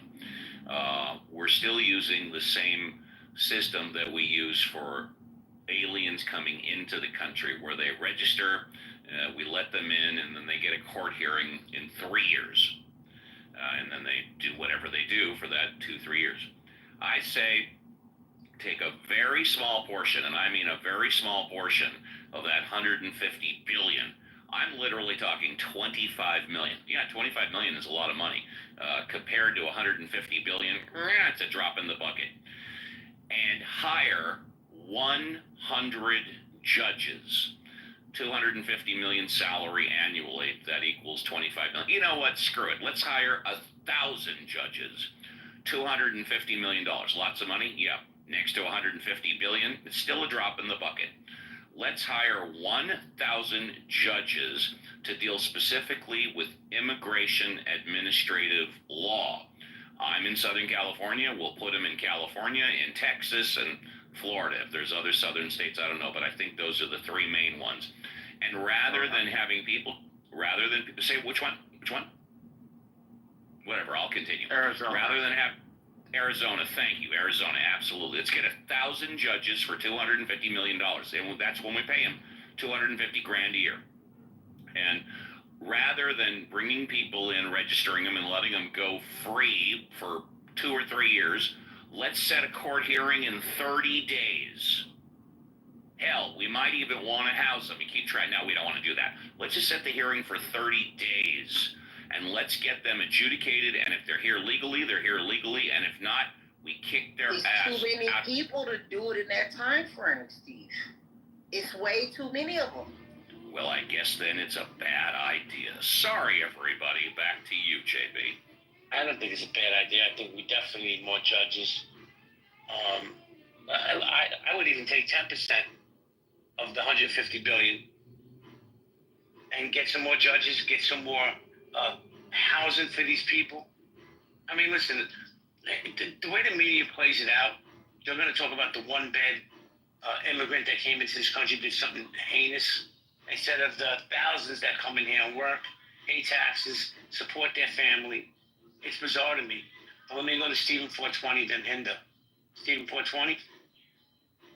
Hey, how's it going? Long time since I've been out on your stage, and thank you for hosting the room. Very interesting topics. I am a single father who has recently, became unemployed and has had to, rely on the system. And mind everybody, it's a system that I paid into my whole life, that my parents paid into their whole lives, and my grandparents who paid into their whole lives, none of which received the full amount of which they paid into. So me feeling any sort of guilt about getting food stamps or any public assistance right now is null and void. And anybody who wants to shame me for doing that, well, go look at my tax history and how much I've paid into it. I'm taking out a small percentage. Give me a second, son. I'm talking. A small percentage, and have a game plan to be off of it. It's not a lifelong thing that I want to be on or do, but I am utilizing it at the moment. That's one issue. Two issue, as far as your potholes and your sewers. Well, I live in a very small rural community. We have a public utilities department, both water and power. Our water system has been failing for the last probably 7 years, pretty bad, due to a fail of lack of savings on the, publicly run, publicly funded water district. Now, during the course of the years, we've seen everybody within the water district get raises and all that fun stuff, yet none of that money was being allocated and put aside for the inevitable things that the structure are going to need. And that's a misallocation of funds by the whole district, taking raises, getting paid, well above the average wage in the community, and lining their own pockets and not thinking about the future of our community. And that's unfortunate, and that happens within all districts, and that is what needs to stop. CEOs need to stop making more and more money, giving the same exact amount of freaking effort, which, I'm sorry, the average everyday person, mechanic doesn't get a raise up above a top mechanic, on a yearly basis, and because the price of doing business goes up or whatnot. In fact, most owners of businesses would take a little bit of a deduction, having been a former small business owner. That was pretty much taken out by COVID. Watching that happen and really not being able to do much about it except for leverage everything I have. It was a scary time, and I'm getting out of it, and I've got a game plan. But, I am the average American. I am your average freaking person. I see these these issues of potholes and water lines and all these things. It's not the federal government. A lot of those are local municipalities that we vote our freaking tax dollars to be there. So, and mind you, we've all voted our tax dollars to go to funding public freaking or school lunches too. That we were all proposed those things, and we voted on them. Now they're being reneged because of some bureaucrat's pocket. No, I don't. No, what's being reneged on is the federal funding, not the state funding. State funding is entirely different than federal funding. Usually what happened is the school lunch programs had some sort of a matching program with the federal government. I mean, please don't take me as ignorant, Marshall, and not know how it works. I have a kid in public school, okay? I know how it works. I'm not ignorant of it. Please excuse yourself from assuming that I am. Well, Steve, let me just say something. I assume people around you might not know, and I was using you as an example to inform others, but okay. Well, let me just say this, Steven. Man, you got my support, bro. Remember, the comeback's always greater than the setback. You got this, man. Known you for a few years, and you're one of the good dudes on the staff. So I wish you all the best, and I know you're going to get on your feet real quick. We're gonna go and I am very passionate about freaking feeding the kids at school, because that is part of the mission that I'm on, and part of the reprogramming I'm doing for myself, and part of the business that I'm building. It is going to be providing fresh, local, organically raised food for our local schools. So thank you, Stephen. Thank you, appreciate you. Guys, hold on, let me get the queue in order. We got Hinda, Moose, Rabbi, then Jules. I was gonna say, like, prior to these lunch funding programs, like, my aunt worked in the school system, and she worked in the cafeteria. Like, she was a substitute, she's a cafeteria worker, and like, they just throw the extra food out anyway. So the kids would be hungry. They didn't have food. They didn't have breakfast, whatever, and they're like, I'm hungry. And she said there was plenty of extra food, and she would give it to the kids, and she was fired for that. They used to fire people for giving that food away. They would rather throw it out than give it to the kids. So that lunch program, those breakfast programs, it's true, is very helpful to the children, because they don't have a full belly. How are they going to learn? The other thing I want to just read, the other thing I just want to read here is the funding of ICE. So $45 billion. Now, they said it was more than this. I'm reading $75 billion, so maybe they increased it, because the original bill, I thought, was the $75 billion. No, it was 45 in the initial funding, 75 in the secondary funding. Okay.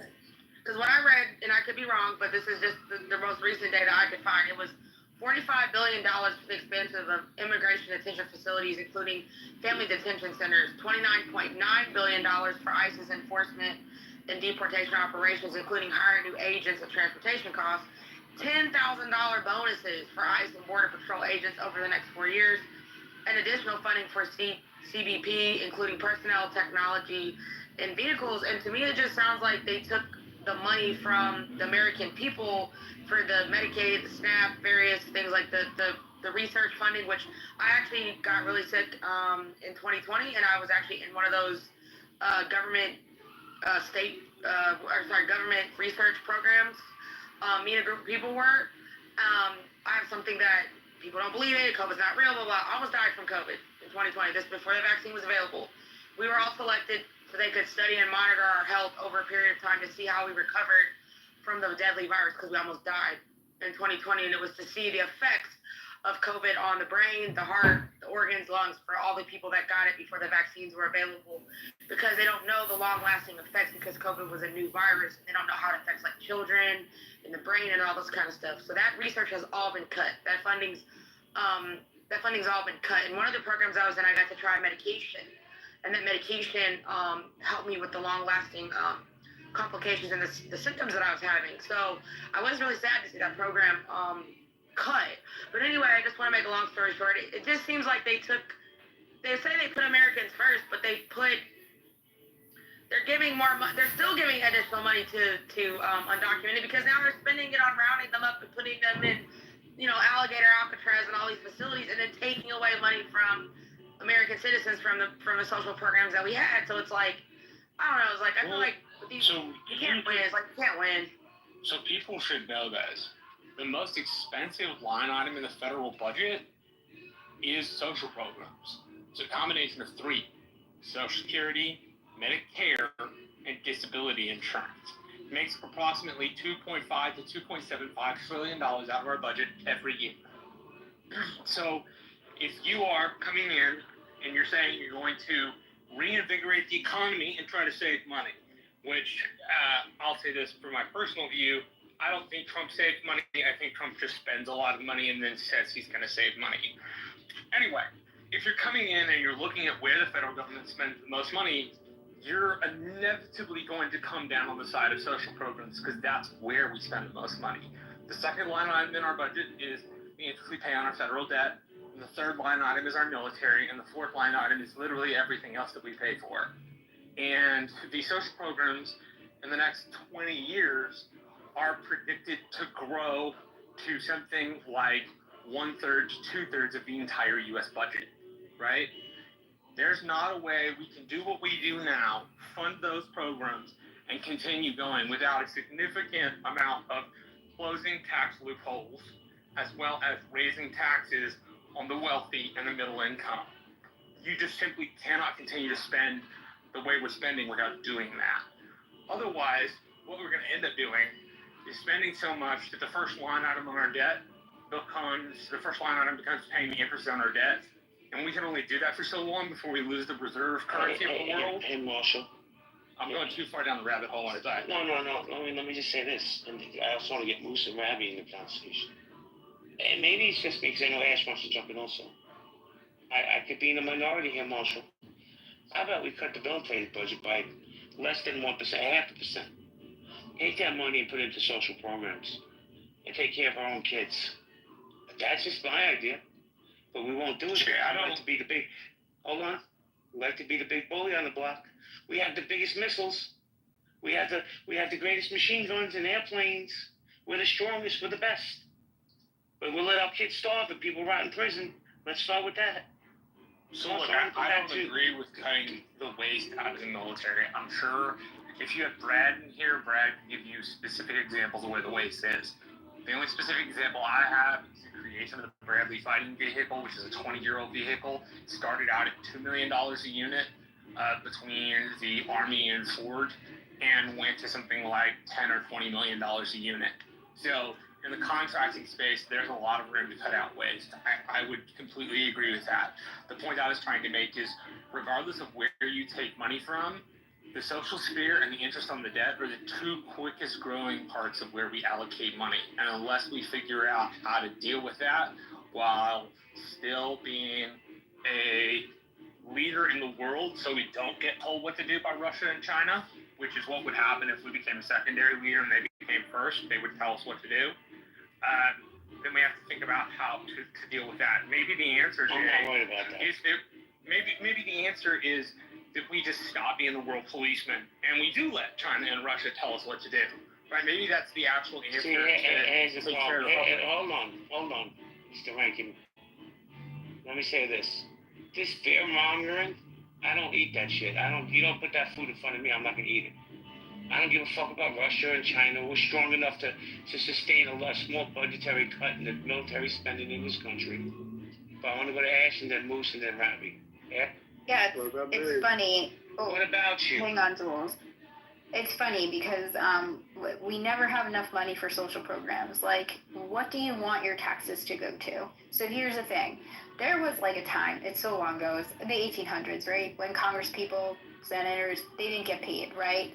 And they got like a per diem rate. But they were members of the community that they represented. They worked in the community. So let's say we even still have to pay a salary, which somehow we have enough money in the budget for them to get a raise. Like, I feel like it's every other week. I know I'm exaggerating. It's like every year. And we also have enough money in the budget to increase the cost, the money that they get per day to spend on food. And Congress people, 100% of their health care is covered. We always have the money for that. That vote is easy. There's always yeas, right? It's always yes, yes, yes, yes, yes. How about they get capped, they get term limits, they don't get health care if they're not serving, right? And instead of them having to fly all over the place back and forth to Washington, we have Zoom now. You know, Zoom, you can even raise your hand on those things. You could put emojis to express your emotion, right? Because we know Marjorie Taylor Greene likes to make those funny faces. She could just do that with an emoji so we don't have to look at her. But instead of paying for them to fly back and forth and their gas and our tax dollars going away, we just vote on Zoom. You know, we can have these same arguments and these same votes over Zoom. They don't have to travel anymore. And that would save how much money if they didn't have to go back and forth walking where they were. How much money? If they had to live in their community and we didn't have to fork up rent for them to stay in DC, how much money would that save? Because we do have Zoom, right? Hey, So I hold on, agree with you on everything. Marshall, hold on one second. Ashley, how about this? I love what you're saying. How about we put a 10% cap on all these politicians that do insider trading like Nancy Pelosi? We take that 10%, we put into social programs. Because I guarantee you it's going to be hundreds of millions of dollars. Yeah, it's... Marshall, just hold on. Go ahead. It's just wild that we're always talking about cutting social programs that help people because we think people stay on it. I mean, for the most part, Stephen, I'm sorry to use you as an example, but for the most part, most of the people on there are Stephen. No, They've paid into the system. Thank you using me as an example because I am a perfect example, and I am somebody who does not want to permanently be on it. And nobody does. And you're a single dad. I don't care. It's restrictive. It's a pain in the butt. When it comes to gender things, people say, "Oh, it shouldn't make a difference." But just let's be honest, a single dad. I'm sorry, I just couldn't, because I think it's a natural, innate thing when you're a mom, right? That nurturing thing, that's a natural thing. That's not a natural thing for men. It's like a skill you have to fucking develop because you got the kids down. So my hat to you, man. Absolutely. Let me just say this, and then I'm going to go to Moose because he's been patiently waiting. When I first came home from being incarcerated, parole forces you on these social programs, right? Let me tell you what I was getting a month, and this is no bullshit. I think I was getting $139 a month and like $150 in food stamps. And this is what they're going to cut. $130. What the fuck am I doing with $139? Thank God I'm a different kind of man. I got on my feet. But people need these programs. Let me go to Moose. Moosey, what's up, man? What's up, JB? Best mod in the streets of Clubhouse, man. Appreciate it. Yeah, a lot here. I'll try to keep it relatively short. I know there's other folks that want to speak. So, yeah, I mean, I think folks saying, you know, I think Uncle Steve had a good point. Looks like he's not here anymore, but that's something we're laughing at, you know, about getting more judges. You know, it's like, well, let's just skip the judges, which means you're skipping due process. You know, let's hire more judges. Let's try to fix the problem. Or we can build more alligator Alcatrazes, right? As far as I know, the first is in Florida. And first reports is $450 million per year. I dug a little deeper, was looking at some New York Times stuff, and I think they were saying it could, when all is said and done, operation costs, personnel, insurance, all that, they could easily exceed $600 million for one institution.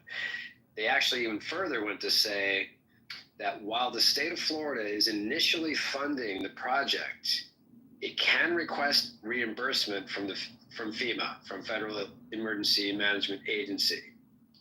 This funding is part of the Shelter and Services Program, which is normally used for disaster relief. Pretty timely considering what just happened to Texas, not to mention all the hurricanes that smash down on Florida on a regular basis. But let the elephant continue to cut off its trunk to spite its face and spit in its voters' faces. That we're going to increase the ICE budget alone to the increments that have been discussed. I think we last heard was $75 billion. Do we even have transparency or what exactly or how that is exactly being spent? I mean, the government just throws out these numbers like, oh, okay, well, yeah, I guess ICE, yeah, that's expensive stuff. Even though when you look at the previous budget that seemed to, be operating, maybe not perfectly, but manageably, was way, way, way less. But let's go crazy and just throw out a number there, 75 billion. Next week might be 90 billion, because we need to keep those borders safe. Never mind all the discussion that we've been hearing here with school lunch programs being cut, social service programs being cut. And Marshall, respectfully, I think when you were listing off some of those programs, Lucy's not here. yeah. Oh. Anyway, I just bottom line, it's incredible that we're here where we are, where we're at a point where ICE budget alone has been increased to what it is, and DeSantis, governor of Florida, his taxpayers are fronting the bill, but he can just turn around and get that backdoor payment from FEMA, which of course, again, will be, you can't say this enough, will literally be taking money away from emergency disaster situations. We're not talking about somewhere in the Midwest doesn't really get a lot of stuff, not even California earthquakes. California fires are bad enough, but Florida is, with the rains, the hurricanes, and he's literally, I guarantee he's going to turn around, get reimbursed, and take that money away from the disaster relief funds where folks won't be able to rebuild. Take away alarm soundings that we've talked about from like that happened in Texas that could have saved many, many lives. So it's really frustrating. I'm not saying the left was handling it perfectly, but this is obscene and I think the government, as we as taxpayers, I think the government owes taxpayers more transparency on how exactly that ICE budget is being allocated. If anyone here can, I've tried to look online here and there. I would love to know really if there's any sort of breakdown, or if they're just using these big words like, operations and personnel and training and hiring. Moose, I already jumped in here. Yeah, all good. I'm good, man. I appreciate the time. Thank you. So, thank you for coming in, Moose, and sharing. Ash, now I see all you guys there because I got a boogie. Do you want to keep it open or close it down? Hold on, MAGA. No, I'm gonna go eat. I'm gonna go eat dinner. So I don't know if anybody else wants to keep it open. I'm gonna go eat dinner. Yeah, I want to say something to you. Enjoy your dinner. I'll keep it open for like 10 minutes to let the final. I'll keep it open for the final speakers to talk, and then I'm gonna bounce too, so I can go eat. Well, Matt, do me a favor. When you go eat, please just shut it down. Don't leave it open. Absolutely. I'm going to do another room later. Guys, good seeing you. Good hearing from you. Ashley, I love you like a fat kid. Thank you. Likewise. Enjoy your dinner, guys, and I appreciate the debate. Take care, Ash. Enjoy your weekend, JB. Thanks, guys. Take care, Ash. Okay, so any final speakers? Go ahead. Yes. Go. Yes. Wait one at a time. One at a time. Hold on. Cool. I saw Cool C and it went. Jules, I don't know. Y'all came off the mic at the same time. Cool C, be cool. Be cool, Cool C. I will. Okay. We'll go Cool C and then Jules. So my biggest question, yes, we're talking about the budget. We're talking about ICE budget. You got 11 million people in here that came across the border in a short period of time. Now, obviously, 11 million people take away regular jobs and other stuff. That's my biggest thing is they're taking jobs that maybe other people in the industry could have or Americans could have, and they would start having more money for themselves. Those 11 million people consume money that Americans could be consuming themselves, and that could help with the budget. Now, the ICE budget you're talking about, you got to deal with 11 million people that came in here illegally or crossed the border when they shouldn't have or when it was open. Obviously, we got to give them due process or a process. There's also a process of taking them back across the border if they don't belong. You got 11 million people that are taking housing jobs like building houses. You got them in construction jobs. You got them in landscape jobs. You got them doing factory jobs. It's not just Spanish. It's Indian. They're Bangladesh. They're whatever they are. They're taking our jobs. Well, wait a minute. Cool. See, somebody in the chat. Wait, Cool. See, somebody in the chat said it's the same old rhetoric that you MAGA folks spew. They're taking our jobs. They're taking our jobs. But what's interesting is what jobs? Because on the flip side, the argument is Americans don't want these jobs. So, but they would take those jobs, just like in Wisconsin when that factory got raided. I believe it was Wisconsin. Guess what? The next day they had all the local town people apply for those jobs. That's the thing. People don't take jobs that someone's willing to do for less when they should be getting a higher wage as American.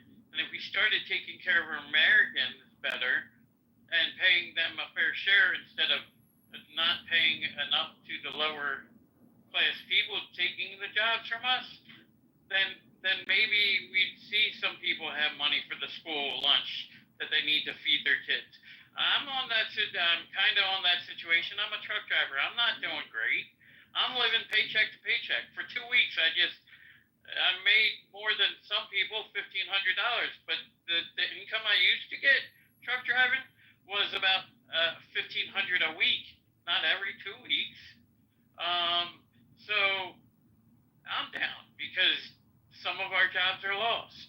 Thank you, Kosi. Hold on, let's go to Jules. Go ahead, Jules. Thank you. Hey, thank you. And I'm glad you let Kosi speak first because I like a lot of what he said. So I'll keep going on that. But first, I want to say it was Steven, the single father. I want to wish him my best. And he doesn't have to make excuses. We know you're trying to feed your own kid, so that's really cool. Okay. I want to correct something. What? I think he left, but yeah. Yeah, all right. But if he's in the audience, and my sympathies are with him. I mean, you got to feed your kid. Wait, hold on. Kosi, go on mute if you don't mind, so we don't get any feedback, please. Yeah, thank you. I want to. I just don't like hearing the false things when we talk about spending and whatever. How billionaires don't pay taxes. I'm an ex-IRS agent. The billionaires pay taxes. In fact, 90% of our federal tax comes from billionaires, and it's close to 50% now of families that don't pay any taxes, which is okay with me if they're in the bottom, but let's not tell lies that more billionaires got to pay taxes, because that's really not true. And I just we spoke before. Who spoke about? I think it was Marshall who talked about the line items in our budget. That's the most. Well, the second most was the interest on the debt, and that is the second largest line item in our budget. Now, if Powell would stop playing games and reduce the Fed Reserve interest rate, that saves us billions, and that could pay a lot, to whoever you want to direct it to. So he's just playing political games. It's not right. I don't want him to be fired, but it's really hurting the country. And he has no reason, because there's no inflation. And if we ever go into an inflationary period, he could raise it just as simple as he cuts it. So, isn't just no excuse in that. He's just playing politics. I don't know. That's about all I wanted to say. Billionaires pay taxes. You can't keep saying, go get the money from the billionaires. You're getting plenty from the billionaires. You're getting more than their fair share from the billionaires. Trust me. And I don't know. I think that's all I want to say, unless somebody wants to ask me something.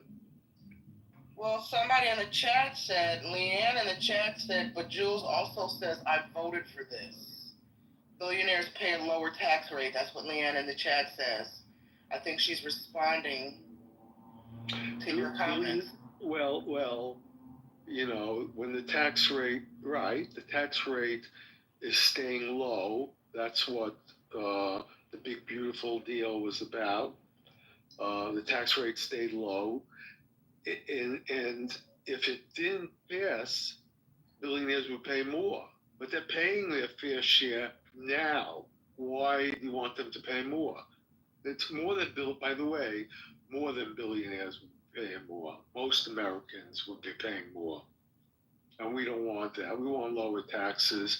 And there's other ways. Trump is generating money on tariffs. It's just unbelievable what he's doing on that. So there's money coming there. Oh my God, I want to say one more thing. I can't remember. So that's being. So take the phone out. So we're paying our fair share. It would have been the biggest tax raise ever in this country if the big bill didn't pass. And believe me, you don't want that. So I can't remember what I wanted to say. It was a key thing. But all right, I'll leave it at that. Any other questions to me about that? Yeah. Just because you have a voice doesn't mean you should use it. Use it. All right. What do you mean just because I have a voice? What does that mean? It means you should use the mute button more than use your voice. Use your voice. The thing about point is one thing about point, I've been informed about point. We're not sure when point is serious and when point is trolling. So tread lightly when responding to point, because oftentimes point is quite serious with their submissions. Other times, as I've been informed, point is trolling. In this case, it's hard to discern. Point? I guess point just want to hear what you had to say. I'm not trolling. Some shit was going on in my house that took my attention. No, I'm not saying you're trolling. I was speaking about point who told you you should use your mute. Yes, but I was talking. You don't use your mute when you're talking. I was muted the whole time. That's why I'm the left on the stage. Yeah. But we understand. What was going on in your house? We'd like to know. What was going on over there? Well, another phone was ringing, and I have one person here, and she was in another room, and I don't know if that's interest to you. Well, let me speak to her, and we'll find out. Let me speak to her. No, you're not going to speak to her, Point. Right, fine. Point, leave that man alone, Point. Point can say what she wants, you know. You can say whatever you want. My biggest thing is, I think if we had more people who are willing to do more jobs because there are more jobs available, and the money we're budgeting for the illegal aliens or ICE is because we have such a problem with so many of them taking what belongs to Americans. So I think that's the biggest thing. I mean, people are questioning what ICE is spending a year, but imagine if they didn't have to spend $45 billion or whatever it is on housing and alligator Alcatraz. If we didn't let that many people in, imagine more Americans doing actual getting good wages, living wages, because of that.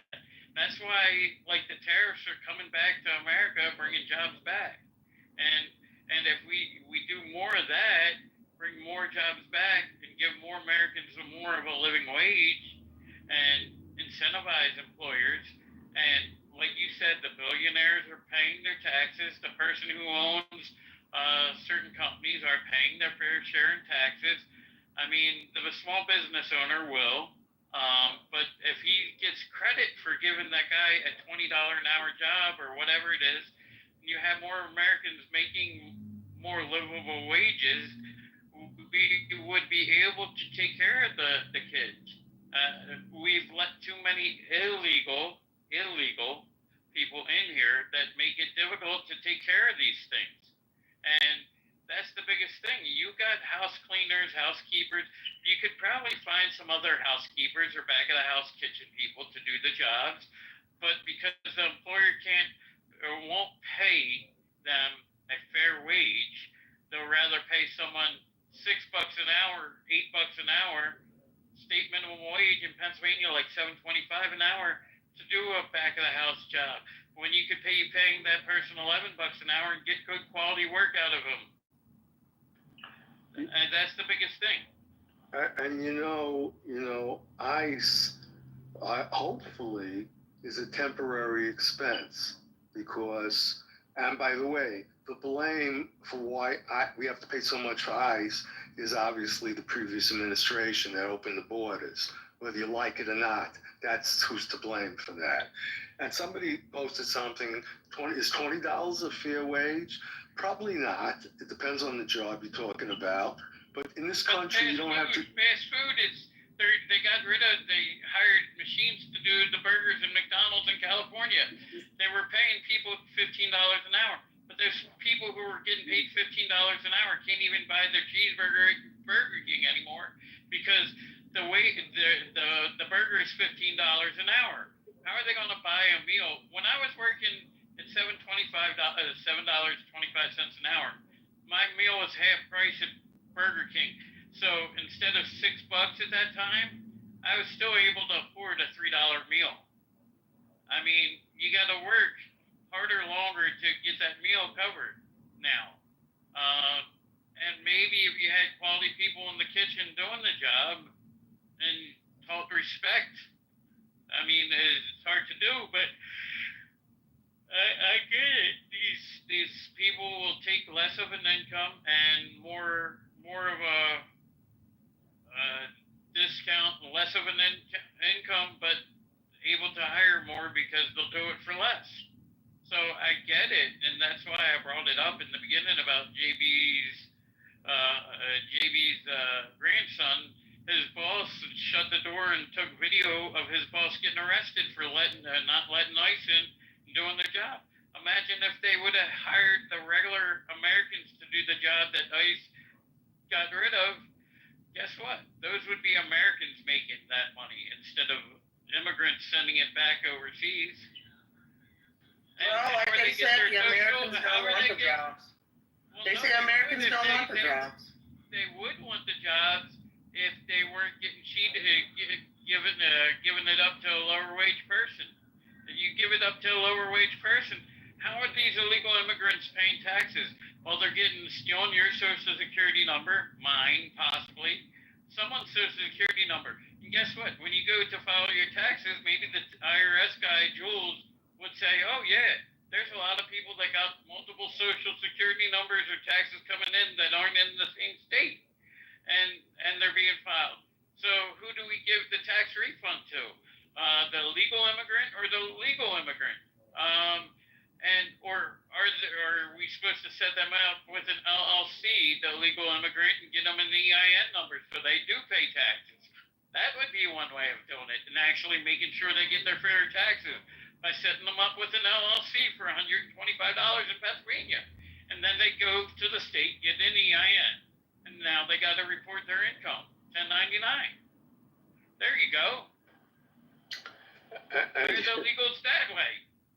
It's funny you're talking about lower earners and the taxes and everything, and what you're saying is valid. So I don't know why the people of America didn't revolt when they saw Joe Biden's son setting up LLCs all across the world and stashing money that they were getting and not paying any taxes. I mean, that should... I'm not worried about that. I'm worried about the Mexican taking the job. Hold on. Oh, that's Marshall. Hold on, let me just say this really quick, and Marshall, you got it. Do you guys think that we are, as Americans, we're concerned about the wrong things? That all of this is just distracting? That at the end of the day, when we lay our heads down and go to sleep, a lot of this stuff is not... I realize it's important, but is it how detrimental is it to our livelihoods? I mean, do we really care at the end of the day? Immigrants have been here for how long, ladies and gentlemen? And it only becomes an issue, in my opinion. Immigrants, not illegal. Not illegal. And that too. But then that's a migrant.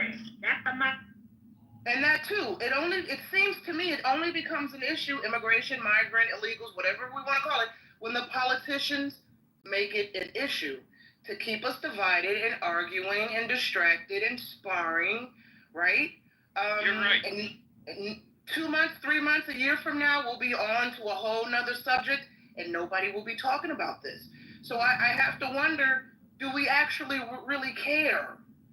This isn't, I understand the position that they're taking jobs from Americans. I understand that passionate talking point that many people have. I've been guilty of sharing my opinion on that too. And I agree, we need to have more jobs for Americans. But I keep stressing this. Every time we have this conversation, folks, the pushback is always, well, Americans don't want these jobs, so somebody has to do it. Right? Well, I think Americans don't want the jobs because employers are giving them to lower income people who will take them, when if they were to pay the American a decent wage to do that job, build a house, to actually nail in the nails correctly, instead of just putting a house up in 3 days or 2 days and the framework not being great. Imagine an American going in there hardworking. See, that's not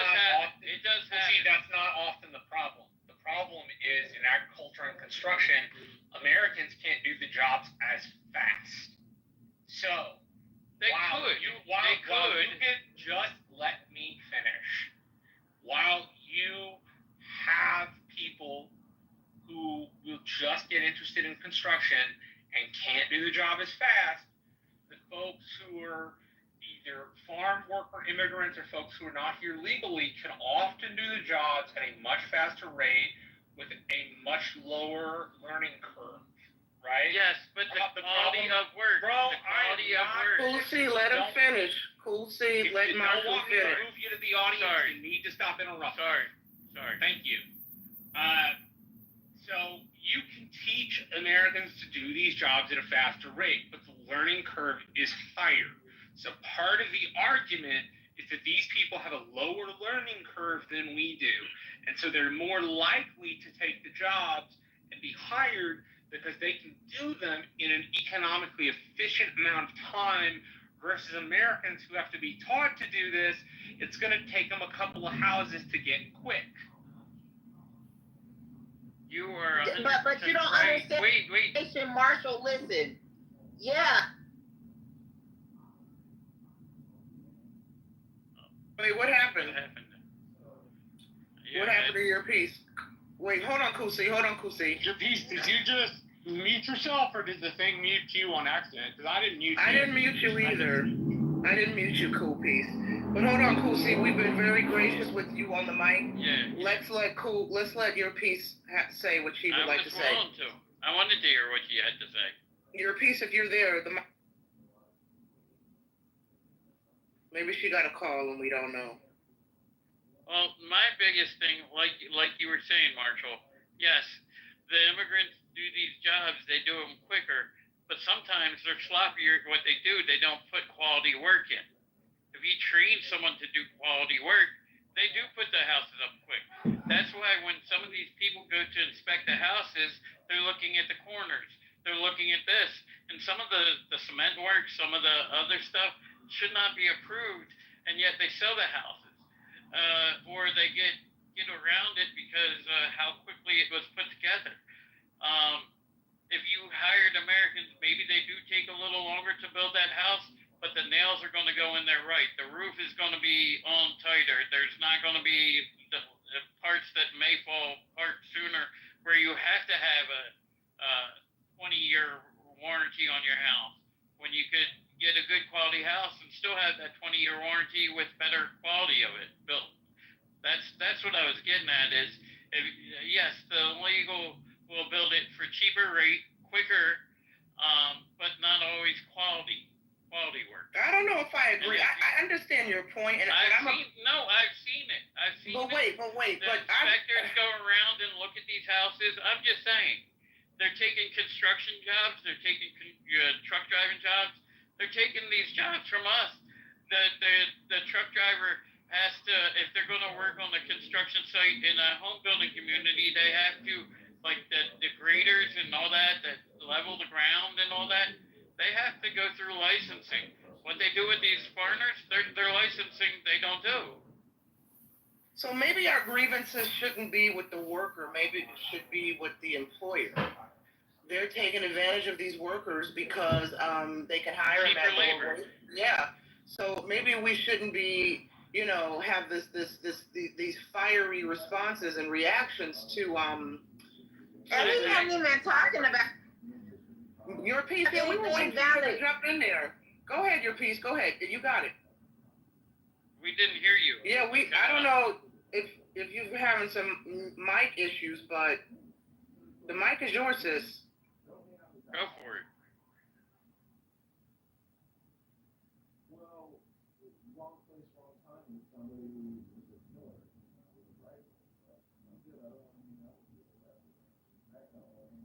Okay, so hold on. Who is this that wants to come up? Arthur, I was trying to bring you up, but I added you as a friend. I didn't mean to do that, but here we are. You're my friend now. You don't need to add me back, but I was just trying to bring you up. Go ahead. I was going to say, you don't want to be my friend? We're friends now, Arthur. Hell yeah. So I'm a GC with 20 years in the trades. Can I speak reality here? Yes. You got it. Go ahead. Cool C, go on. Wait, Cool C, go on mute so we don't have food. fucking mute. All that over talking male chauvinist fucking pig. Your piece, but nobody's muting you. That's the thing. I don't know who's. I'm not muting you. But I couldn't hear anything that I was trying to. We can't hear. But wait. Let me just say this. Also, let me say this. Facts. This app has been glitching. For a lot of people, for a lot of users, they're finding when they speak on some of these stages, the app automatically mutes them. We're finding that sometimes you have to leave the room and come back or restart your phone altogether, right? Something weird is happening on Clubhouse where some people are experiencing when they start talking, they're muted automatically. It's an app glitch. But nobody on the stage has muted you. I can guarantee you I'm not muting you. So, yeah, if you were talking, sis, we couldn't hear you. As a matter of fact, I was like, your piece, go ahead, talk, but we didn't hear anything. So if you keep getting muted, it's the glitch on the app. So you might have to leave and come back. Is this happening in other rooms too? It has happened to Roger. If y'all know Roger Mayhem, aka Mojo, it happened to him a lot. I was in another space that happened to a speaker. I've not experienced it, but I have been in rooms where other speakers on the stage have experienced it. So hopefully she'll come back. Okay, hold on, Arthur. Before you go, let's see if this works. Your piece, you got it. See, yeah, I'm not muting you, sis. I promise you I'm not muting you. And CO has been silent on the stage. I don't even think CO's in the room, so I know he's not doing it. And the driver just came up, so I know he's not muting you. I'm positive it's a glitch. You might have to restart your phone. I know someone in another room, Mojo had this problem. When he was hosting his own space, he literally had to restart his phone and come back in the room before it started working. So if you want to give it one more try, go ahead. But I can guarantee you I wouldn't mute you. I enjoy listening to you. Yeah, somebody in the chat is even co-signing. It's true in all rooms, go in and out and come back in. Yeah, it's happening a lot, sis. So while we wait for you and this weird glitch with the mic, we're going to turn it over to Arthur, but your piece, when you come back, yeah, just go off the app and come back. Scotty Lynn is saying, hey, Scotty. Yeah, you have to literally leave the app and come back. Okay, Arthur, you got it, Arthur. All right, construction. So there's usually like 3 tiers. There's high, mids, and lows. So the high quality guys work for themselves. They're custom. They're in demand. They charge what they want, and they do banging ass dope work, and they don't have to advertise or look for work or go bid on jobs. And they're booked up months, years ahead of a time. These are your best guys. Nobody can afford them unless you can afford them. So that's top tier. Mid tier is your regular, advertiser, social media. He's got a crew or a few. He's a GC. He's insured. He's bonded.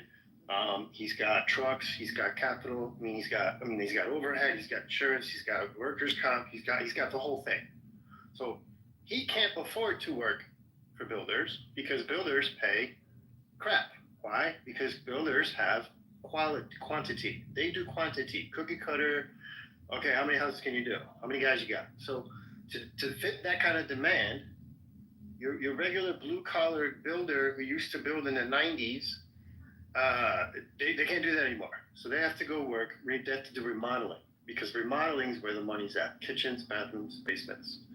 And because people who want to live in a neighborhood in an area, they're gonna move in, buy an old house to be closer to town instead of far away in the suburb, driving, commuting to work in a brand new cookie cutter, shitty, put together house by low-tiered trades that are often hired by builders. Builders have superintendents that hire GCs who just know how to speak English. And these GCs go to the bar and hire, hey, I need 5 guys. We're doing this drywall job or something. And that's how it's done. So these guys are immigrants. They work, they weld, they smoke weed, they party, they do great work. But only up to the quality that they're getting paid to. So to say that those guys can't do that kind of work, that's not true. They often go off and disappear for a little while because they get work. They have quality, but because they're immigrants, because they're not legal, because they're not bonded, because they don't have insurance, because if they break your leg on my job, holy shit, I'm fucked. Because they have that, they don't have the ability to attract the kind of pricing that they are worth. So they work stupidly fast and just barely passing for builders who pay peanuts. So that's how that works. Yes, I was agreeing with you. That's what I was saying. I know it gets a little harder for the contractors and all that stuff to get good quality employees, but if they started hiring better and doing a little bit better, it might work better. And yeah, those ones that are way top tier, they're building their own houses, a single house at the time. The guys who are great these days, they don't need to work for a guy. They have an app. They have Thumbtack. They have a pickup truck. They find work themselves. If you know how to do drywall and some kind of carpentry, you can charge $50, $60 an hour working for yourself.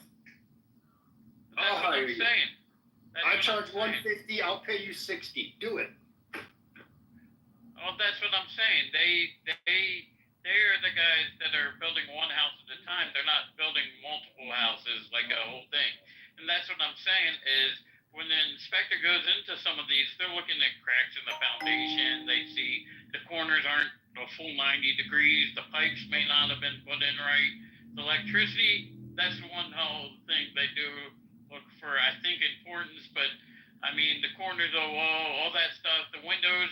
I've seen videos where windows aren't even square in houses that were being built. You have to factor in settlement. Some builders don't want to wait that 6 months, 12 months that it takes when you pour a foundation. You have to wait for settlement to frame and build a house. So they build right away, and it's cheaper for them to have a punch list of things to correct than to build it correctly and take longer, doing it the correct way, and paying guys that are worth it. No. They rather get away with doing 100, failing on 10 of them. Half of them will have warranty issues, but the builders only have typically a 1-year warranty.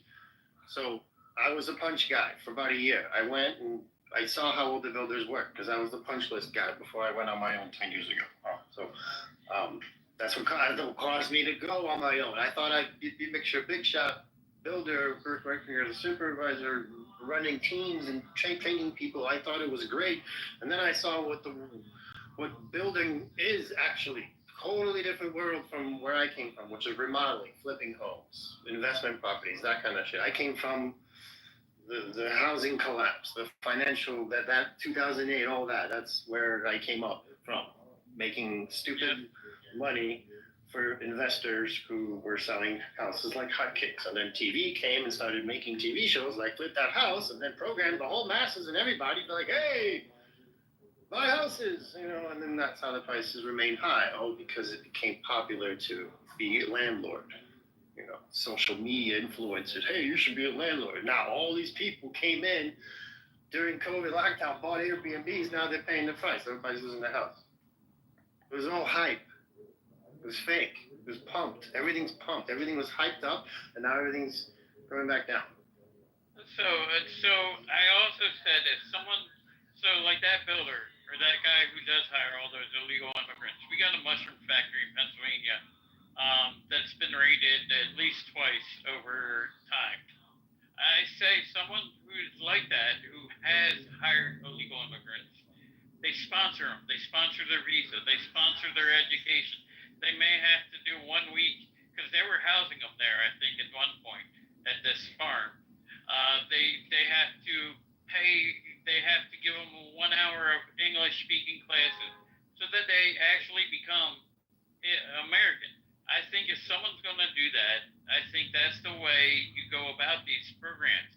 If you're going to do this, you treat them right. You also help them get their visa as part of your program, or get their American whatever. It's not that easy. You got to come in here legally first. If you're legal, you've already broken the law. You can't get papers by being here legal. You need an invitation from a company, from a corporation in the United States, sent an invitation to your address and invited via some kind of work visa, so that when you stay for a work visa and stand for like a year, then you can qualify for residency. And once you become a fucking resident and stay 5 years and take the test, then you become legal. I get that, but if someone's going to sponsor these illegally, whatever, there should be a process to help them become legal, is what I was saying. Okay, hold on. Like that builder or that farm. Pause, Cool C. Hold on, because I'm going to turn it back over to your piece in a minute to see if she wants to speak. I am about to shut the room down in a second here, but shameless plug really quickly, deviate from the immigration migrant job talk. If anybody watches Dexter, check out my interview with Michael C. Hall. I pinned the link to the top. They have revived the Dexter series, Dexter Resurrections. I'm a huge Dexter fan. So if anybody is a fan of the Dexter franchise, there's a new Dexter that premiered next week. There's a new Dexter that premiered last week on Showtime. The new episode drops tonight. For those who are new to the space or new to my voice, I'm an entertainment news reporter, so I interview a lot of celebrities. And I'm just proud of the fact that I got an opportunity to interview Michael C. Hall. It's a very short interview, but there's a link at the top for anybody who's interested. Check it out. Your piece, are you there? Would you like to share your piece, miss? She's not there. All right, ladies and gentlemen, another thing. I run a club here. Our house is called Press Hollywood. Join the house if you like conspiracy theory talk as it relates to politics, UFOs, aliens, and celebrities and celebrity gossip and pop culture. And I play a lot of my celebrity interviews in there and spill the tea. We're meeting tomorrow at 2 p.m. Central, so if anybody's interested, give me a follow or follow the house and check us out tomorrow at 2 p.m. Central. Now, final thoughts for anybody on the stage, because A, I gotta go eat, and B, it looks like some of the people that I like on this app have opened up another room that might be a really good discussion, and I want to go in there and check it out. Your piece, you got. Okay, I was just saying this too. Okay, what is going on with my sister's mic? I think some of these mics, if they're going on there, as soon as it hears you speak, it's actually messing up, because depending on her pitch and tone, depending on what she has, may be cutting her off automatically. It might be the device, not the phone. It could be the if she's on a headset, that headset might automatically mute. So, well, she left. This is annoying me. For the record, I hope. I agree. Folks, no, I wouldn't mute her at all. I don't mute people. Okay, so that's as soon as she got high pitched, it went to silent. So as soon as she got high pitched, it automatically went to silent. So it could be her headset or her earphones or something, thinking she's saying something else like, "Hey Siri." And why? You don't have to defend yourself. You seem to be a very nice person and a very nice host, and you wouldn't do that. I'll just say that. What house is it? What house was it again? It's Press Hollywood. Press Hollywood. 2 words. Press Hollywood. And how often? Every week we meet on Saturday. Sometimes I have to work on Saturday. If I have to work a junket, then we don't meet. But usually every Saturday at 2 p.m. Central. So we're definitely having a room tomorrow because I didn't have a room last week. Yeah. So tomorrow we have a lot to catch up on in the entertainment space, and really, if you're, and I just say this as a general, it's really not this. Our language is foul in there. Okay. If you're the easily offended type, if you don't like conspiracy theories and it talks about aliens and government conspiracies and MK Ultra and celebrity sexual sacrifices, is not the room for you. Anunnaki at all? Yes, we cover all of that. So I guess I might have liked it. The black I guess Epstein's name was mentioned, huh? Oh, we talk about all of that. No topic is off limits, and all voices are welcome. We have everybody that comes into all voices are welcome. Black, white, gay, straight. We don't care. We don't discriminate. Everybody can come in, right? So tell a friend, join the space. But listen, guys, I am going to close the room now. I'll look for you. Thank you. All right. Y'all be blessed. Same to you. I'm going to give you a follow, Jules. Y'all be blessed. Have a good Friday and a good weekend, and we'll see you in the next Healthy Debates room. Playing basketball with them, and then they become our best friend. So we was like, what's going on with her? So my mom said, it's okay. If you like girls, I still love you. I think it's okay. Everybody's like, leave me alone, Grandma. You didn't say. Come to find out, the motherfucker like boys and girls. Your mom's cute. It's okay. The only thing my mom and dad said, they're not going to approve of her bringing home a transvestite because he would. Yeah. Like my daddy said, don't do that Kehlani shit. Have a baby with a man that dress up as a woman. Oh yeah, Kehlani. He said, you do that shit. That motherfucker don't love you. He trying to look good for another man, not for a woman. So my dad said that's his cutoff when it comes to her relationships. But she done had, now that she done came out the closet, she done had a boyfriend that she was actually serious with for a long time. She broke up with him because he got She broke up with him because he got a DUI, and she was like, "There's no future in that." She's like, "He got the record now." I was like, "Okay." Then she had a girlfriend that didn't last because she used to smoke. I know this kind of sounds crazy, but she's like, she smoked weed. I don't want no girlfriend that smells like marijuana and cigarettes. Yeah. So.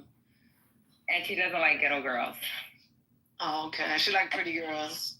She says she wants a decent looking girl, or she wants that has some. But does she like girls, or she likes girls that are pretty that dress like boys? She doesn't like girls that dress like boys. Oh, okay. Yeah, so she likes pretty girls. She's a femme. Oh, okay, okay. So in our world, if it's a girl she's gonna chill with, she's gotta look like a girl. And then she looks like a girl. So she will wear her crop shirts, her girlfriend's gonna wear her crop shirts. Yeah, that's how my niece is. But then yeah, that's how I am. if she's with a boy, he gotta be. So I think she got this from my mom. He's gotta be like getting ready to graduate from college. And he has to be able to have a conversation, and he has to be a socialist Democrat. If you're conservative, she's not fucking with you. Yeah. So I was talking to my niece that day. I said, yo, if I put my niece on this app, she will chew this fucking stage up and spit it out. She will too. Oh my God. She be listening to y'all talk. She was like, where do they get their information? Because she was the same way. She was like, where? Do they read books? That's the same thing that City was telling me when I was on the app, when I was at her mom's house.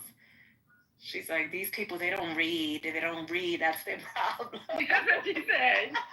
I said, they read the headlines. They don't read the article. She's like, sometimes even within the article, it's nice to do a quick Google search. I was like, yeah, you're right, babe.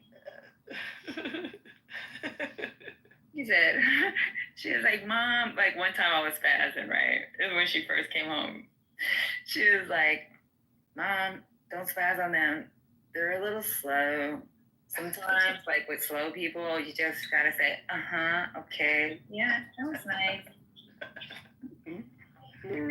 sharp as hell. I'm laughing. My niece was like, you know, I blocked all the family that was Republican. I don't follow them on it.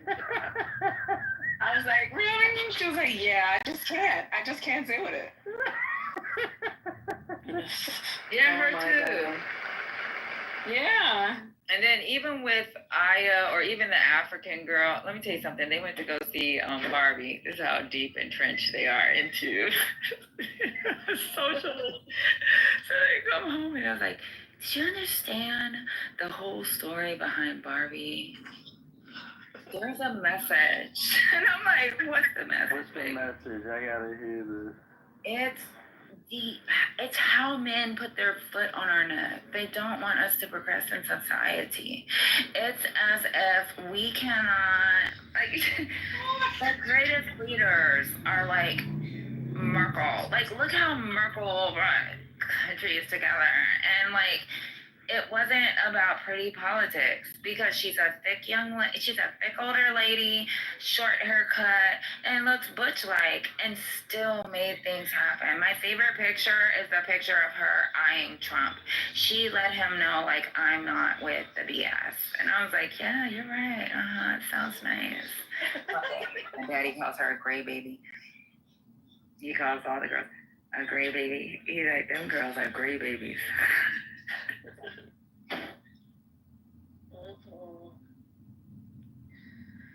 And my niece said she don't want no kids. And I was like, okay.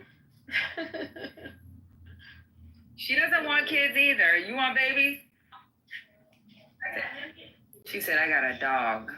She said, I'll adopt kids, but I don't want my own kids. I'm like, she doesn't even want to adopt. She was like, why would I adopt children in this world? Oppenheimer, they called it Barbieheimer. Oh, I hated that they did that to us. Like, they was trying to pit men and women against each other.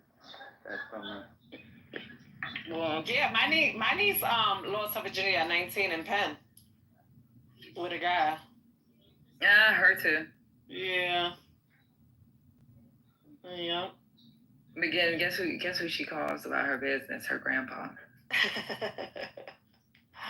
What does grandpa say? So the first time he was like, I want to hear this shit. He just said her. He was like, okay, baby, okay. So what he does is he calls me. My mom's at work. He's like, call your mama. I don't know how to do this three-way shit on my cell phone. So I call my mom. He was like, you know that damn girl called. I said, what'd you say? He said, okay. Well, if you need something, just let grandpa know. So he called me. I called my mom. He's like, I don't know. My mom was like, it's okay. It's okay. It's okay. It's okay. We need her to be able to talk. If she's telling you her secrets, it's okay. Yeah. My dad was like, I want to hear that shit.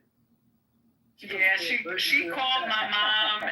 No, my sister, then my mom, then she called me. I was like, okay. And you okay? Like, how was it? And, was he, did he know what he was doing? Was he too rough or what, did he take his time? She was like, yeah. I was like, okay. Now, she told me she didn't like it. It's kind of bad because, like, a lot of men don't realize, like, guys be like, oh, I want to pop her cherry. She's going to fall in love. Like, even with me, the first time I had sex with somebody, it's like, it hurt so bad. Like, it hurt. Yeah, there was no pleasure when you're trying to, yeah. Mm-hmm. And you can either regret the dude or you just love him because of his personality or how he takes care of you. Like, guys think that you fall in love with them because they popped your cherry. Nigga, your dick didn't amount to shit for our first fuck. You broke our hymen. And that shit hurt like a motherfucker. If we stood by your ass, it's only because we loved your personality.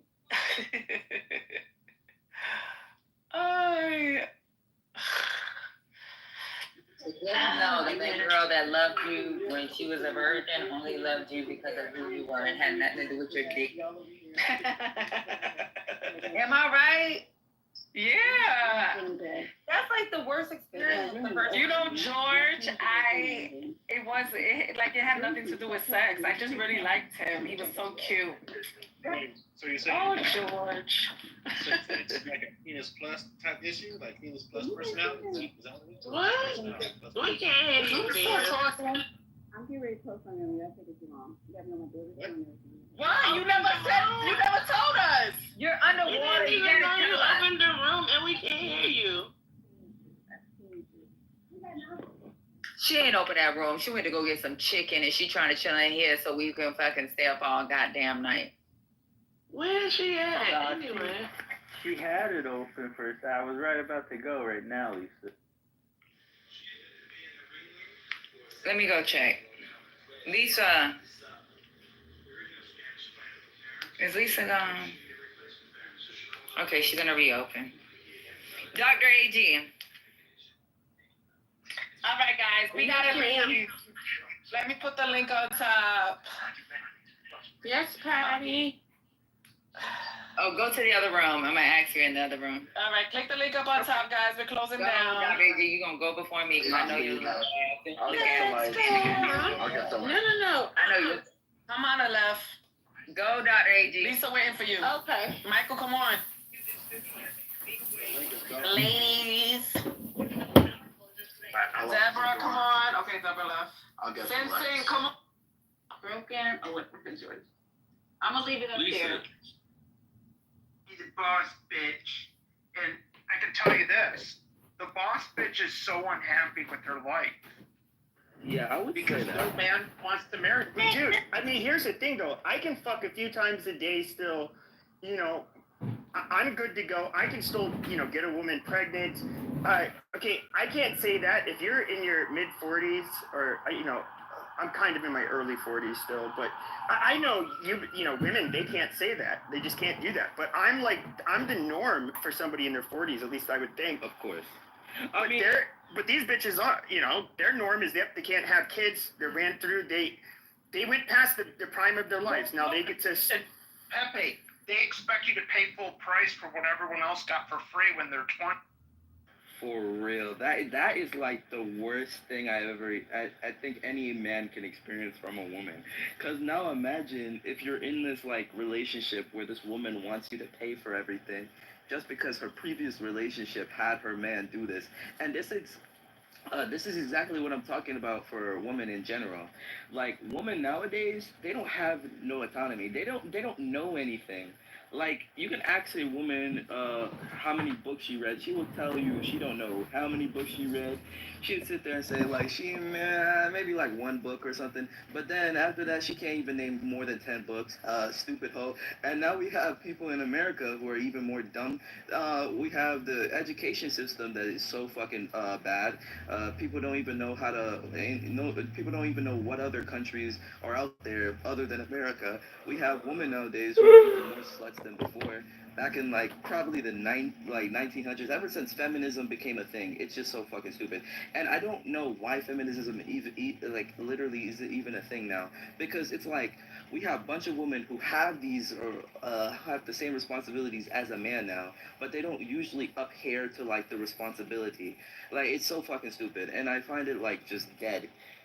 Sarah, you said only beta men worry about paying. Fuck that shit. Okay, like, before the manosphere was a thing, like, Tom Likas was big on radio when I was in college, and you say, always go half.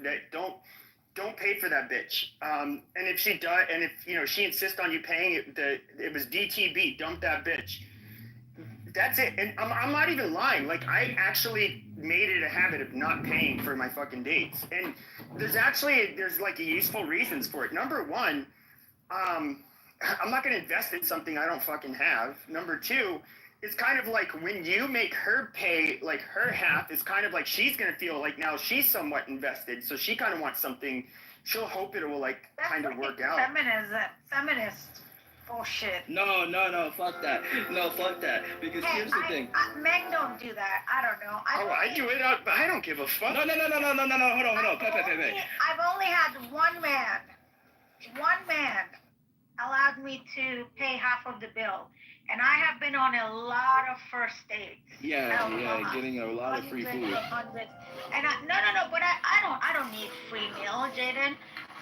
But I have always offered to pay, like split the bill. Look, I can understand that. But that's absolutely a trap. If a man says yes, I'll split the bill. I'll probably pick the whole bill. I won't even split How is that a I'll trap? pay it because they're never gonna get a second date.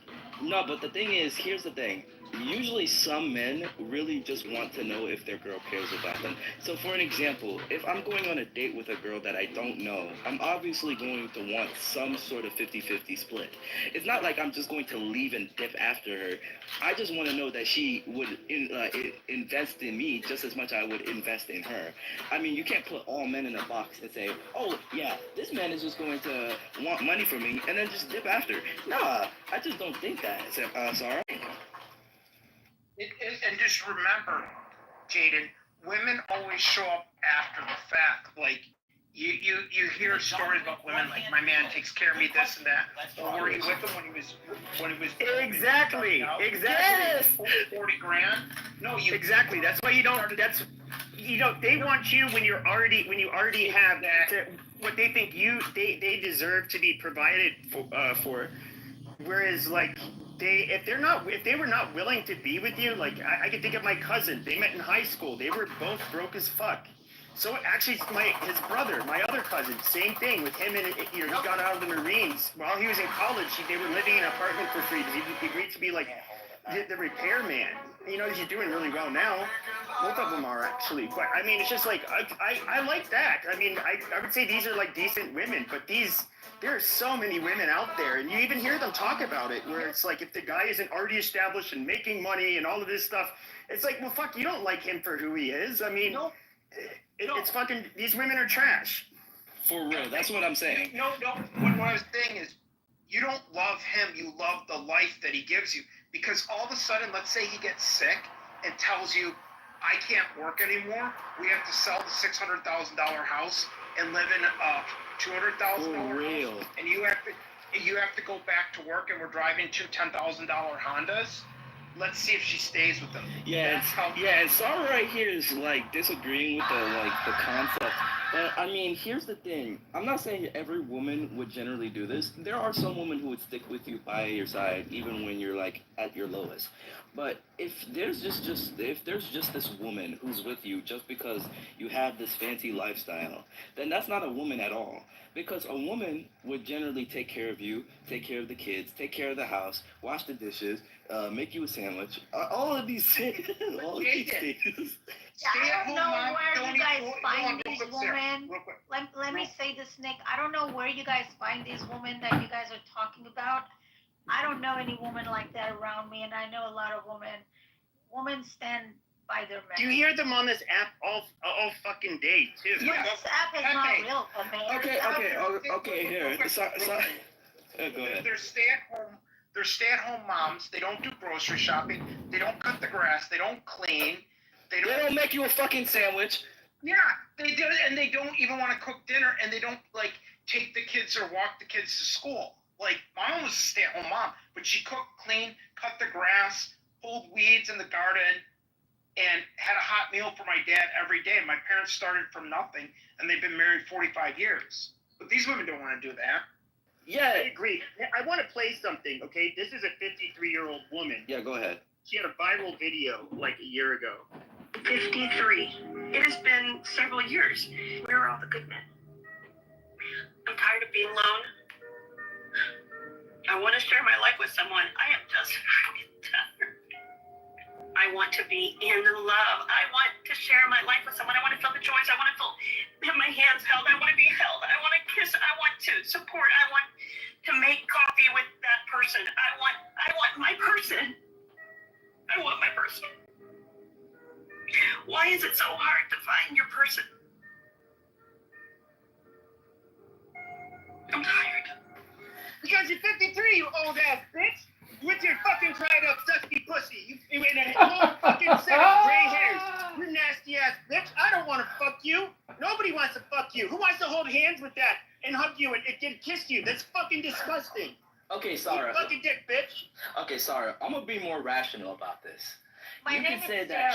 Sarah. Don't call me Sarah. Okay, Sarah, whatever, Sarah, whatever. But Sarah, there's multitude of women nowadays who are on OnlyFans. The people who are paying for these goddamn websites are men. But you want to know who continues these things? It's women. They have the choice to say, no, I don't want to do OnlyFans. They don't want to do it. But you want to know why they do it? It's because they're sluts. They don't have anything other to do. They don't have anything else to do. Like, you see mad women in Miami over there. You want to know why they call it the city of hoes? It's because there's so many hoes there. They got hoes in Miami. They got more hoes in goddamn Louisiana. They got hoes everywhere. So it's not something of, it's not even about the good women out there. There's good women out there, but it's less than what it was before. And that is the entire question. Why should I be a man in a situation where a girl could be potentially a hoe? I am not doing that. There's no man in this world is going to pay for no girl's date if they're a hoe. Men should always pick up the bill. No, I would say in certain situations where they're my girl, then yes. If they're not my girl, then it's 50-50. I don't care. I don't care about no girl. I'm not paying for no random girl. You're a feminist. No, I'm not. You can call me the OG feminist. How? Yeah, I'm the no. Because even Tom Likas. I'll tell you, Tom Likas used to say he was the OG feminist. So he would tell a bitch that she has to pay half. I did it all the fucking time without fucking shame. And the thing is, though, is I didn't have a problem nailing these women. So I don't know. You say, well, it's not a good idea. Well, it worked for me. I mean, that's all I really care about is how it worked for me. Yeah, you weren't going to bury them. They were recreational use only, Pepe. I mean, some of them were probably could have been wife material, but I was a dick and, would just like fuck them and just kind of like, I don't really want to fucking hang out with you. I want to hang out with my friends. Go fuck yourself. But again, like you said, Pepe, these women, like, it's funny. I knew a guy that he's engaged to this girl. She had 3 kids from 3 different men. No. She's like 45, and he has no kids. And he has a pretty decent job. I think he's like an engineer or something. And he starts dating this girl, and she's all posting online on Instagram. Oh, my man loves me. He spoils me. He gives me everything I want. Because the thing is with him is he doesn't want to be like 60 years old living with his dog. So, I would way rather have that. Like, what the fuck? Exactly. Guys date down. Women don't.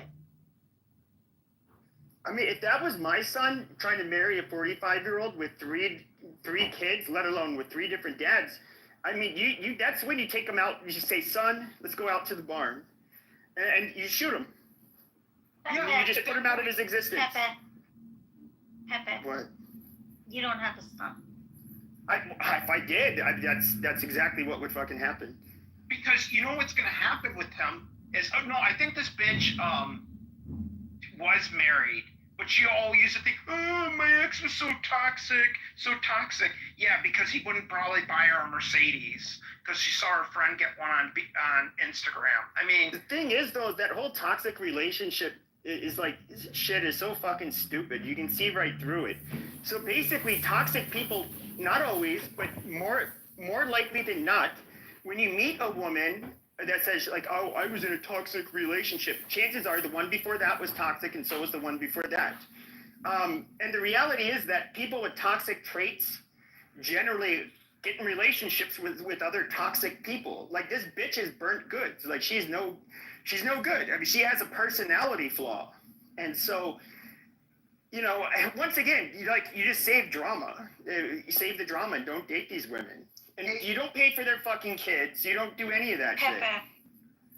Don't split the date bill. I would do whatever the fuck I want. I'm a grown-ass man. You see, it's one thing if I ask like a woman out, like, then I'll kind of be like, well, it's like my treats. Like, if I ask a friend if he wants to go out to eat, like a guy friend, it's like, oh, I'll sometimes pay for it. But if it's like a fucking, just some bitch, like, oftentimes they'd be like, oh, do you want to hang out sometime? Like, I'm definitely not paying for their shit.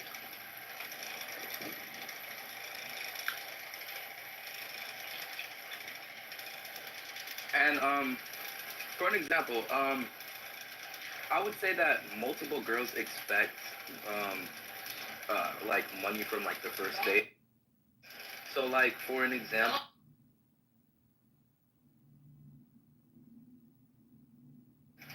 I have to think about that question. Why do you think they created Pepe the Passport Bros? Because these women in these other countries are much more submissive and are actually real women that will cook and clean for you. Well, I think it's twofold. I think number one, a lot of these, I mean, getting like a mail order bride has always been like a way that white men or men in general could like, they could get like an Asian woman or something or a Russian woman that was like more attractive than what they would have gotten in the United States. I just think it's them. Some of it I think is disgusting. I saw like a 40-something-year-old guy, and he paid the mother to marry her daughter, who's like an attractive like 19-year-old, and I'm thinking like this guy's a creep. Yeah, that's fucked up. What do you think? Pepe, if they're like, you know, like 40 and they're going for something like 35 or something like that, yeah, that's creepy. It's like 45 going for a 19-year-old, like Leonardo DiCaprio. Wait, but what do you think of people like Andrew Tate saying it's okay to date girls who's like 19 and above age if you're 40? I'd say this, like, if a 19-year-old who's down to fuck a 40-something-year-old is gonna fuck a 40-something-year-old, whether it's you or not. So, I mean, I don't really care. I mean, I when I was 17, I fucked a 42-year-old woman. Mm-hmm. Like, I didn't, you know, it wasn't traumatizing to me. A 40-something-year-old woman raped you? No, it wasn't rape. It was just like fucking a 16-year-old, you know, that would have been like around my age. Except for she gave me my you know, she did kind of give me the creep. She wanted she's like, I want to be in a relationship with you, and it's like, what the fuck? Her daughter was my age. But I survived rape as a juvenile, I guess. Jaden, you have a very, very annoying background noise. Yeah, sorry. And you're eating? No. Mute up now. Yes, mother. I mean, I don't know. Like this bitch up at top, in the link above, and then the China woman that was like, you know, saying like, there's like seriously a shortage of attractive guys. But like neither of these bitches would be seen with an attractive guy. Like I don't even understand why the fuck these bitches are like even bringing it up. Like when would they ever be seen with like some tall handsome stud? They would not be fucking with these frumpy bitches.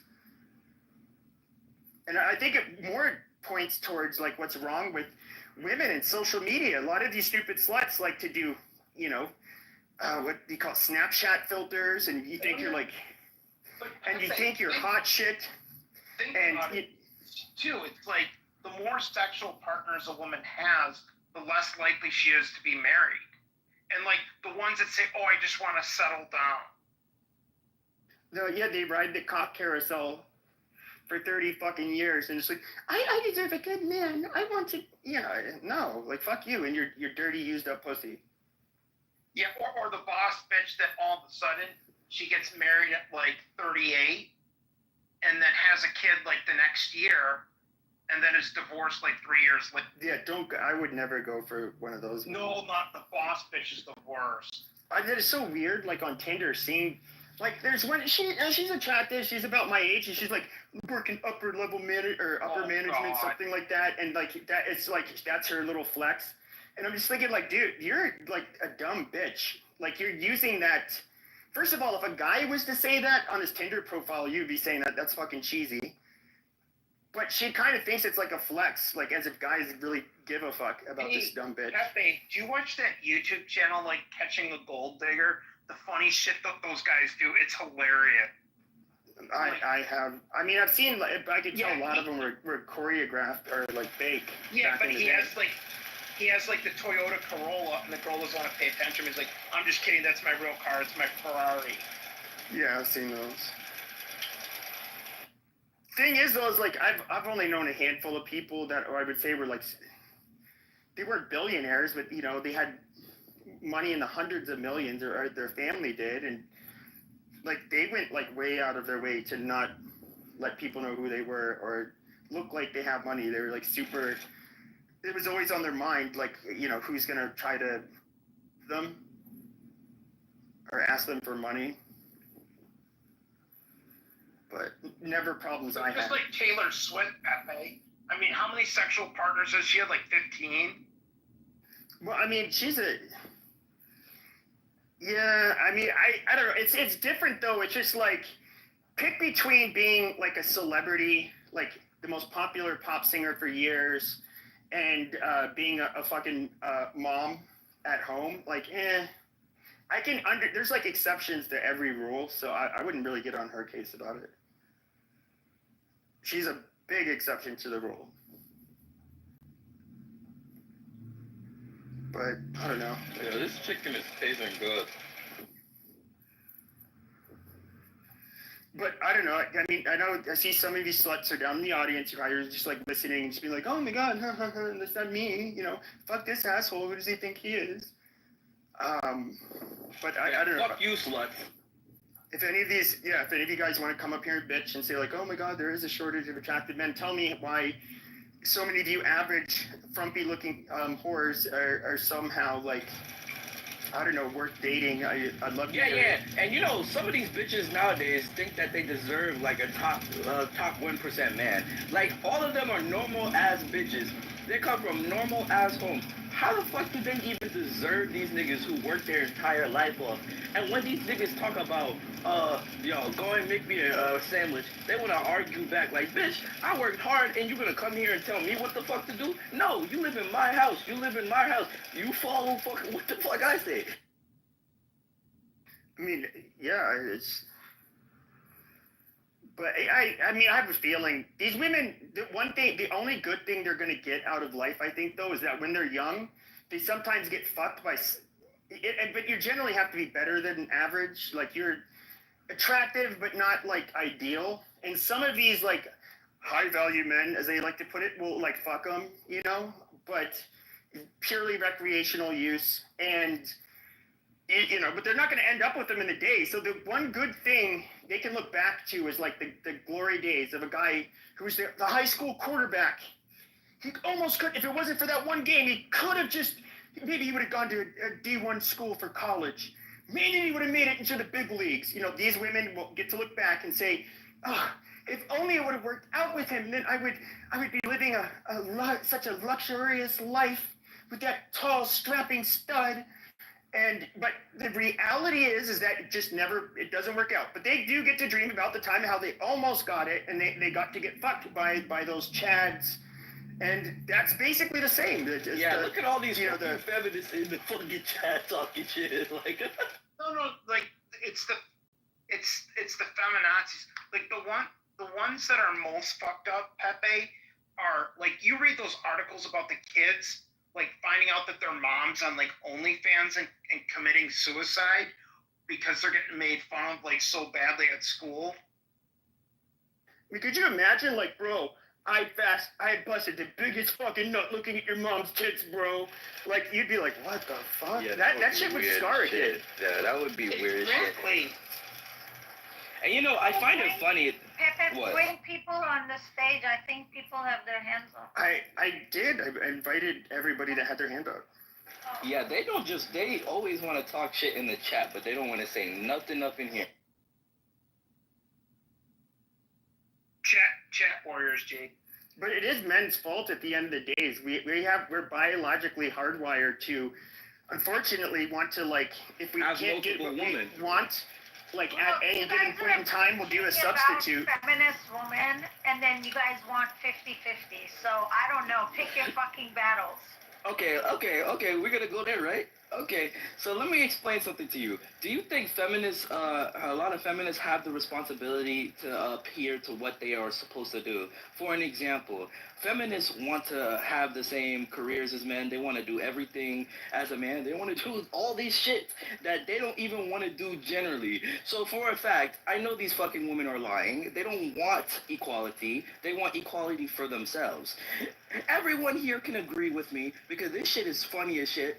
All these these women nowadays just want equality for themselves, but not to adhere to the responsibility as the same as a man.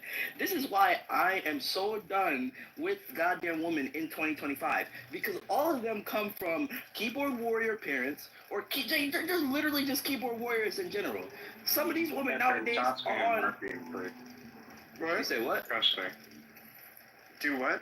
Just mod me for a second. I'll drop. Just mod me. You don't have to drop. Just. I'll let you know. No, I had to take out the trash. That John Kitover is Edmund.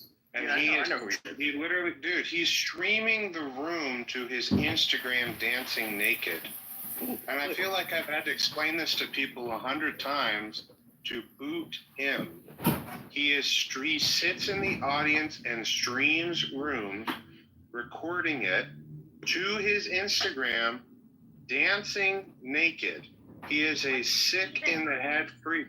If you see him, boot him, please. So Steve streaming with one of those anons down there. You can't kick the anons out. Well, I'll just say this. Well, I have his alt blocked. So what I'm saying is, even though someone might not be able to appear, they still can't come in if they're blocked by a mod. That's one of the only things that's good.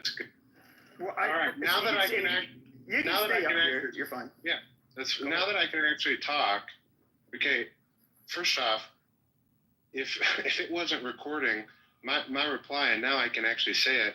When you say, "Oh my God, I'm 25 and I'm so done with women," I almost got off the mic and said, "Okay, well, enjoy men," because what I've been hearing is absolutely disgusting. Okay, if you're on an app and you're saying that you're just on there to just hook up, and then you're complaining about the quality of the women, hello? Okay, the worst thing that happens in society, and this is for both genders, they don't do any vetting. They don't do an ounce of vetting. They just match, and they just either jump right into a date. There's no phone calls, there's barely anything, just surface level. And then you realize, oh my God, this is a total disaster. And then they want to try and get out of paying when they should have just done vetting ahead of time. I can tell you right here, right now, anytime that I have ever been on those apps, and I haven't been in a while, all you have to do is pick up the phone. 1 or 2 phone calls before you go out, you 90% confidence you can figure out, as long as you ask the right questions, whether it's worth your time, if you're actually trying to date. And people don't do that. And so what happens is you get to the date, you realize there's 0 there, and then you want to try and get out of your responsibility even though you asked for the date. I don't care if it was absolutely complete mismatch. Being a man is paying it and moving on, and hopefully learning a lesson and not ending up at a date where you didn't do any vetting. And before you come fuck off the that mic, shit. No, fuck that shit. Yeah, no. I know. You hate the idea of responsibility. No. It's not about even responsibility. It's about the fact. No. Fix your bicycle tire, dude. Oh, no, fuck that shit. Fix whatever the hell noise is coming off your mic, dude. You're blowing up our ears with the weird clicking noise. It's the rain. But fuck that shit. Well, then get out of the rain. No, but what I'm talking about is different to what men should do. Men should be prepared first before going on a date, making sure that the person they're on a date with isn't just using them for money. Stefan, I know you're not a dumbass. When you go on a date with somebody, the first thing you should do is make sure at least they are attracted to you. Is that right, Stefan? Well, first off, it's Steven, and it doesn't really Steven, matter. whatever. Yeah, well, it's not whatever. It's here's the thing. Hopefully you're listening, because you might be able to learn something. I'm going to tell you right here. First off, also your profile, the only thing on it that it says is atheist. And you think you're going to find a tradition? You think you're going to try a traditional value woman? It doesn't fucking matter. It doesn't fucking matter. It doesn't fucking matter. It does not fucking matter. Because here's the thing. No, it doesn't. Because here's the thing. I'm not asking for a relationship. I'm asking to just have sex. That's the entire fucking point. I don't give a fuck about a relationship. Shut up, because dude. Why are you complaining about women if you're just using them? It doesn't matter. Well, I just want to say this. You just literally use women, but then you're gonna sit here and take 20 minutes to complain about women. I do want to stick in the head. Dude. I kind of want to deflect to something else. And so the other problem with women is that they say they want one thing, but they don't. And so, you know how a lot of women, tend to be more liberal than guys. It's no surprise there. Well, dude, you can go on like Reddit. There's there's one called like fucking fascist. There's a bunch of them, but like they're like ashamed of their embarrassment, but they like literally talk about how they want to have really rough sex with some MAGA Chad, and because in a way liberal men repulse them, or they're repulsed by liberal men, and so it's I don't know, like how. I don't even know what when I hear like the women like in these videos like I was posting. I mean, I think they're being very disingenuous. I think why is that 53-year-old woman that was whining and crying earlier? Why is she in the situation she's in? Now I can say why I'm in a situation I'm in. I didn't really vet. I was in a relationship with a crazy bitch for 8 years, and that says something about me. At least I realize it. So I'm not saying like, oh, if only I met the right woman. Like I make my own choices. But Steven, I have to push back. You said make phone calls. Dude, I do not want to be stuck on a phone with a woman for like twice. Like that fucking sucks. Like I could be doing something else. Okay, so you can't invest in a phone call, but you actually think you're going to find the woman that's meant for the rest of your life. Well, do you understand how backwards that sounds? I'm not even looking, so I mean, I guess maybe that's why. Okay. So then this is why this conversation is so disjointed. Because some people in the chat and on stage are talking about women to date long term, and some are talking about one and done. The one and done should absolutely shut the hell up about women if that's all they're using them for. Well, actually, no judgment. If that's all you want to do, if that's all you want to do, and as long as they consent, go ham. But who in the hell do you think you are to criticize women's depth when all you do is see them as a release? Well, actually, I don't think that we're talking about as a basis of like just fucking them and then dipping. What I think we're talking about. You just said. You want a sexual release doll that sticks around. Yeah, that's what I said. But I'm not saying that I want that long term. I just said that I want that now. The difference here is that we're talking about the shortage of attractive. We're talking about the basis of women nowadays, and we're just giving our opinions on it. We're not actually. You don't get the right to have an opinion. How so? If you're not treating a woman as someone to date, then you do not get to hold them to a standard as if you are dating, and that's vice versa for women to men too.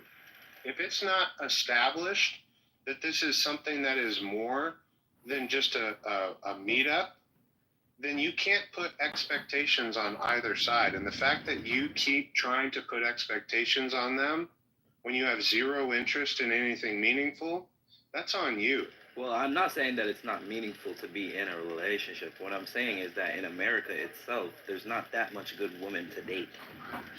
You're just dead wrong. I'm not saying everything. You're not. You just said that you haven't been looking for women to date. Whoa, so you don't. Wait. Hold on. I said I'm only looking to have sex. Second, I never said. Then why are you commenting on the dating? Wait. Hold on. Don't interrupt me. I was talking. I can do whatever I want. I'm a mod. Yo, Pepe, make me a mod real quick. Make me a mod real quick. I mean, I've known him for a while. This is you fucking have 20 annoying. followers. You're an atheist. You Yeah, of treat course. women like me, and you're gonna talk to me that way? Yes, I am. Yeah. Good luck with that. I mean, let's be for real. All the time, you can say that I can't make an opinion based on the women of today because I'm not dating. But that doesn't necessarily mean any fucking thing. Just because someone doesn't have, like, I don't even think anybody has to have an opinion or even do the exact thing that they're doing to have an opinion. Just like an atheist or an agnostic atheist could talk about Christianity, even though they're not religious. You can't use that same thing on me. No, Jay, have you heard of a word called humility? No. Have you heard of a word?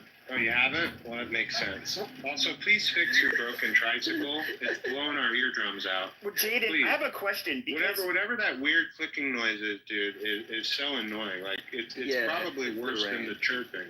It's the rain. I'm not gonna Jaden, lie. I have some concern with what you were saying. Now, you know that there is another epidemic. I know we're talking about the epidemic of not many attractive males. There's also an epidemic of absentee fathers in the black community, and they do tend to emphasize the bump in the hay or roll in the hay, as they say it in the country. I'm not from the country, but they, and then they just take off, and it's like basically they go after the pussy, but they're not like really like good father or husband material. Jaden, are you mentally ill? If you're not talking, why do you keep unmuting yourself? Your background noise is really, really fucking annoying. Yeah, if I keep muting myself, if I'm muting myself, that means I'm trying to make the noise less for your ears. You keep unmuting yourself when someone is talking, and then muting, unmuting, muting, unmuting, muting. Stop it.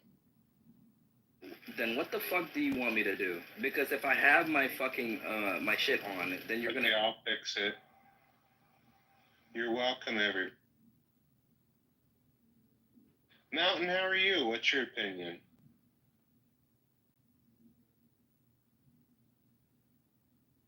Hello?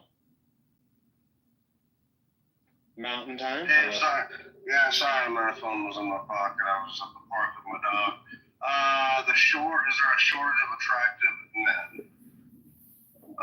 So I'm gay. I'm not gay, so I guess to answer that, I don't think it's that, man. I think that, so I was reading a deal, and I've never really verified this, but it was saying that almost 80% of younger men are choosing to be single now, in America. And, I came from a pretty rough relationship myself. I did choose to date a little bit younger than me. I mean, I'm 35. I was 31 when I was dating a 20-year-old, and that was probably a mistake, she was a lot younger than me, but I just noticed, man, that probably on both sides, we have Tinder, we have Chatterbait, we have all that, we have all this dopamine and stuff like that seems to be affecting us. I think that maybe on both sides, but a lot of us, maybe it's just easier for people to walk away. It's easier than ever now to walk away from relationships, not put up with anything. A lot of times the woman or the man is unwilling to put up with too much. They're willing to walk away. And normally you're going to have problems in relationships here and there. That's a normal thing. People are taught to kind of walk away from that. Also, sometimes women I've noticed they have this expectation a lot about, maybe men do this too, but a lot of women, they believe that they only need to bring themselves to the table, and that's it. No cooking, no nothing. Like, I cooked, when I had my girlfriend. I always cooked, I always cleaned and stuff. It was a little bit bullshit, Her expectation was mainly to be there, I think. But for hers, a lot of women, I've noticed that with my relationships, that they want you to bring them happiness and peace and lift them up and everything. But them, they just have to exist. Then you need to walk away. Or you need to do better vetting so you don't get trapped in the first place. Well, it's actually, I know this might sound like a crazy concept, but to the guys who say, oh my God, I don't want to waste time with a couple phone calls, you'd be surprised how much you can learn ahead of time to where you won't make, a $100-200 mistake for your first date. Oh my God, I had no idea such was like this. We're totally opposite. Guess how you could have figured that out ahead of time? A phone call. It's not rocket science. It's not a traditional, so I don't know about you guys, but I'm not the traditional type that goes out and and meets girls on like normally I meet my girlfriends at work or at like through a friend or something like that. Like I'm not actively going out on fucking dates and stuff like that, so I can learn about them and stuff. It's because that's all bullshit anyway. That's not how a lot of people do it anyway. Nowadays like that. She's gonna bullshit you or he might bullshit her anyway. If you go on a date, tell me about yourself.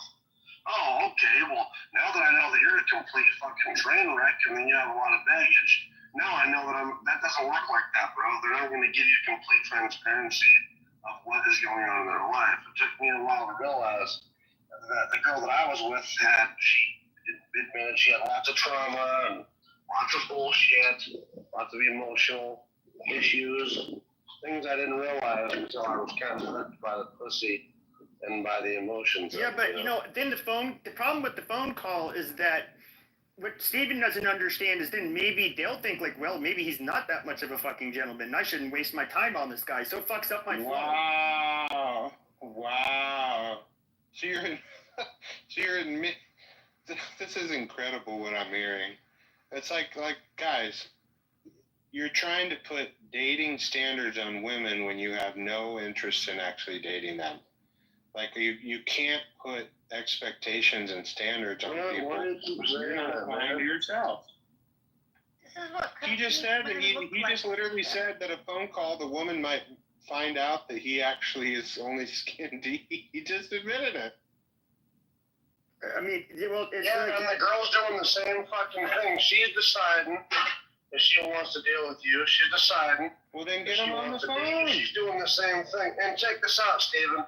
Most women have backup men too. Most men have friends, have fallback men, have men that are their friends if that doesn't work out. Most women have the same fucking thing, so they're gauging and they're deciding that they want to put up with this shit or deal with it, or if you're the right one, if you're the potential mate. But the truth is, most of these women have multiple men, or at least a few men that they could fall back on. That's why I like. I mean, Steven seems like a nice boy. Maybe parents would be like, "Oh, he's a nice young man. He can marry my daughter." They probably wouldn't say that about me, but that we just operate differently. But I don't know. I say I'm not going to torture myself on fucking phone calls. I don't. There's a reason. Whatever rooms I'm in. I'm not giving this advice to you because you're not looking for it. Yeah. My advice is to the people who are actually trying to find someone serious. But I mean, that's two torturous fucking phone calls, pretending like I care about what the fuck this woman's saying. Let me explain something to you guys. Let me clue you in on a little secret here, okay? I don't have washboard abs. I don't have a perfect situation where I'm swimming in hundreds of thousands of dollars. But you know what? In my entire life, I have never, ever had any issues with women. You want to know why? Because I know how to communicate. And there are so many women out there that are so desperate for a guy who can actually just have a basic conversation, let alone an advanced one, that if you can actually step up and learn how to talk, how to be genuine, I'm telling you, you're fine, you're good, you're set. You just have to actually choose to do it. And you guys are literally screaming to the heavens, I'm not going to talk to them. I'm not going to bother with any conversations. I'm not going to get to know them first. I'm just going to jump in and bada bing, bada boom. And it's just like, no. I'm telling you, women appreciate intelligence. Women appreciate humor. Women appreciate listening. And by the way, there is such a thing as being both, okay? You can date, and they also love to, they'll give you all the affection that you want. I'm just telling you, if you actually want something serious, you have to treat it seriously. But honestly, at Mountain, it's not worth your time. I wouldn't. There's the chance of a woman being worth settling with and listening to, or honestly, like, I just look at it up my entire life. That is nice. But 2, 3, 4 up the scale. You want to know why? Because I actually have a head, a heart, and I actually talk, and I'm just normal. Yeah, but I'm not trying to use and abuse them. It sounds like you like women, okay? Whereas I think they're fun to have sex with, but then like the 99% of the time you're not having sex. They're a fucking they're a pain in the ass. Like why do you want to be with a woman? You have to like pretend like you like shit that they're doing, that they're saying. That's they want all of this reassurance and cuddling and shit. That's where the vetting comes in. Don't be with one that's annoying. Find one that's nice. Find one that has a hobby. Find one that has some depth to it. That will leave me the fuck alone. You can't figure that out if you don't talk to him first. I mean, yeah, she can just like let me do my thing like almost all the time. But yeah, I could tolerate it.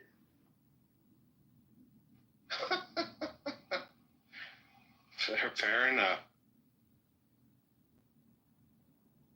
All right, we have a woman on stage that everyone should be listening to big time. She's from the conservative X space world. My good friend, Allie Hopper. How are you?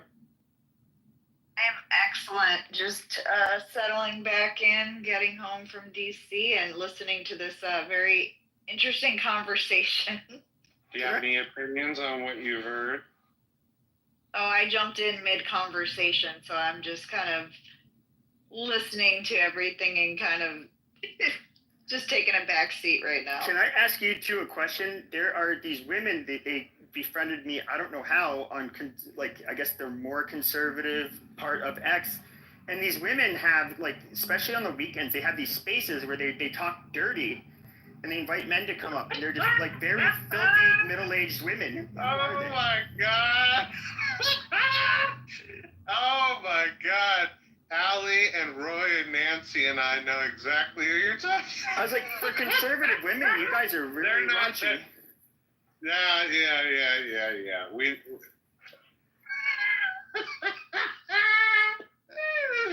Oh my god, I know exactly who you're talking about, and I can just tell you they're major exceptions to the rule. They are very strange people, but It also matters the time of the day, Steven. I mean, everyone's on a different time zone. So when you're getting Saturday night at 2 o'clock in the morning about on the the East trio. Coast.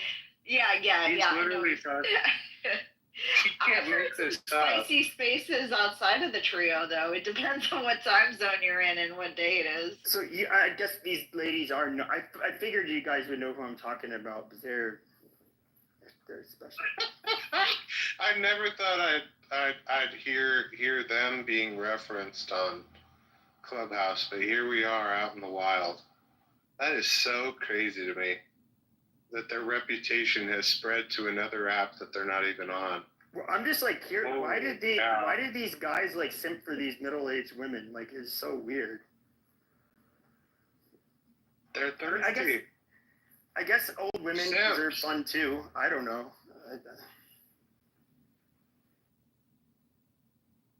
Simps ruin this app, bro, sometimes, I swear. No, I'm actually more mad at Simps than I am women. These OnlyFans girls would not exist if there wasn't perverts that were sending them a bunch of fucking money. And I guess the top creators can earn millions of dollars, and that is all because of simps that jerk off to their content. These people are so disgusting, and it's just so pathetic. Why would you give your hard-earned money to these women? It's just so weird. And it's not it's just sinful in a way, all around. You're actually paying a woman for doing something bad, and you're wasting your money to do something bad while looking at her content. It's just I don't know, I can think of so many other things I'd like to do with money that I've never paid for porn. That is the dumbest thing in the world to me. Yeah, pretty despicable. Let me ask you this: Are you going to run this space for a while? Because I'll share it around, but I just was asking first. Yeah, I'll keep it up. Okay, hang on.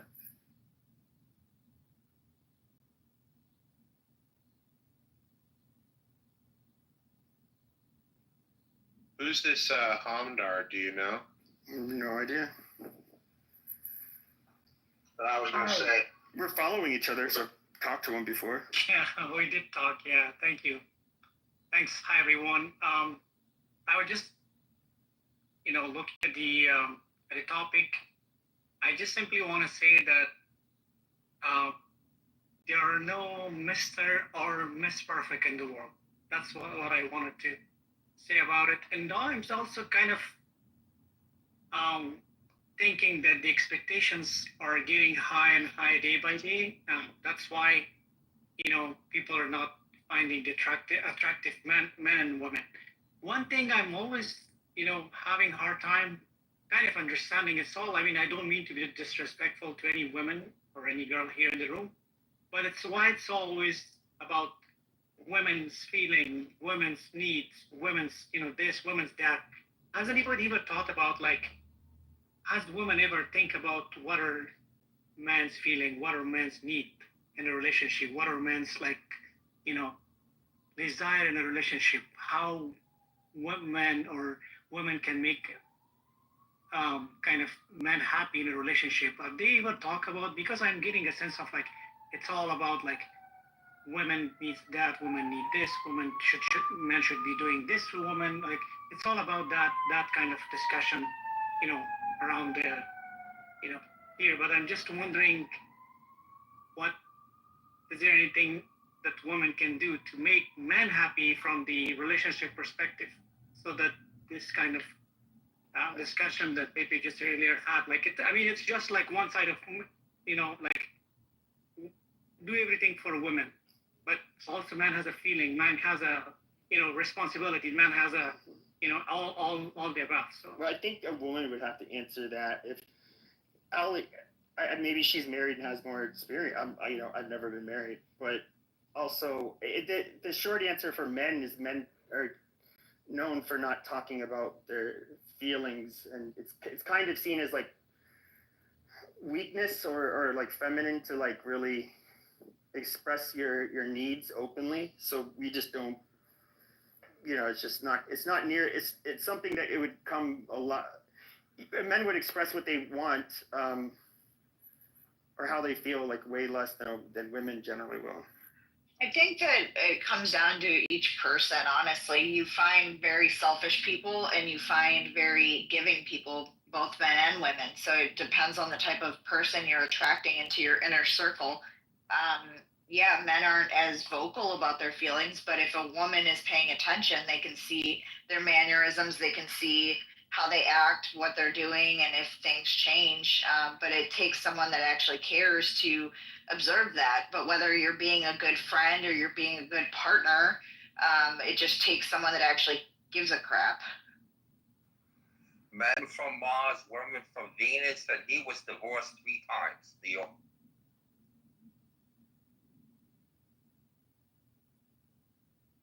But yeah, to answer your question, Pepe, I am married. I have been married for 12 years. There you go. 12 more years than me.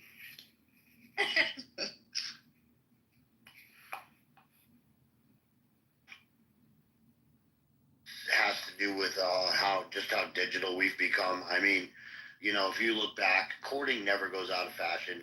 I mean, talking on the phone, getting to know each other before you go on the dates. I mean, if you can't spend an hour with somebody, walking around or talking on the phone, then you probably shouldn't be on a date with them anyways. Yeah. I think that's the biggest thing. We want everything. Instant gratification means we meet on the app. We text a few times because texting is easy. You don't have to have emotion in it. You set it up. Maybe you hit it off for an hour at dinner. You go, you jump into the sack, and then you're done with them. Well, Brian, you bring up a good point. I mean, we used to just go out on dates and have fun, things that we both enjoyed. We'd go shooting. We'd go, clay shooting, paintball, laser tag, doing fun things that both of us enjoy. And so, it doesn't have to just be, talking on the phone or whatever. You can actually just go out and say, hey, I actually enjoy, shooting. Do you want to go shooting? And we did that. Good luck finding girls that want to do that. I did. Do you live did you grow up in the country or something? Nope. Really? Yeah, most of these want to just go get $900 manicures and $600 hair appointment. Do those I think exist? that's part of this digital They age. do in Scottsdale. There's always been like a segment of women that exist in that world, but Why do you guys bitch about what women do with their own money? To look no, like you they guys? like expect guys to like pamper them. That there's like here in Scottsdale, you have some women that are very gorgeous. You have men that have a good bit of money to throw around, and there's going to be guys who will spoil them, I guess you can say. But that's obviously not the norm. Yeah, that's not a date. Getting your hair and nails done. Like, I would never torture a guy by bringing him to one of my appointments. That is not a date. And actually, it's not even fun. No, I don't even want a guy next to me when I'm like at my salon. Like, no, go away. Exactly, and my hair takes so long. I'm just like, half the time, I don't even want to be sitting in that chair. Why would I drag a guy in to sit in a chair next to me when I don't want to be there? Unless there's like cocktails or something. I don't know. It's just, that's not a date. Well, and that's part of the digital thing too, is that, what's put in front of us all the time is what makes, it gives people, ideas, but, the reality of it is, pull yourself away. If you want to get to know somebody, get away from the apps, get away from whatever you're doing, and just like Steven said, there's nothing wrong with picking up the phone and making a call. You can feel a vibe through the phone. If you guys can't agree in the first couple of phone calls, then you probably aren't compatible. Because the reality is, no matter what, if it doesn't flow naturally, yeah, sex might happen, and you might be able to get a hookup or two out of it, but you're not going to want to date. You're not going to want to put anything into it. And in reality, that first date doesn't have to be monumentous. It's what happens is you set a false expectation. If you want to take her out to dinner, take her out to dinner. Don't take her out to something that sells $200 plates, but take her out to someplace decent, someplace you can have a conversation, and then from there you'll see how it goes. When you look each other in the eye is when you'll start to know if you guys are actually compatible. If you're not looking each other in the eyes while you're talking, then you're not going to make it anyways. Hey, Roy, when you're looking at each other in the eye, can there be like a bunch of margaritas in the middle? Who cares what's in the middle? I know we're taking Eye contact. You can drink whatever as long you as want. there's a big margarita with chips and salsa and queso, I am good to go. Right, there you go. Put the big ass margarita on the table and have at it. But that conversation, if you're not looking each other in the eye and you're not responding to one another, like listening and then responding to what they say, or they're not doing it to you, then you're not connecting. I mean, that's just the reality of it. Sorry, but I understand, the instant gratification and quick sex is great, but the reality of it is that doesn't last. So nowadays, people try to get into bed, there's no shame in jumping into bed on the first date. When I was younger, that was something that, if it happened, though I'm from a small town, the whole fucking town knew about it, first of all. But then that girl or that guy, that relationship didn't last. The chances of it lasting when you hook up right away go down to about 5%. And that lasting doesn't mean for life, because that's the expectation of your relationship. That's why they always say to start small and build on it. So you do something small, a cup of coffee, meet for coffee, go for a walk, do something healthy, because if you can't do the healthy things together in the beginning, you're never going to do the healthy things together later on and enjoy it. Roy, Roy, I want to push back, because you say it's not going to work.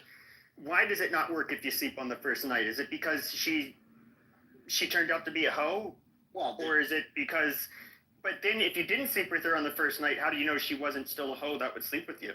Well, and that's the problem, is we live in a paranoid world. And also because the culture right now is so sexual that it's hard. It's hard on both sides. Do you think it's really more sexual today? Oh, absolutely. I truly do. Pepe, The data shows that young, okay, I'm in my 40s, I don't know. I understand there's a lot of drama with the younger people, especially because they grew up more or less online when it comes to dating and interactions. I don't know how much this is relevant to people my age and up, but if we can look at the data, men had, and I think women too, had way more sex in my generation, a whole fucking lot more statistically than this current generation. Yeah, but at what age? At what age were they doing it? Because, like I said, from their teens up until I'm 30. from a small town. Trust me. Where I came from, I mean, if a girl had sex before she was 17 and anybody found out about it, she was a slut. It's just the way it was. But I went to a Catholic high school, and like I would say, at least half of the girls, lost it by 16. So this is, of course, a bigger city. So I mean, I don't know that. I mean, I do think geographical or cultural is a problem. I think in the cities, it can be a lot more demanding on the young women and the young men, and the expectation for sex. I think you're also half Roy's age, dude. I'm 50, dude. He's in his 40s. Wait, what? I'm 50. You're in your 40s, Pepe? Yeah, you didn't know that? Oh my God! No, I didn't know that at all. So I do think he was, Steve. Holy yeah, cow! I'm like a year and a half away from being 45. Oh wow! You just rocked my world. I've known you on this app for several years. I don't think it's ever come up. Yeah, holy cow! How old did you think he was? Definitely in my wow. I thought he was in his 20s. Oh no! Really? I swear to God, I'm being real. Why do you think I just said he was half Roy's age? I wasn't joking. Steven, I always knew Pepe was not. Oh my God! Wow! It just it totally blew my mind. Holy cow! Wow! Wow! Weewa. His pictures. Okay, I want to do something. Let me do a flash. 40 years ago, Stephen. Yeah, I guess so. Oh, well, maybe. Okay, I want to do a flash poll. Okay. And don't just say because now you know. Be honest. Be totally honest. Put a 1 in the chat if you've known of Pepe's age for more than a few months. So a few months, few years, whatever. Put a 2 in the chat if you just found out. I just want to get a feel for the rest of this room. Did everybody know that he was in his 40s? 1 if you knew, 2 if you didn't. 40s. Cast your votes in the chat. There's some old school clubhousers on here. I really want to see them vote. See, Callie didn't know. Callie, that was breaking news. Well, I've only known Pepe for maybe like just this year. So just from other chats, just this year, I knew he was kind of an old man. I mean, it's kind of obvious. His views are kind of outdated and stuff like that. So yeah, of course he's an old man. Just a grumpy boomer. Well, I don't know what outdated views are, but... Well, I guess I was the only one to know, or the whole rest. Are you in your 30s, Steven? Yeah. Okay. It's probably the young boys that just sound young. I mean, and I'm immature too, to be honest. To be fair, before I started doing face-to-face sessions with my therapist, right, like during the pandemic, I thought that she was like, I don't know, kind of my age or maybe just a bit older, because she sounded young. When I met her, I was like, oh my gosh. Yeah, she was like, yeah, I'm 45. I was like, you're 45. You don't sound 45. So I think sounding is very different. Like, some people can sound old, they can sound young. I just think the fact of the matter is, you're in your 40s, which, okay. So you want to talk about the modern dating scene. I mean, yes, it's modern for you because you're in your 40s. Of course it's modern for you. But for, I don't know, other people who are, teenagers, early 20s, late 20s, it's not exactly modern for them. It's just how it goes. So when you say modern, do you just mean not from your youth? Modern meaning today, within let's say, let's say within, no, modern, I'm talking like within the last 5 years. Let's say from like this decade. I mean, sure, I guess, but then like, I feel like. But you don't even know what my position is. I don't even know what we're arguing. Steven, this is happening all over the world. Just about to ask you. I was just about to ask you. right? So what is your issue with modern dating? If you Well, don't mind me asking. well, I didn't say I had an issue with it. In fact, what I was saying earlier was I was giving advice to men who seem to be going that just don't have a clue what to do to navigate it. Look, can I finish my point? Sorry, darling. Thank you, dear.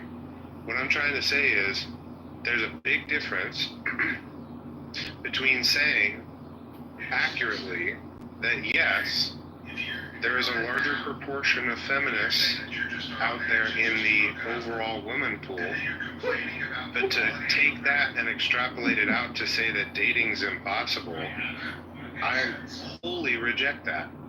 There are absolutely positively, let me land, please. There are thank you. There are absolutely conservative women out there who appreciate old-fashioned gentlemen. In fact, a lot of them probably feel the exact same way that conservative men do, that they keep bumping into liberal men. And how you can solve this problem is vetting. It's called communication. And that's the advice that I gave earlier, the Cliff Notes version. Go ahead. Well, I think so. That's very valid. However, vetting isn't always possible when it comes to dating in today's age. What is it possible? Vetting, right? And it's not possible. The problem is hookup culture. That's the problem.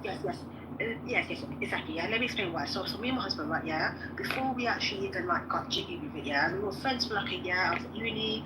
I met him at uni. He was, came back to his master there. So cool. In that situation, yes, I was able to be friends with him. I was able to vet him for a longer period of time than usual when it comes down to dating, right? Of course, he came on to me, almost immediately. I was like, no, I want to do my education.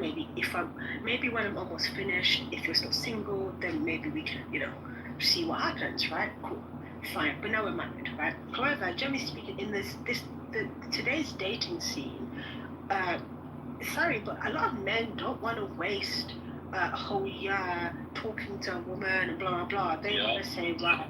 So I think that's. And I criticize that. Well, let me finish that, yeah? Well, actually. So I do agree with you. Yes, vetting is very important. However, right, women tend to, yes, they want to vet, right? They actually want to just date men. Women will go on a date with men for like 4, 5, 6, 7, 8, 9, 10 dates. However, the problem is, a lot of men say, yo, this is like our 10th date, bro. Are you into me or not? Am I wasting my time or not? Right? Men don't want to allow women to take the time to vet them. They want to get into it now, as quick as possible. So I think so you're right in what you're saying. However, you as a man need to understand that your gender is the reason why women don't vet as well. Well, yes, you're up next. You're on deck. Hang on. Un momento, por favor. Professor, you're speaking a touch fast for this humble Nebraskan. I want to hear your perspective. I just wanted to ask if you wouldn't mind just pacing just a little bit. I'm trying to follow. Thank you, dear. All right, go ahead. Well, actually, I saw a post from Andrew Tate, not an endorsement, just saw it, that said, "Why should men get married?" And it's a pretty interesting question in today's dating world. And I mean, the historical answer would be, number one, to have sex. But that was when women would wait. So it was like, you're not gonna, you know what I mean? If 80% of women are not gonna have sex with you, then you have to marry them. You know what I mean? In order to get there. But if the opposite is true, and 80% will, then it's like men are just like, meh, all right. I'm gonna sit around and I don't need to. There's nothing rushing me. I wouldn't. And it's. But I don't even know a really good point. I don't think it's a good point. Like, why some fucking Muslim convert rapist made his money out? I don't care who he is. Traffic women. I don't care who he is. I saw that post. I get it. I saw that It's post. like, There's no Like, need for a I'm not apology. Thousands of men don't need to die. Actually, as a Christian, but like, well, how did this went out? I'm gonna be honest with you guys. I made this room, okay? Because everybody knows I don't give a fuck about dating, any of that shit. I open the room to be super fucking insulting. Everybody likes to come to my rooms when I call women sluts and bitches and say how they're worthless and do all that stuff. That's the only reason I made this room was to... And so people in the room, not random people, like... I was asking if any of the sluts in the audience can come up, say stupid orders, can tell me why, you know, you guys deserve like an attractive guy or some shit, but you know, now we're a little bit more wholesome. And I was like, do you guys even want to change the topic even? It's like, Well, no, I was making the point that that's the problem with dating, is that, you know, men don't have a reason to get married. When any girl that he's to be with for 3 months, you know, is going to give it up, pretty much any girl. And so there's no rush for men, especially when, you know, guys and girls are moving in together. You know, it's like, why would you take the next step? The guy's getting everything. But BP men are slower because number one, they will say, Some people are addicted to so no, it's not all men obviously, but you know, just in terms of, I will still say not all men, like again, it's not all men, I'm just saying men in general, just like that. But again, if it's not applied, don't let it fly.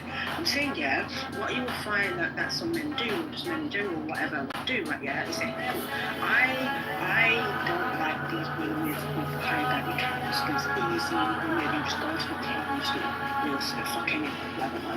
But then That's every man on earth. Yeah, sure, right. So yes, I can generalize this, right? But then when they meet a woman, right, it's like, oh, okay, cool. But when they're ready to settle down and get married, oh my god, all these women are just whores. They just fuck anyone. All they want is money. But it's like, bro, that's literally how you've been dating for the past 10, 15 years by literally telling women, no, it's okay. If not me. No, that's fine. Again, if it doesn't apply, let it fly. My point is that. Let's say I'm a man, right? And I'll tell you. Oh, you're talking about like Pepe and Nick and that one. No one in particular, darling. Please, let's not make this personal. Jesus, Well. Anyways, I'm saying that like I get this whole thing, but then at the same time, it's like men are also contributing to this money date scene. Well, they are, but it's in a different way, in my opinion. Well, let me finish my point is that the thing that's attacking men these days is the porn industry, where you've got 50% of American men having OnlyFans, and so women are actually competing against porn, and they don't even know it, because, you know, really from a guy's perspective, if a girl's taking too long, I mean, maybe it's not exactly the same, but he can see 1,000 naked women tonight on his phone, you know, and so it's kind of like, well, is it worth, you know, the $150 taking her out, you know, all this time, you know what I mean, and maybe... No, BP, that's very strange because well, it's just true. No, wait. It's strange because if a man's only reason for wanting to get married is to then it's like, oh, wow. And the whole purpose of getting married isn't just for sex. I mean, that's the issue. Correct. As well, right? Yeah? Because it meant that, okay, cool, well. It's not about companionship and loyalty and who really loves me, cares for me, and actually wants to build with me. It's about, hey, you know, has any man seen you naked? Like, bro, that's like the least of your worries when it comes to marriage, right? It's the least of your worries, right? For example, like, bro, let's say a man marries a woman who, you know, used to work at Playboy, right? I don't know, cool. But is she loyal? Is she good with kids? You know, is she caring? Is she kind? Does she want to, you know, take care of you, whatever? Is she attentive? Right? If your only issue is, oh my god, yeah, but she was in Playboy, then again, your reasons for getting married are null and void. That's not the purpose of getting married, right? About whatever. So I think. But so go on. Well, I was going to say, but young men, I mean, maybe they're not always interested in getting married until they meet, you know, the right girl, right? So, and then that kind of, historically speaking, that's supposed to force their hand. That's supposed to be like, oh, shoot, you know, this girl's awesome. and she's not having sex with me, so like, because she wants to wait to get married, and so that forces them into that position of like, all right, well, I love her, I want to marry her, and of course I want to have sex physically with her. So that's historically the case, but now the guys are being pulled, through the porn industry. They're being pulled, and their attention span's going down. They're not waiting as long. They're like, because I can see 1,000 naked women tonight. You know what I mean? That's in their head. They're subconsciously thinking this. That they can do this tonight. Or I can spend, 6 months, 3 months, spend all this money, all this time to maybe, what I mean, get to an intimate level with this girl. And so the porn industry is eroding. Yes, it is lust. The porn industry is eroding men, and women are kind of having to adapt to survive. That's sort of my long-term, or my total spiel. Men actually adapting to survive in this situation, because again, women obviously they had feminism, they had autonomy and whatnot, and then what happened was they started to get even more choosy. Now women were choosy before, right? Modern women aren't the only ones who are materialistic. All women have been materialistic since the dawn of time. Right? They want to date the one who has the most resources so that their kids are also able to procreate and blah, blah, blah, right? So this is not a new thing, right? Women have always wanted power, money, power, and respect. We're human too. Both men and women want money, power, and respect. We're not, a different species. We all want that. Right? Now, obviously, when it comes down to, now you have more rules and regulations and social rules and regulations, that's when now you have, love is above all else. I don't know, it's funny. Right. Bro, you're kind of going down the religion route, and that is true. I mean, if you have... Stop. Because,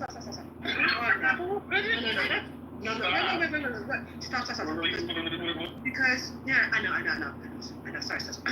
Let me slow down. I'm so sorry, Stephen, you were right. I was talking to you. Right, you're right. No, because a lot of these ideals were around before what we would call a lot of these Abrahamic religions, right? These have just been around since even before the agriculture. Now we're going into religion. No. I didn't want to talk about hoes this bad. God damn. Stop. No, right? I'm just saying, EP, no, it's not about religion, right? This is just about human nature, right? Generally speaking, human nature, you want the best for yourself, you want the best for your kids, you want the best for your family, right? And how do you get the best? You associate yourself with the best. For women, you sleep with the best, right? You kind of serve the best. For men, right? Again, men are the original gold diggers, right? Because men would actually, go and marry other rich women, and because back then women couldn't really inherit anything, they would inherit the wealth. Right? So men were the original gold diggers. They would find Dude, it was families that dictated who married who. Generally, it was not the husband that was the gold digger. Wait. Yes. However, that was again a transfer of wealth through the woman, because the woman couldn't inherit that wealth, right? Let's say you have a mother and a father and a daughter. She's the only child. She's the only one who can actually inherit that wealth, but legally she can't inherit the wealth, right? If she goes unmarried, right, and they die, that wealth will just go to the state or whatever, right? So in order to preserve that wealth, you have to marry her off, right? So you make a kind of like a thing with like another family, say, you have a son, right? We have a mine, you have a refinery, so how about we marry our children together so that actually we can now... Dude, I'm trying my best not to, I came in to have a super fucking offensive space that I really, truly cannot give two fucking shits about what women think about men. I really don't care. I don't care about dating. Yeah, can I respond to this? I'm dying. These men versus women rooms are so fucking annoying. You just said women want George, I don't need you to fucking chime in, okay? Jesus Christ. You're just waffling now. Just mute up, Professor. You mute up, bitch. Oh my God. Who the fuck you? I don't know you. Do you think I know you? You don't let anybody. Okay, now I don't want a cat fight on my stage. That's like, I don't need my ears. My ears. Stop. Race. Don't. So. All right, rain down cat gifts. I say something. Auditory. Women love to mythologize the things they find important. I'd like to speak as well. You go ahead, doctor. You haven't said anything. I gotta jump, but good discussion, guys. I think it's really You're leaving already, BP? Holy cow. I think when it's really Gotta spend some time with the wife. I think it's really helpful if people get on stage, if they kind of read the room, they look at the comments, they make sure people are not asking you to shut up or whatever. Like, it's just common courtesy. But anyways, I think one of the interesting factors outside of evolutionary biology and evolutionary psychology is this notion that we are in a digital era, an attention economy, where beautiful women in particular are making fortunes because of sponsorships, because of OnlyFans, because of all kinds of reasons. And so you put this small percentage of women, you platform them, and men are only seeking largely this population, right? At least in their minds, many want trophy wives. So we unfortunately assess this from a perspective of looking at a skewed sample size, right? Like, this is not what is really normal, but this is the exposure we get. The most beautiful women get the most visibility, and they're running with it, and they're not good models. And I mean models in terms of a biopsychosocial model of a good human being, right? These are people who are often narcissistic, very difficult to be around. They create so many problems for men. Professor, can you put up every emoticon under the sun? It's distracting. Right. I can't lie. I said nothing. I mean, I put up. We've been listening to your bullshit. I said nothing. Damn. Wow. Focus, man. Focus. God damn. Why the hell are you watching the screen when you're talking? Calm down. Right. Don't watch the screen. Maybe the moderator will shut down this stupidity. I hate to tell you this, but I'm a Clubhouse user, and I know my way around this space. Okay, Professor, I'll let her talk. Professor, go on mute. I was on mute. Go on mute. Oh my God. I was literally on mute. I wasn't saying anything, bro. But I was just putting fucking emojis. That's it. And he was fucking, oh my God, Pepe, I think the professor has sped her piece. Why don't you open the mic? Go ahead. Say what you want. Okay. No, that's not. Let me finish. Oh my God. The other guy left. Wait, driver. Can I go? Well, yeah, Homer asked, and you can go next, Alan. As you know, I've invested in dating apps for 10 years, and what has been described is just not accurate. There are plenty of men and women who have realistic standards, plenty of men and women who are dating people at the same SMV and finding success. So I find this room to be relentlessly and unrealistically negative. And I've been trying to fix that. I think it's funny. What kind of fucking room did you think I was gonna? Do you think I was gonna open up a room like Kumbaya or some gay shit about men and women? Fuck that. I think there are so many. Go ahead, get more out of your system, Pepe. Let's just. Why don't you go on a little rant for a bit, and we'll all reset. Go ahead. No, it's Alan's turn. He gets to go. All right, Alan. Hi, Stephen. Thank you. Howdy. All right. There are two things you must remember when it comes to dating, and you can take this to the grave. In my long experience listening to people talk about relationships, number one, people find somebody they want to have sex with and then hope to hell that they get along with them. That's how people choose mates. Everything else is BS. It's who both men and women It's, ooh, I'd like to fuck that person. And then if they start doing it, it's, oh, well, gee, he picks his nose, but I guess I can live with that because I want to have sex with that person. The second thing is, when it comes to relationships, remember this rule. People always get what they want. I will repeat that. People always get what they want. And if you think in your mind, oh, I'm not getting what I want, no, you're getting exactly what you want. You just got some issues that are preventing you from getting it.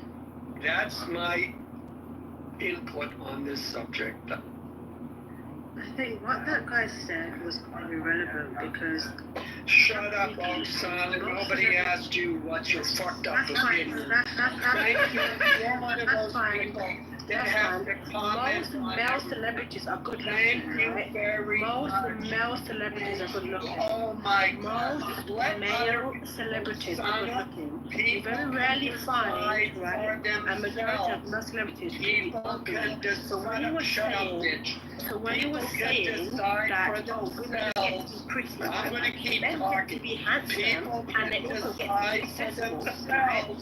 What they think, they don't need your commentary. I can go on forever. They Honestly, don't need, yeah, so either way, right, yeah? So think about that mixed race guy, right? With the green eyes, literally got arrested, right? And his mugshot went viral.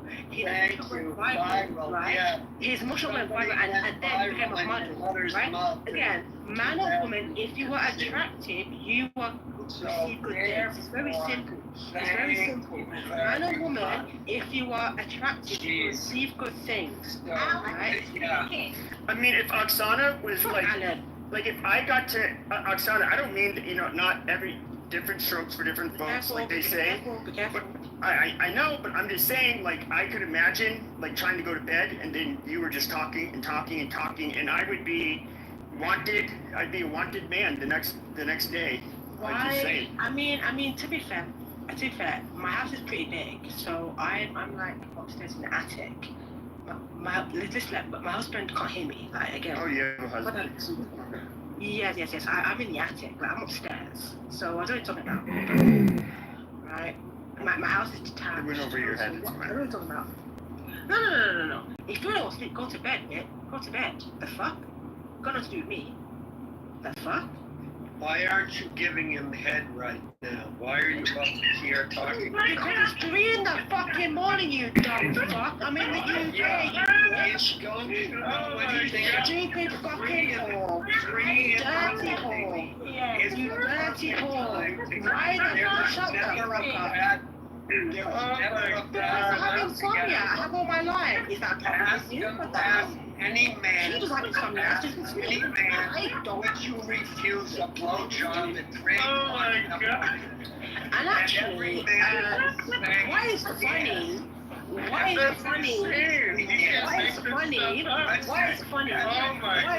Is that he was sleeping, right, and then he woke up. Every man wants shut the fuck up. To be woken up at 3 a.m. and he already woke up. We had sex and he went back to bed. Are you okay? It's none of your fucking business, bitch. It's none of your fucking business, you dirty fucking old man. Dirty perv. It's none of your fucking business. Dirty. Why a blowjob? Dirty fucking whore. Shut up. Oh, jeez. Shut up. No, what's none of your fucking business. When we don't do anything. You don't fucking know anything. Be quiet. You stupid ignoramus. Stupid ignoramus. For her husband by giving whore. You fucking whore. Shut up. Yeah. Shut the fuck up. Well, see, Alan's been married. He knows how to make marriages work. So he's just giving you pointers. You should follow the wisdom of your elders. Bro. Good for him, right? Each different person is very different. Each person is different. So again, maybe his wife was reading, yeah? Shut the fuck up. Shut the fuck up. Yeah, every man wants Shut up. My man has work tomorrow. What if I wake up in the middle of the fucking night, you idiot? Yeah, go downstairs wake him up and say, I want to get He has you a- a phone call. I- He'll say, I'm aware. yes, thank you, Lord. Thank you, Lord. He has a flight 8 a.m. I'm not waking him up. You know why? Because when the dick is in a woman's mouth, she can't talk. That's the best part. Jesus, Marion, Jeff. Yeah, I can't lie, you're weird, bro. You're weird, you're fucking weird. That's just fucking weird. Because again, why are you assuming to know about me and my husband's sex life? Like, you don't know what the fuck happened today, yesterday, whatever. We don't fucking know shit. You're assuming to know anything. Just keep your shit to your I fucking think self.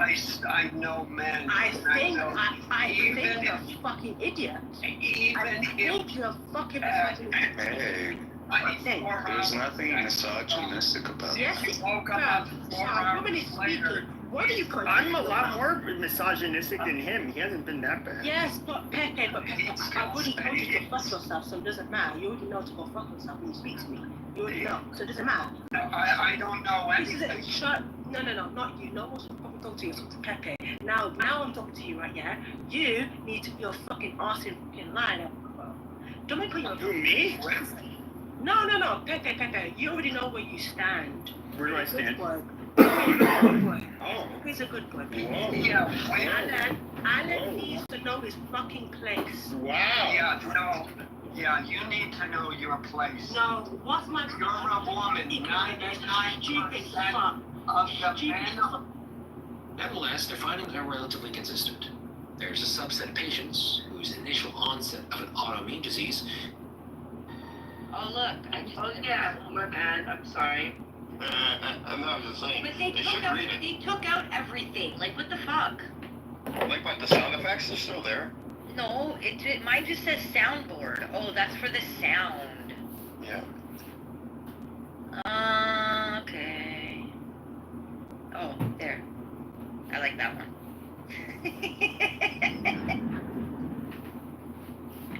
Okay, anyways, mine doesn't work. My soundboard doesn't work. Mine did. That's my design Wednesday. Probably. I think Amir got roast to Clubhouse. Amir roast to Clubhouse. I was using it too much. That's funny. Okay. You see how easy it is to shift the conversation, people, and then we're just laughing with each other? Isn't that better than arguing? No, God damn. We can't shift the conversation when people are still dying. The conversation can be shifted, but it's still not going to stop what's happening to the Gazans. The way the aid was given to them. I mean, that was savage-like, bro. Like, why are they shooting into the crowds?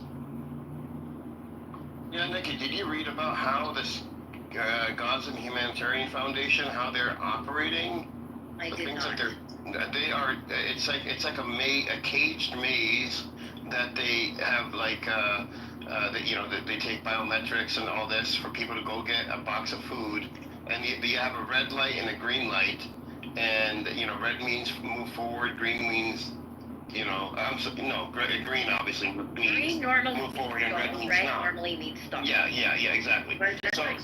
So what they were doing. May I ask? Let me just finish my thought real quick. What they were doing is they were turning on the green and quickly turning on the red and shooting the people as they're moving forward on that green. So once it turns red, boom, they shoot them. And by which credible, and I say that with air quotes, IDF soldiers. source did you? IDF. IDF is. IDF soldiers have been leaking that this is what's happening.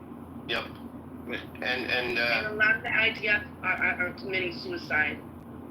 And the American mercenaries, a couple of them came out, two of them came out as whistleblowers and saying how they're not just the IDF, but also the American mercenaries are shooting Palestinians for fun.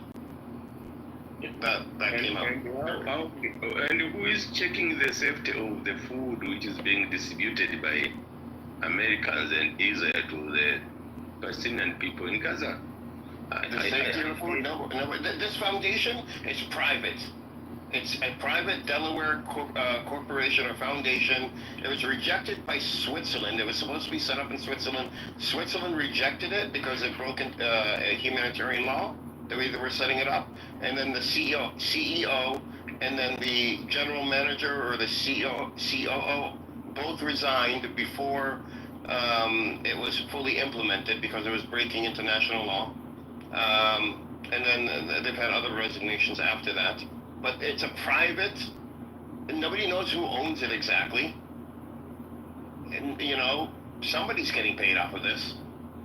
But I'm worried that maybe even the food which is being distributed to the Palestinian people, it could be contaminated in a way. It is. It's old, it's moldy, like the flour and everything. It's old and it's been sitting in the sun. They were putting drugs inside. Yeah, the oxycodone. Yeah, oxycodone inside the flour. Yeah. The flour. They have that on video. And sand too. Let's not forget they were mixing sand in the flour also. Yeah, I don't know what the hell they're doing there. Like are they taking the bags out and then somewhere they have a distribution center and putting 1 part sand and 3, to be able to. They wanted to starve to death. I think they were doing that to save money. You know why? Because the Palestinians. What is a long-term strategy? The easiest answer is to strategy to make sure that there is no reproduction. Because what we are saying is cleansing. What we are saying is cleansing. What we are saying is it echoes what they said they should look for a place for people in Gaza to go. Now, if nobody is agreeing to take the people from Gaza to where they can go apart from Gaza, that's why they have an alternative way how to eliminate them all. Hold on a second. I have a question. Why do the neighboring countries have to clean up Israel's mess, right? So look, just think about it. Israel is the one that's committing the genocide. Israel is the one that's committing the apartheid and all this. So the Palestinians could go to all those other neighboring countries because they're Arab also, right? And like second-class citizens. Wait, let me finish. So that just gives so we're just taking the responsibility for what Israel was doing to the Palestinians out.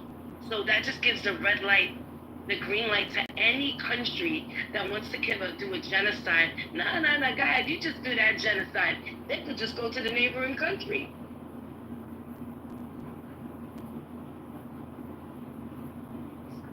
Does that make sense? And don't forget about the proper, like everybody, in this, I think it's the Middle East in general, or maybe not, maybe a global South in general. Like people, because there's enough land, people build their homes. People build their homes in general. They own their they own the land. They build their homes. Usually not with a mortgage. Usually, you save up because it's cheap, and you're using cement or stone.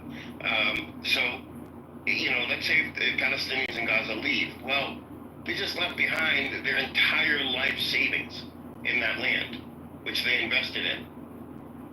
And, everything they invested in, and their fathers and grandfathers invested, everything. And it's worth money.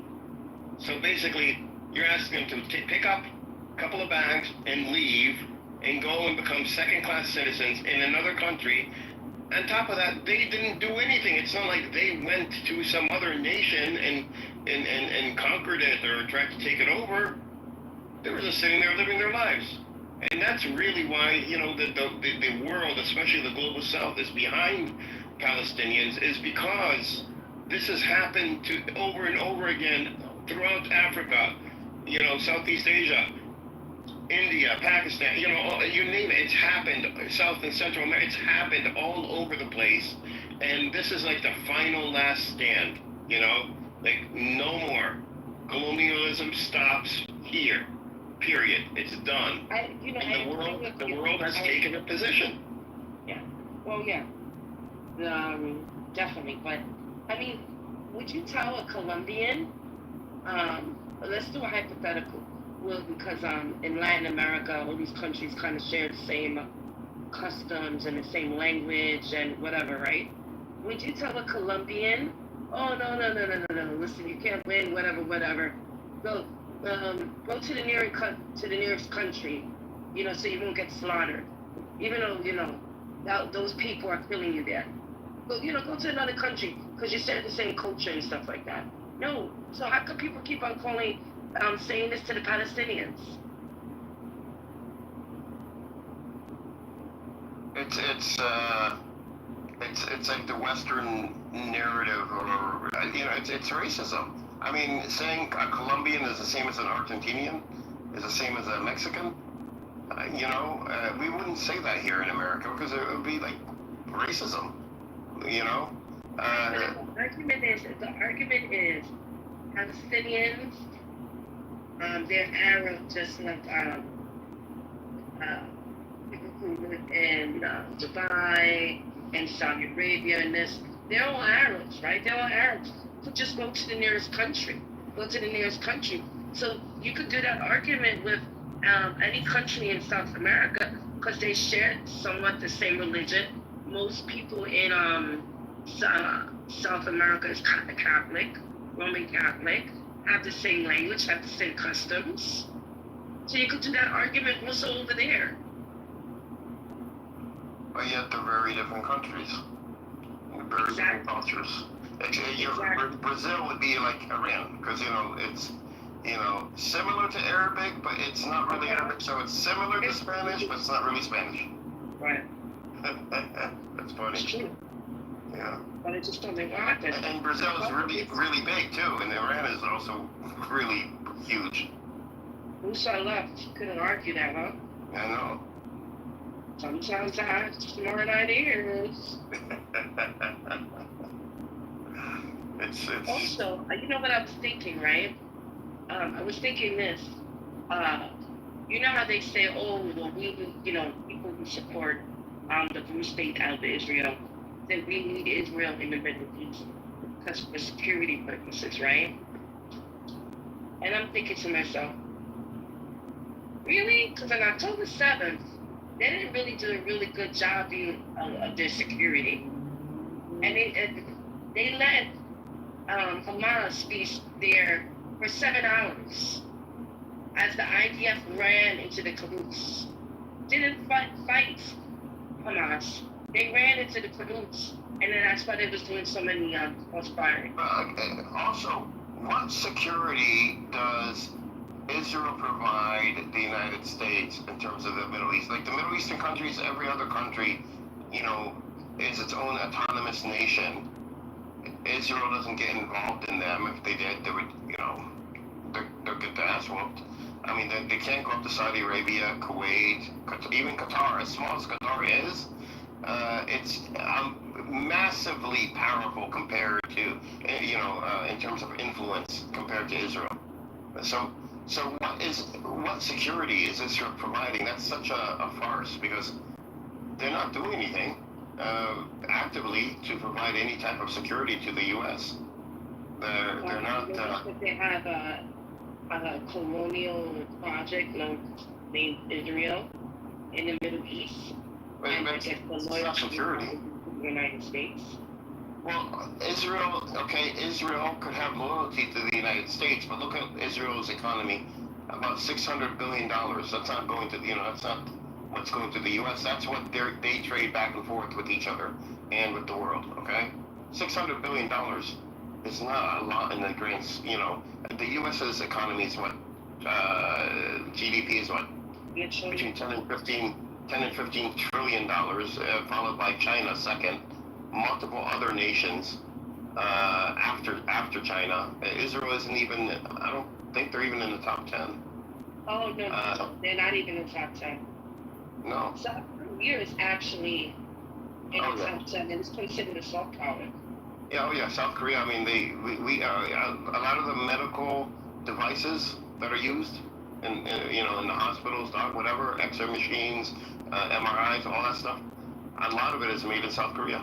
Yeah, that's Korean started. You know, I have a friend, South Korean, and he said we may not invent anything, but he was like, but what we do is we can take something that's invented and make it 10 times better. Yeah, they are very strong, and I always go back to this, you know, very strong and experienced manufacturing base. They know how to manufacture products, and when it comes to innovating a product that's already out there, they know how to do that in terms of, okay, we could innovate it, we could make the idea better, and then take that and say, okay, how do we change our manufacturing practices to create this new innovative, product? That's the hard part. Like, there are so many. You have no idea. There are so many innovations out there right now that it would be, it would be like a different world. If only, like, for example, here in the U.S., we were able to manufacture, because just because you have the idea and the design, the blueprint, the schematics, the AutoCAD drawings, everything you need to manufacture it, you have to also have the manufacturing experience and capacity to be able to design the manufacturing process to make that product. It's not like one step. You don't put it in a hole and it comes out on the other end as a finished good, And there's so many innovations out there that do not get realized, and we don't see them because, we can't design a way of manufacturing it. So having a product and a design of a product is only half the battle. You got to actually make it, and it's tougher than what it seems. I agree. Why didn't Gallup come up? Japan, after World War II, the U.S., when the U.S. did have factories, that technology was transferred over to Japan, and Japan was known for not being very innovative, but what they were known for is quality control. Like, Japanese products were considered, superior because they were, made better. They, when it came off the assembly line, it was, tested. It was, they had tight tolerances so that, things that, the parts that they used were quality parts. Like the cars. Look at a Toyota. Look at a Honda. These cars last forever. They're no different than any other car, except the manufacturing process. Japanese cars, yeah. They last a long time. They're not any different. I mean, they're still cars. They last a long time because in the manufacturing process, they've identified the weaknesses. They fixed them. Any like, for example, wires that they think, okay, in 10 years this wire is going to end up fraying, well, they just make it thicker. That's what manufacturing design means, is going through and seeing how in real life that product is going to if it's going to hold up to real life, and then building your manufacturing around that. And that's what they did. So they don't have to invent anything new. They just have to make the same products better. And they built like a financial empire off of that.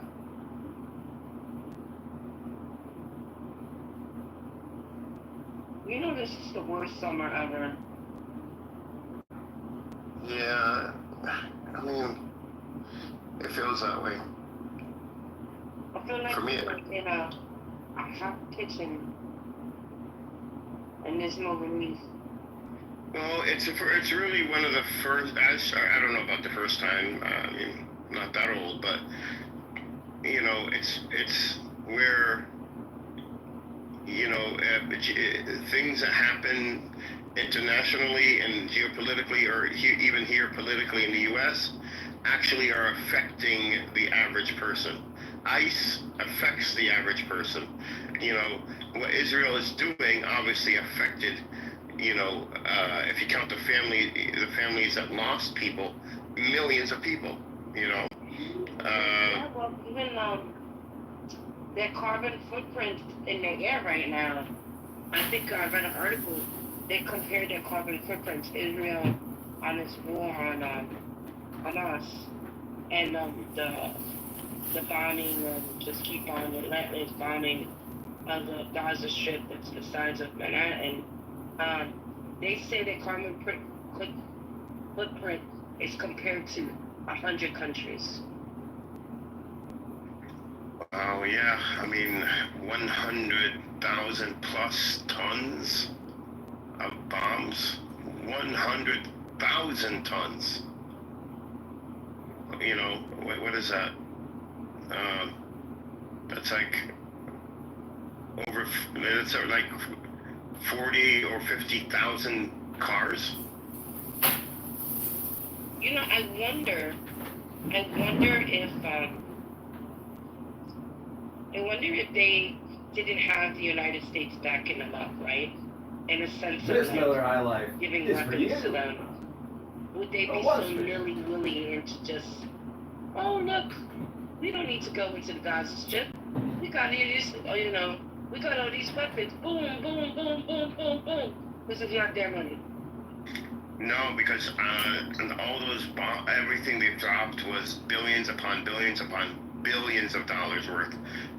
You know, the tanks that they designed with America. You know, their air force was all American paid for. So no, if it was their money, they would have ran out and couldn't purchase anymore.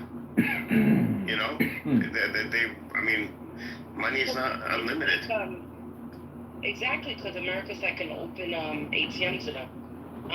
Because it's like, you know, when I don't know, like, it's hard for me to spend my own money, but I can spend other people's money. And not really think about it. I need to keep my wallet away from you. Keep it away, Edward. It's also with the U.S. given, all these years, American military might, or, technology to Israel, it allowed America to showcase what American technology, military technology can do so that they can sell more weapons to other countries and point at, the success of Israel. But now, with how, a lot of the American, like the Merkava 5, which is the most advanced tank in the world, which America helped build, they barely have any of them left, so they're not even using them. They're using 3s and 4s now, and the 4s are even getting scarce. The American air defense systems, Iran, tore them apart. All this technology now. Go ahead. Can I ask you a question, Edward? When Bibi Netanyahu came for, in a year, this will be the third time.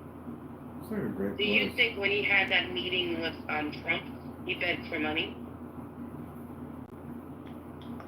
I don't think it was money. I'm assuming weapons came up. Weapons mean more than money to Israel. That's what I meant. Yeah, weapons would have come up, but it was to end the war. I think Netanyahu wants to get out of Gaza because he's lost there, and that's a constant reminder of him losing, and he wants to be reelected again. So he wants to bring home the hostages. He wasn't able to do it before, through military action, so now he has to negotiate and bring back the hostages. This is why he's giving concessions now and is in a weak position. But I think, number one, Trump was pushing him to do so. But at the same time, I'm pretty sure Trump bribed him and said, we'll give you X technology if you end the war in Gaza.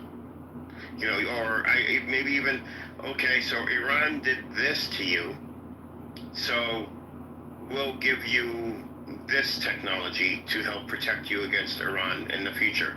There was an article that Ukrainian commanders are transferring their knowledge, and they're actually coming to the U.S. and U.S. commanders are going over to Ukraine on how to best deploy and defend against drone technologies, and what type of drone technology works well and what doesn't. Basically, drone doctrine. The U.S. That's another thing about training. I listen. I don't condone Russia going in there and going at a sovereign country, but we've given them a lot of weapons, and from what I'm hearing, there's a lot of expensive weapons just in the dirt, not being. Yeah, I said that. My dentist and dental assistants, they're Polish, and they have families in Ukraine. And one of them, her brother, went over to Ukraine to visit his family from Poland across the border, and he said there are fields and fields and fields of brand new weapons, brand new, high-end, like, grenade launchers and other stuff. She mentioned a bunch of stuff. Brand new, never been used, just sitting there in the fields. Like anybody could come and pick them up. That's how saturated Ukraine got. Now keep in mind too, when you said Russia invading Ukraine, Russia told Ukraine, do not join NATO, because they can't have NATO on, because if you join NATO, that means nuclear weapons could be moved into your country. And Russia said no NATO, no nuclear weapons moved to our borders, period. Do not join NATO, and then they wouldn't have a problem. They started the process. Russia attacks, and then in 2022, 3 years ago, when Russia was not really attacking too hard, and they were in, but they weren't, all the way in, they actually presented Ukraine with a peace agreement. And it was, don't join NATO, we'll pull out of everything, we'll only keep this side of, and I forgot what the city was on the border, which is all Russian anyways. And you won't have a problem with us. And Zelensky, he initialed all the pages. It was like a couple hundred pages worth. He initialed them, and you have to initial them first, and then, then go back and sign. And before he signed, America and Germany got to him and said, no, don't sign the peace agreement. We will give you weapons, and you can defeat Russia, and we'll give you money, and we'll give you weapons, we'll give you whatever you need. That sounds like America, yeah. That's not even a conspiracy theory. That's exactly what they did. And even Putin said it with the Tucker Carlson interview. He said it. He said we initialed everything, and then America and Germany came in and convinced Ukraine not to and to go to war with us.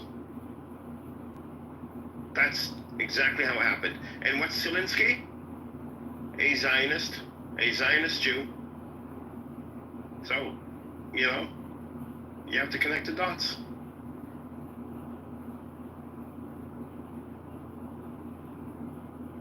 You see this picture? Oh, wait. Anyway, it's, you guys are sleeping. Shapeshifter is sleeping. Amir, you here? I'm here. Are you been quiet? I'm listening, but Edward, I do kind of, I do see that Ukraine is the one that started this bullshit war, right? So I really support Ukraine. Is what I'm saying? Yeah, I didn't say I did either. It was Ukraine that wanted, or that NATO that wanted, or U.S. wanted Ukraine to join NATO, and Russia said, "Do not join NATO. We will not have a NATO country on our borders." All they had to do is stay out of NATO, and they would have been fine. Now they have 2 NATO countries by the border, don't they? I don't know, do they? Finland and yeah, but Yeah, but those are yeah, but they're small countries, and they're worried about Israel, Russia invading them too, and so now they would have to worry about that. But these countries also, you know, their military is small. Ukraine is a pretty sizable military force. Yeah, well, you said that the reason why Russia went into Ukraine is because they didn't want which I could understand that. But now they have actually now 3 countries of NATO in their border: Switzerland, Finland, and now Ukraine, isn't it? Yeah, they do. Let me see on GPT what the difference is. Because it comes down to nuclear weapons. The reason that they don't want them is because you could move nuclear weapons throughout the NATO countries. And that's what China doesn't want. Well, I let me know why see. America didn't. America, hold on a sec. I can't hear you while I'm doing a GPT. I'm going to ask GPT about your question and, you know, what's, you know, why these countries and, you know, basically what you just asked. Hold on.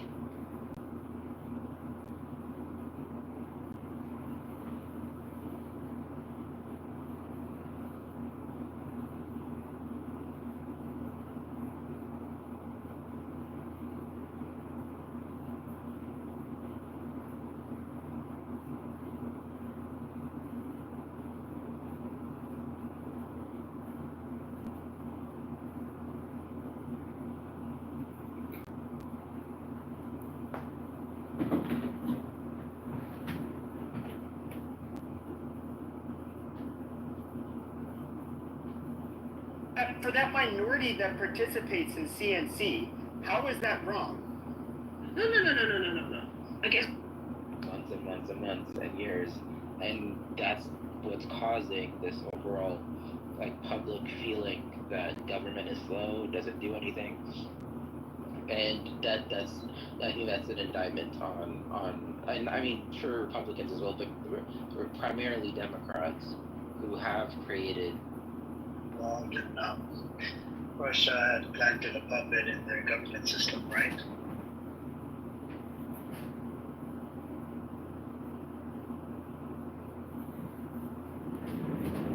he's asking his girlfriend.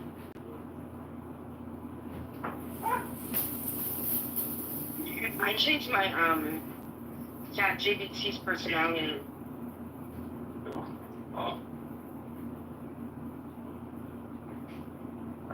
Okay.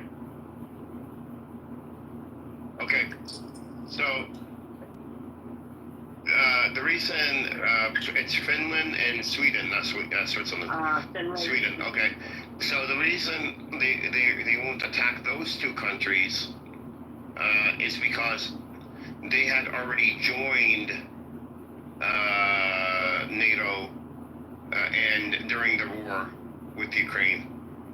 Ukraine was not a part of NATO when they attacked, so the Mutual Defense Treaty would not have been invoked. So it wouldn't have been a war against all of NATO when attacking Ukraine. But if you attack Finland or Sweden, it would be a war against all of NATO. Now, what I'm thinking, could this been the plan all along?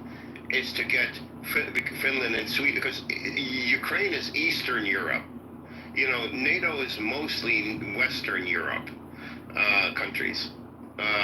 Now, could this been the plan all along? Is to distract Russia, get them mired in a war with Ukraine, so that you know they could get Finland and Sweden into NATO. Which Finland and Sweden have money, Ukraine doesn't have money, and NATO is dependent on, really, it's a money pit for the military contractors. You know, they sell weapons, right? So it's basically a group of countries that these military contractors could sell unlimited amount of weapons to. It's a whole big, you know, scam, in my opinion, and you know, it's just so that's the reason why. But yeah, that's very, very interesting. That was an interesting question, actually, Wednesday. So Ukraine is not part of NATO. Ukraine is not in NATO and was not in NATO when Russia attacked it. Oh, okay, fair enough. But the thing is, they snuck in Finland and Sweden way after the war. Yeah, I guess because they were afraid of Russia. I'm thinking, my opinion, that was because Finland and Sweden have a lot of money.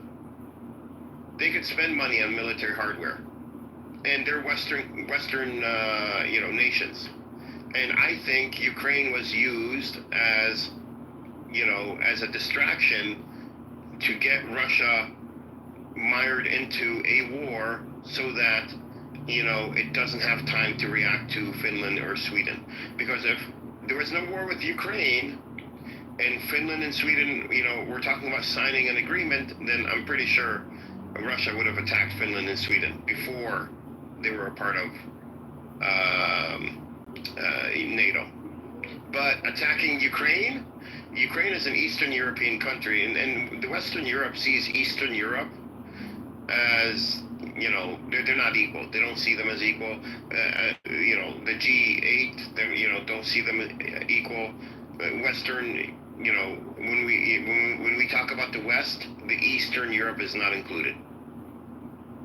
And the West doesn't include Eastern Europe. Listen, I don't like Zelensky. I'm very aware that he's a Zionist, but we also have Muslim brothers and sisters in Ukraine. Yeah, no, we do. No, I mean, it was, I think, I don't know, like, my opinion is that Ukraine, because why would Ukraine, if you think about it, I can make the same argument for Israel. We have Muslim brothers and sisters inside Israel as well. But why would Ukraine antagonize Russia, knowing that Russia will attack, and Russia has warned it multiple times? Well, I think we will attack. Ukraine was being used by the United States because, if you really think about it, right, the three biggest enemies that the United States has is Russia, China, and Iran. That's what the United States do. That's their three biggest enemies. Now, if you can use Ukraine to at least dismantle even 30% of the Russian army, that's good for the United States, who just has to worry about China when it comes to Taiwan. Yeah.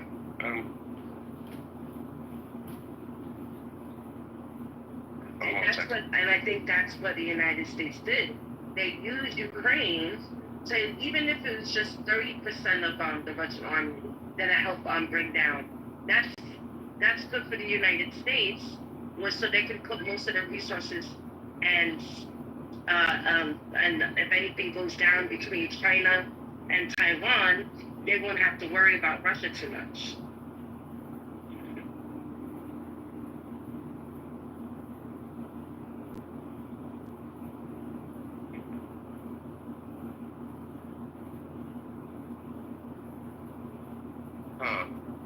I think it was just a strategy being used. Sorry, I was asking GPT a follow-up question about Finland and Sweden. Was Ukraine used? Telling me that Zelensky initialed the peace treaty, and the United States and Germany was like, no, we'll give you funding to keep on fighting this war, right? Then it just seems like they just wanted Ukraine to keep on having a war with Russia.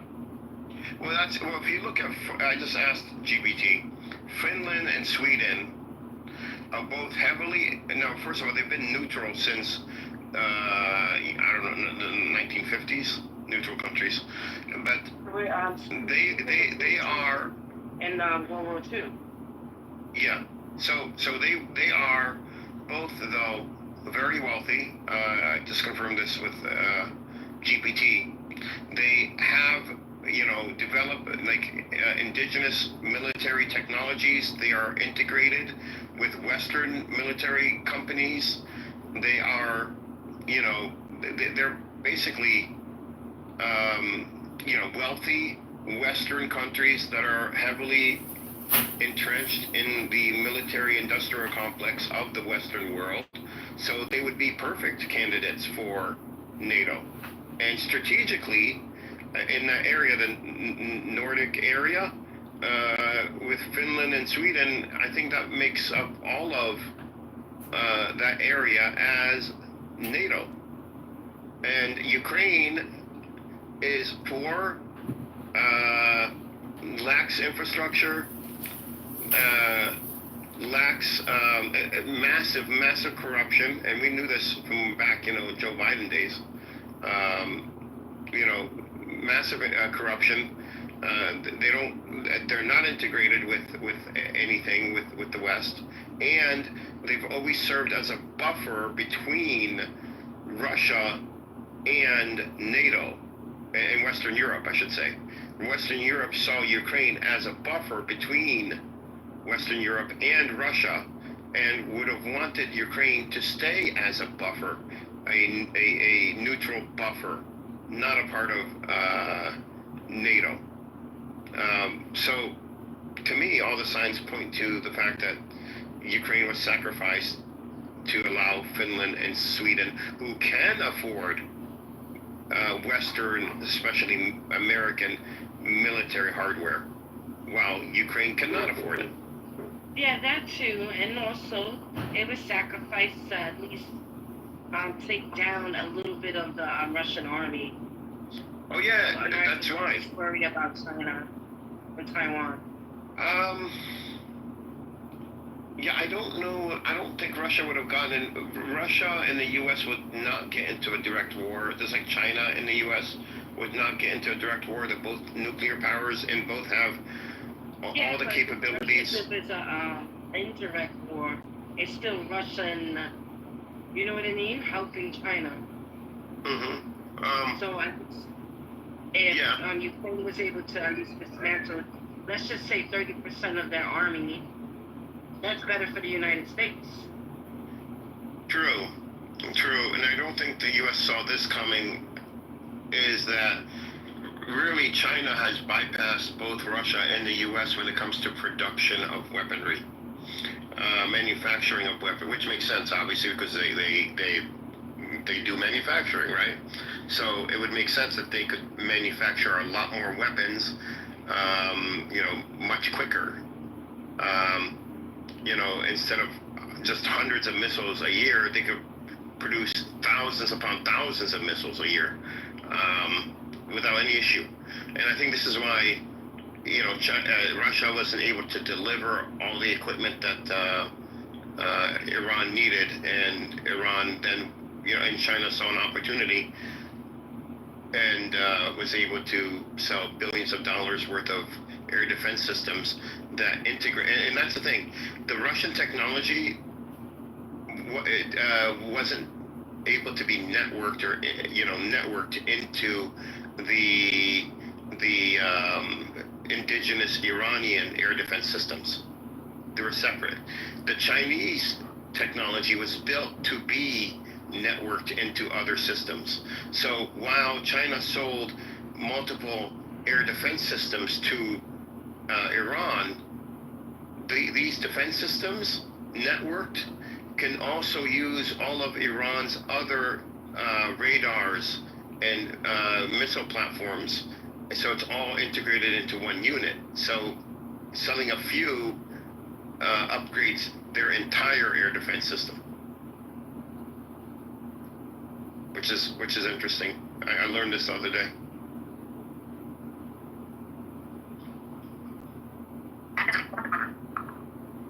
And this AB technology that China has, I don't think the U.S. has this yet, where you could have a missile fired like half, across, the other side of Iran for a target, on, let's say, on the eastern side of Iran, but a target that's on the western side of Iran.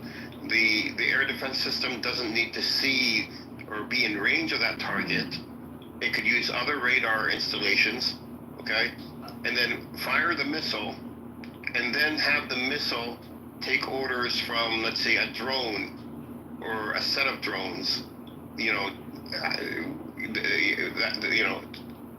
to guide its path to the target. So, and then if that drone gets destroyed, it just picks up a signal from the other drone that's in the area. And so the air defense, or even the J-10s that they're looking to buy, the fighter jets, same thing. You can fire a missile. You don't have to be anywhere near the target, near the other fighter jets, like the F-35s or F-16, whatever.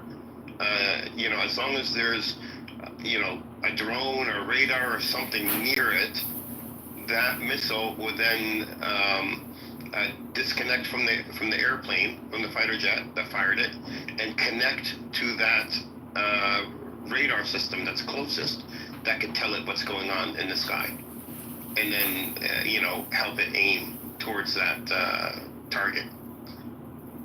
Which sounds simple, but nobody's done it before, and it's proven to be very effective.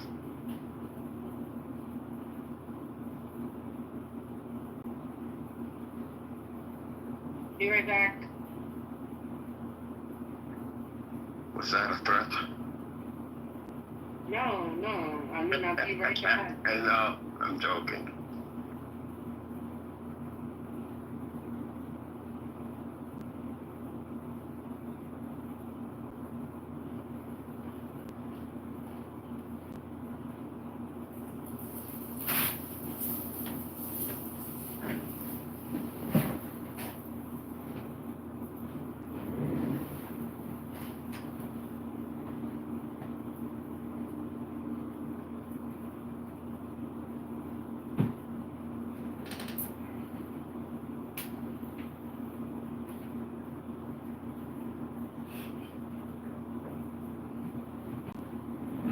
You said something about hypersonic missiles, Edward.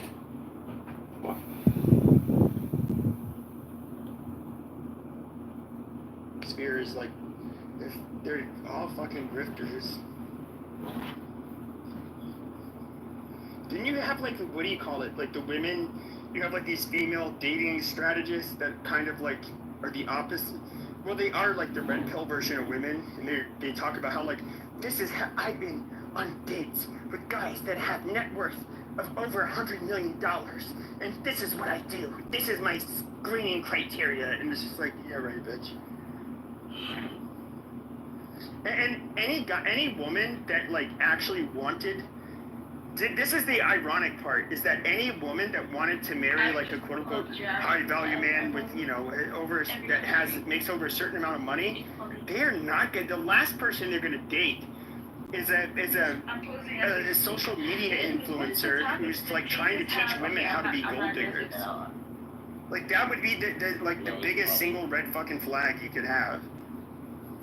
Sam, like these women are full of shit. You don't realize this, right? Russiagate, Tulsi. That's true. Oh, excuse me, I'm sorry. Bro, why you doing that? Like, you see what I want the political people to come up. I'm not talking about dating anymore. I was, Professor Oksana, before that, I was trying to, like, dropping hints, like, let's change the topic, because I wanted to, like, switch it to something else. That's not normal, bro. And that, I want to know if you've always been that way. Or like, what is it called? Obamagate? Or is it, what would I call your it? connection was fine. Or is that something that happened after you delved into whatever you went into? Because I'm thinking that you kind of like, you're going down the path of becoming a reprobate, or like you're going to forget about I'll just call it Obama's Russiagate. Don't learn anything there. Hey, Danny. Good Shabbos. Shabbat Shalom. Shabbat Shalom. Riboinai Shalom. Riboinai Shalom. So we had that nigger in chief, Obama. I'm listening. I saw the art, I'm listening to the Pepe. intelligence reports where he originally got back, where it was saying that he, Russia, they did not see that there was any real Let me turn this collusion down. or interference. Let me turn Pepe down.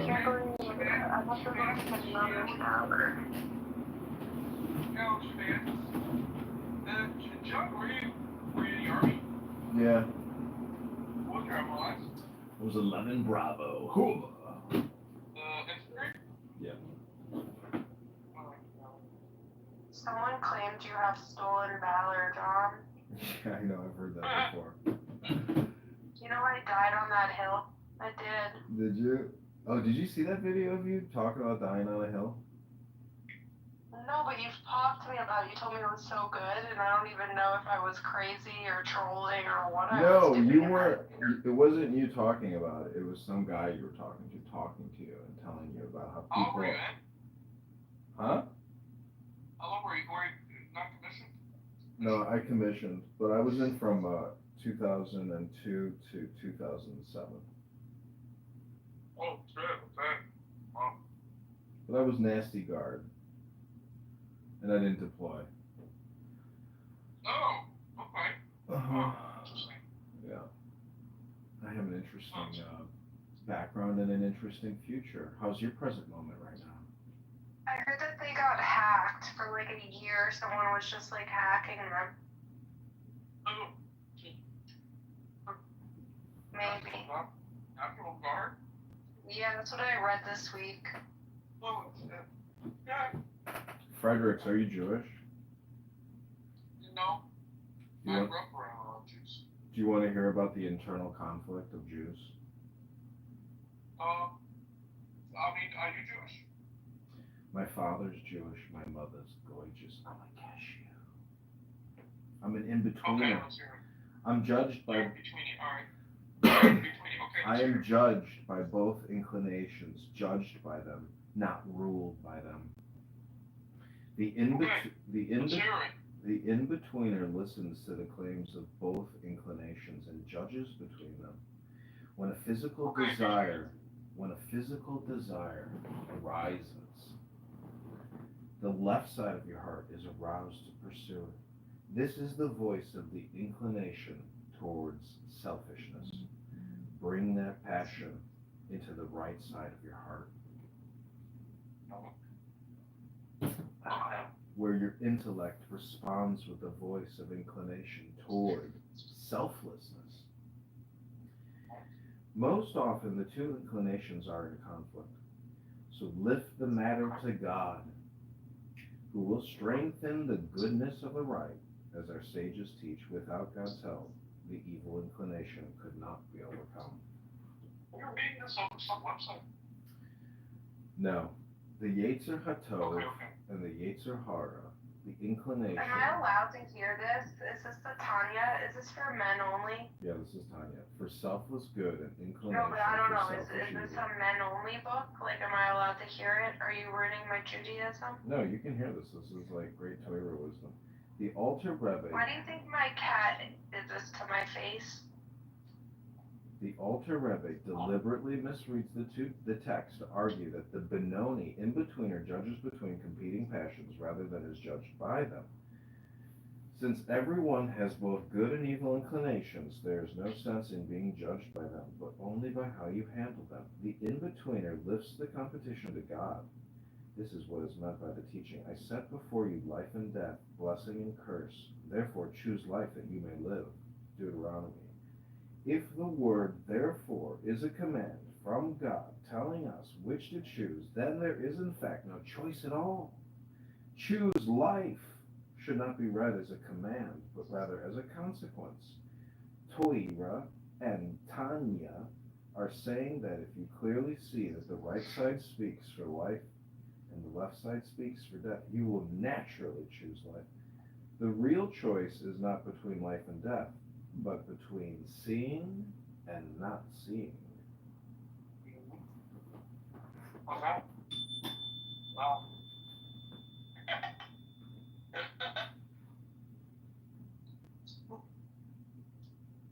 All right, do you want to know how to become an in-betweener?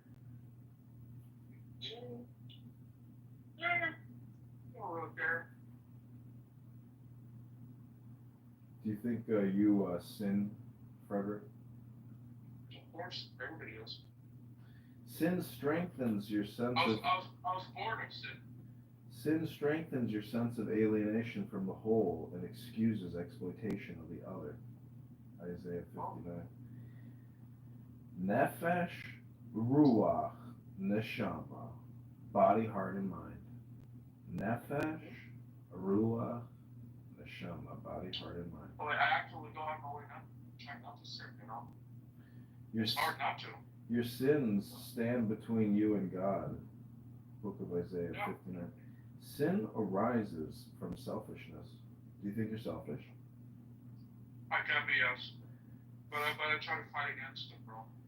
Selfishness arises from a sense of fear and scarcity. Fear and scarcity arise from the egoic shell of self-isolation, Kelipat Nogan. And this egoic shell arises from Sitra Achra, the other side of God, the side that sees only the many and denies the one and the very possibility of unity. Because sin can be traced back to Sitra Achra, which is primarily a state of mind, your best defense against sin is the awakened intellect, Seichel, intuitive wisdom, Chakma, rational understanding, Bina, and integrative knowledge, Da'at.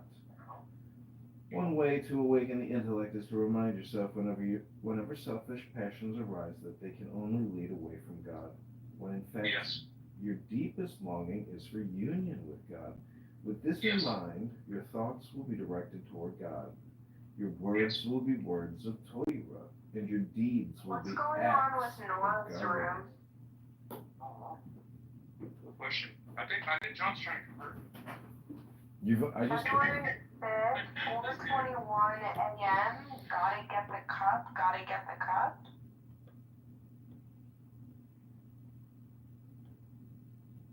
John, this is the calmest I've ever heard you speak. What does that mean? And then they were talking about in the other room, Earth coincidence office. Danny, don't read too much into it. Forget about it. I don't know. Well, No, Frederick. This has nothing to do with Nora. This is something totally different. Frederick, I sound calm because I'm reading from a book. What was the last book you read, Frederick? I just went through Psalms.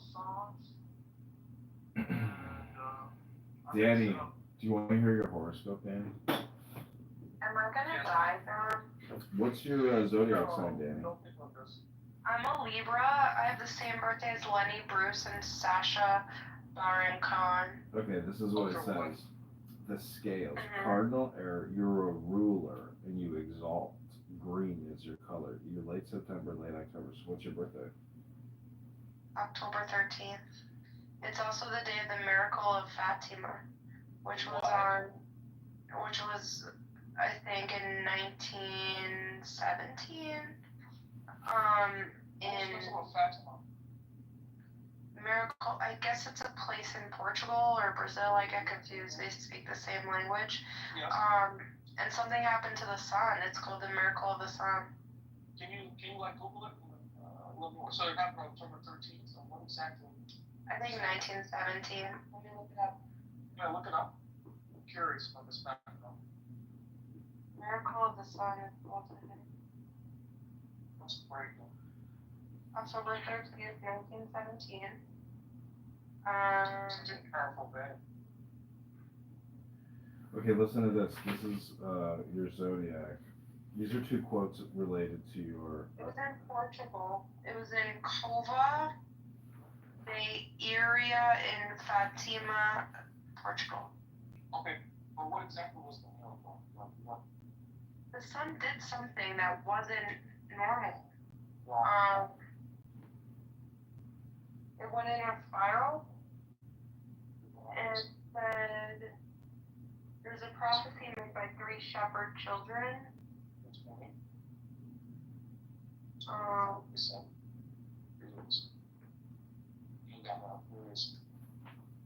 No, got me all curious. Yes.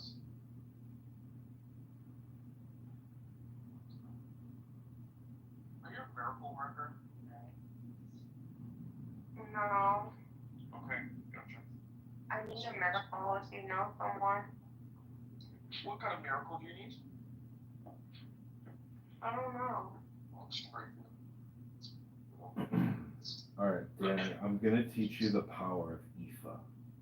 This is your zodiac. Let's hear this, John. This is the concept. If you ever talk to an African American on this app and you share the story and the power of Ifa, like they will love it because this deals with the Yoruba. Aruba. Yoruba. Aruba. Yoruba. Yes, the island of Aruba. Okay, listen to this. No, it's like a religion. It says, Yoruba people. it says, here's a quote from a booklet by. John, Aruba, we only had this Aruba stuff. This is by a priest of the indigenous African divination system known as Ifa. His words are well worth your study. Awo, the secret and invisible forces of which the diviner speaks, can also be called occult powers. Within the discipline of Ifa, there's a body of wisdom called Awo, which attempts to preserve the rituals that create direct communication with forces of nature. Awo is a Yoruba word that is usually translated to mean secret. Awo refers to the hidden principles that explain the mystery of creation and evolution. Awo is the esoteric understanding of the dynamics and form within nature. These invisible forces are not considered secret because they are devious.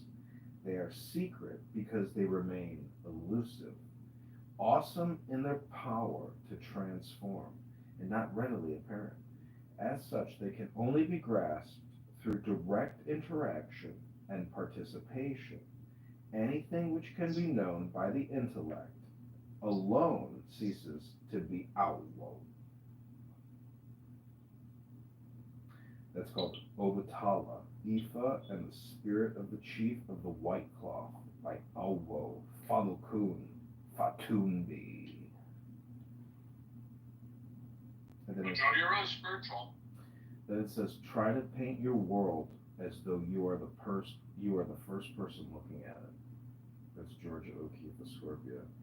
And then this is Stephen Levine. To let go of the last moment and open to the next is to die consciously, moment to moment.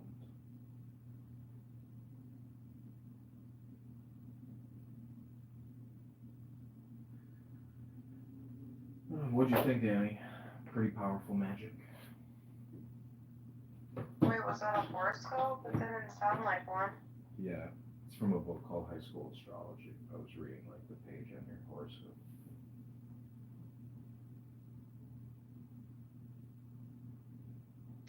It was like purple prose. Purple prose. Okay, we'll do one final meditation. This is the Tao Te Ching. So take the deepest breath of the day. My cat is such a bitch right now.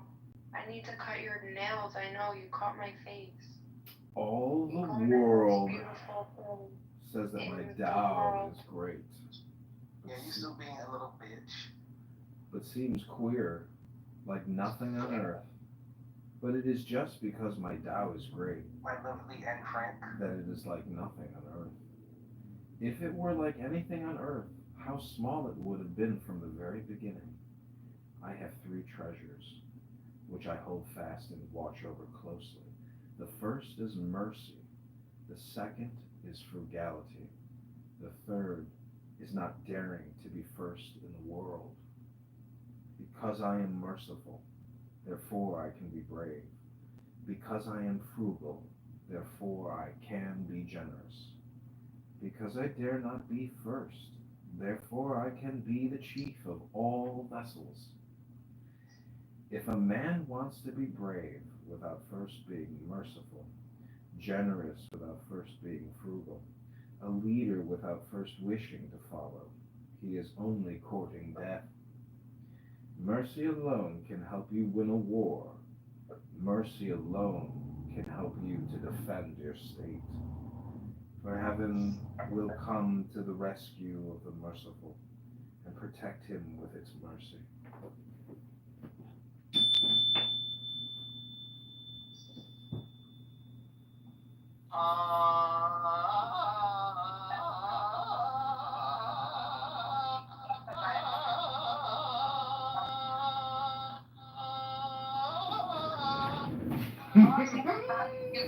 How is it? Because no one can stand me.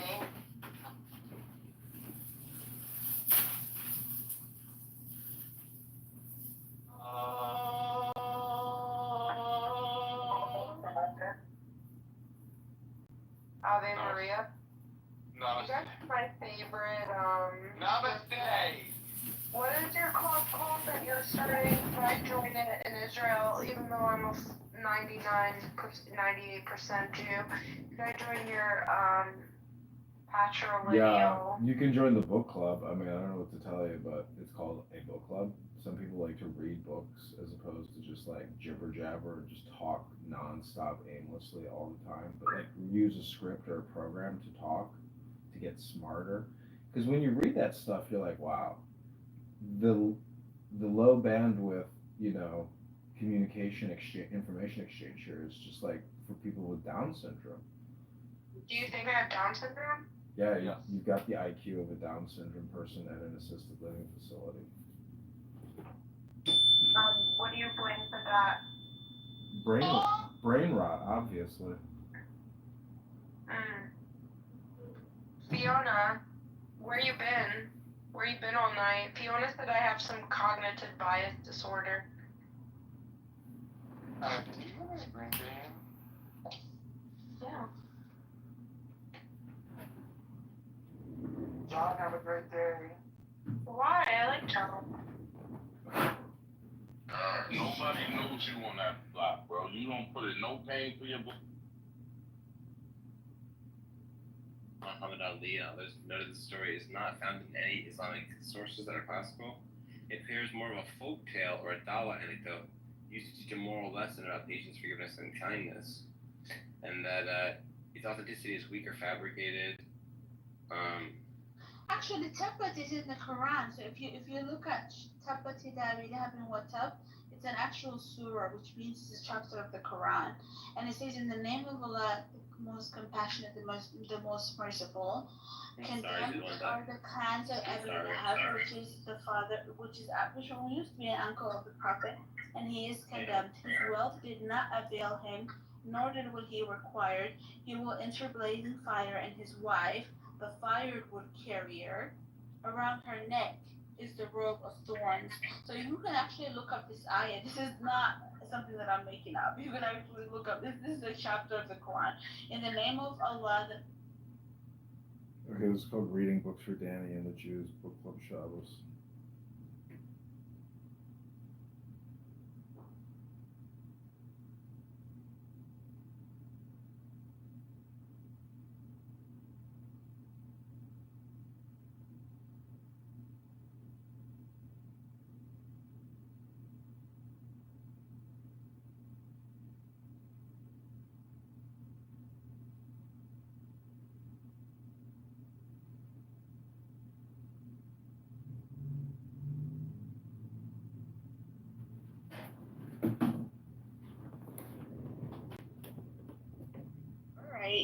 They have to be meticulous when it comes to let's reveal our cards and receipts at the appropriate timing, and let's make sure we have like steadfast, locked, verifiable, you can't squash the shit, you can't spin the shit, actual facts, right? So what did Trump say last week? He's like, oh, why is everyone, worried about Epstein? He's like, it's all a hoax. Obama and the Democrats, they twisted and they like adjusted the information for that. And people kind of blew that off. That was last week. So what do we have this week? We have now Tulsi Gabbard coming out and saying, truth be told, Obama and his White House administration totally altered and weaponized the intel groups for the betterment of what they wanted to subvert and displace the President of the United States. It's kind of like, you gotta give the intel team time to be able to acquire, process, then strategically gather, and then strategically release the information to ensure that there will be actual actionable follow through, which we all know Trump's big thirsty as fuck for, right? So, but what did Trump say? He's like, oh, It's a hoax. They mess with the data and the information. You don't know. Da da da da da. And like they're struggling. What did Bongino and Patel say months ago? Oh, the deep state is working hard against us. They're trying to cover it up. They're trying to da da da da da. Right? So in my opinion, I feel like that's the exact same thing. I feel like this is kind of a precursor. It's like an appetizer from the White House administration saying, we tried to tell you all, like, we're working on some shit. We're trying to get all our receipts in order. They try to really change up the intel to for their own convenience. And we have to unfuck that to make sure we get to the fucking truth. And we're not going to sit there and release it all until we can say, this happened, but this is false. This is where it started from, and this is the actual fucking truth. And they can't get to that point and being underneath a microscope if everyone's saying, show the list, show the Epstein list, show the Epstein list. It's going to be hard to do that. I think that's why like Trump was kind of dispelling like, oh, why are you guys interested in that? Trying to get like the heat away from the actual intel team to not scare away the people, to the potential whistleblowers. All this information came out from a whistleblower with Tulsi Gabbard's recent report today. From a whistleblower. You don't think that? But I mean, I don't know the details, but I'm just telling you it's my intuition, which could be 100% wrong. It does seem like today this drop from Tulsi Gabbard is extremely convenient, and I have to. If Democrats did it, I would do the same thing. I do think it's very fucking convenient, and absolutely, but it's also taking in like I don't know. I just have a PR brain, understanding like, why are they dropping things at a certain time? What have they said precursor to that? And what are their actions after that? Like, that's just how my brain, that's how I operate, right? So I literally, in my business brain, go back to what they said 2 weeks ago, knowing the whole back history of it, and why there was a couple of items that I just mentioned earlier, like what Trump said. I'm like, why would he say that? That's kind of odd. That's not the structural narrative that he's been sharing before. This is new. So whenever Trump goes out of his like repetitive statements, Russia, Clinton, Hillary is a bitch, when he goes out and adds in something new, I always pay attention to that. So it's like, yeah, it could be a distracting factor, but it also could be like kind of a flag up for the Republic to say like, hey, if this was the shit we revealed when it came to Russia, can you imagine the shit that we're trying to unpack and catch the receipts for when it comes to the actual Epstein case? Because Trump literally kind of teased that last week. He's like, oh, Obama, I'll pull up his post that he literally said. He was like, Obama and they changed the intel reports when it came to actual Epstein files, and I don't know it's like almost like he's trying to push it away. And people took it to one thing, but I always look at it as like the timing of everything. It could be, some could perceive it like you said, that they're like, oh, they're trying to cover up, like, okay, but what if Bonnie say like, yes, it's now been passed on to the courts. She's filed it on the courts for the Epstein files to be released. So it's like, okay, maybe some things needed to happen first to get a lot of people fucking scared for them to spill the beans, for them to come forward and say, ah, shit, I gotta save my ass.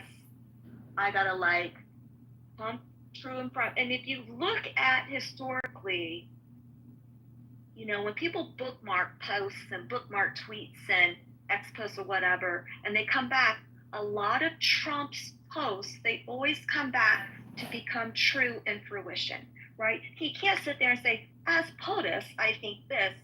That's the reason why he just rattles off random shit all the time, which we all love. We think it's fucking funny. But I look at it in a different capacity, like, all right, that's new. What's that about? Right? And just kind of, tuck it away, but there's too many little things that I feel like Trump is kind of breadcrumbing us to realize there is going to be kind of a bigger reveal to the detriment, in my opinion, of like global affairs. But yeah, I think it's coming.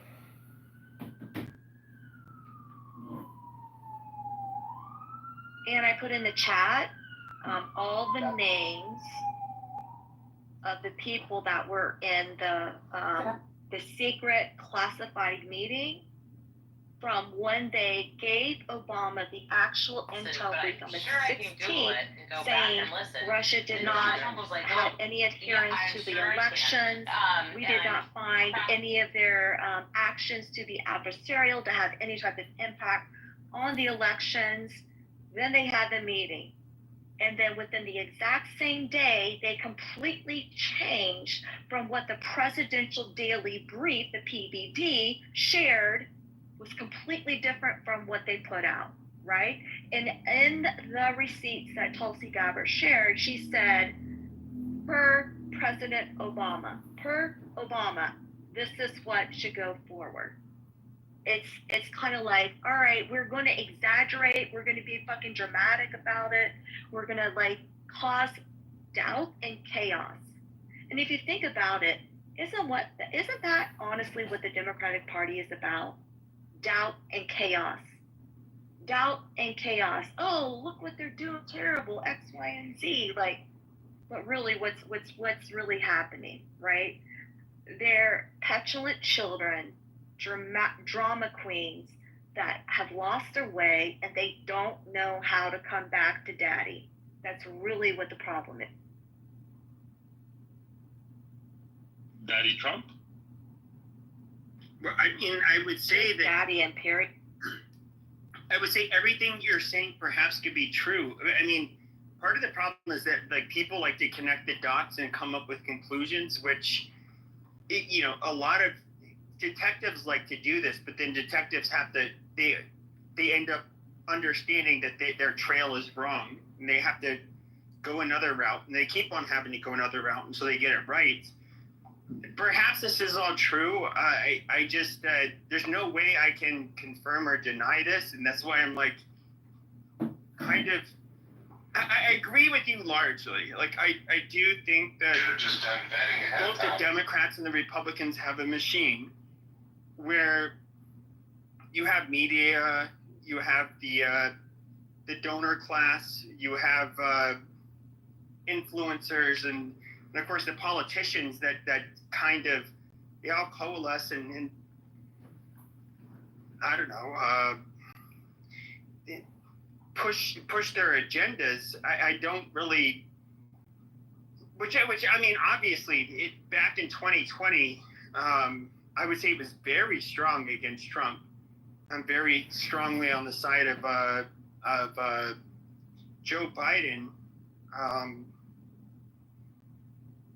With that being said, I don't know. I feel like we can look at what happened with what was released today. Even though it's like seeing how they were briefed about how there was not like wide scale, I guess you could say, interference into our elections. What is the whole fucking picture? I mean, those little snippets are not gonna, they don't tell me everything. Is there perhaps intel that she's leaving out? I don't fucking know. This is why I hate having conversations regarding shit that involves classified information or intelligence. It's just something we do not have access to. I don't know the full fucking story. I'm just being patient. I'm just sitting back and waiting. But at least there's alternate information that people can consume and understand what there is. And it would be one thing if it was conjecture, but it's not. I literally spent this afternoon looking at all the detailed receipts, the dates, the time, what was said, and I'm like, damn, this is like, it's all panning out. Most of the time they don't pan out. I mean, just doing just basic stupid girl research, like they don't pan out, but every one of them. No, I mean, I think, trust me, I do think that the Democrats were extremely dirty. They lied about a lot of shit. They're dirty as fuck. They played very fairly. I'm not trying to run cover for them whatsoever. But I am like I say somewhat pragmatic in the sense that you have somebody like Donald Trump who is I know this may offend a lot of you, but like a sleazy person a good chunk of his life, not his whole life, and he was also a Democrat most of his life. I don't really, I don't know, I don't really see him above the Democrats and playing the same fucking games. So I in the chat a copy to the actual White House official statement in regards to Russiagate, and you can see it. It's very contradictory to the actual intel information that was released today. That is the official White House statement. By the way, I think you underestimate, Pepe, how big this is. I mean, it's essentially Obama has been referred for prosecution to the DOJ. Well, I mean, not saying that anything will come from it, but just the fact that they're actually moving forward with that, like it's a formal inquiry, and that includes everybody else that was involved. So this isn't just like, it'd be like if this was reversed, like if it said Trump is being referred for prosecution. You know how big of a story that would be right now? Yeah, but but Merrick Garland was, and Democrats are really fucking pissed off that he was not prosecuted. The fact that he was even allowed to run for president pissed them the fuck off. I do think, at least in 2024, I do think that, look, the Democrats, I think they definitely went on a witch hunt for Donald Trump. Very unfair.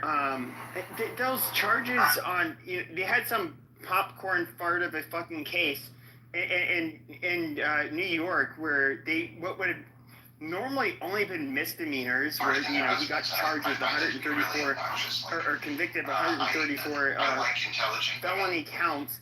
I mean, it was fucking insane how they went after him.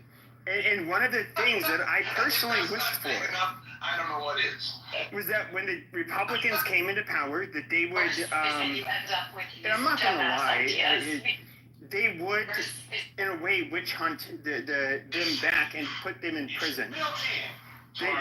They would, you basically put, it may seem like kind of third worldist to like wish that politically I'd want, once right wingers or left wingers come into power, they gulag the opposing group. But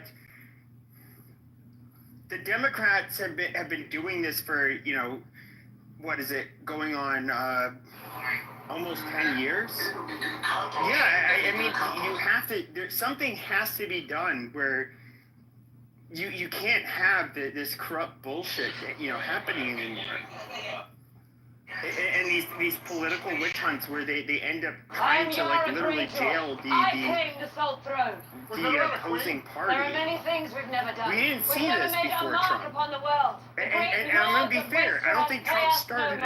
Until our little raids buzzed through their kingdoms long enough to become a nuisance, then they swat us down, humiliate us, and go right back to forgetting we exist. I think why is it okay? Why is it not okay for the Democrats to do something? But then when the right or the Republicans do it, then it's okay. Because the left did it. Wouldn't the right thing be, it's not okay when either side does it, and let's just turn what's going on? I agree with you actually today. That is, but I think that, so here's the really weird thing, and what I've always found fascinating between like especially like tankies and fascists, which I understand they only exist in the online world, but both of them believe in the absolute right into the ground, capture the not only castle, suppression of speech and freedoms and rights of the opposing group, but like just fucking murdering them. A few days ago. What do you do? Like, I'm somebody who thinks that if you were not having to execute the man who killed my father. the red wave that was spreading mainly from Eastern Europe. No one loved him. No one wanted to follow him. You would not have fascism. I think fascism is actually a very ideal response to. If you're a wartime government and you need to like literally get by, like I support Ukraine over Russia, for example, they would have what you consider very fascistic system. Freedom of speech is any opposing views, you go to jail. When it comes to their manufacturing, the jobs, the industry there in Ukraine in general, it's going to be centered around the war. It's a state-steered economy. Now they've had to become very regimented. They've had to do everything that's fascist to fight, you know, what is, I don't consider Russia like communist. I consider Putin just like a corrupt piece of shit, but and here I stand. It's in a way, fascism is like a wartime.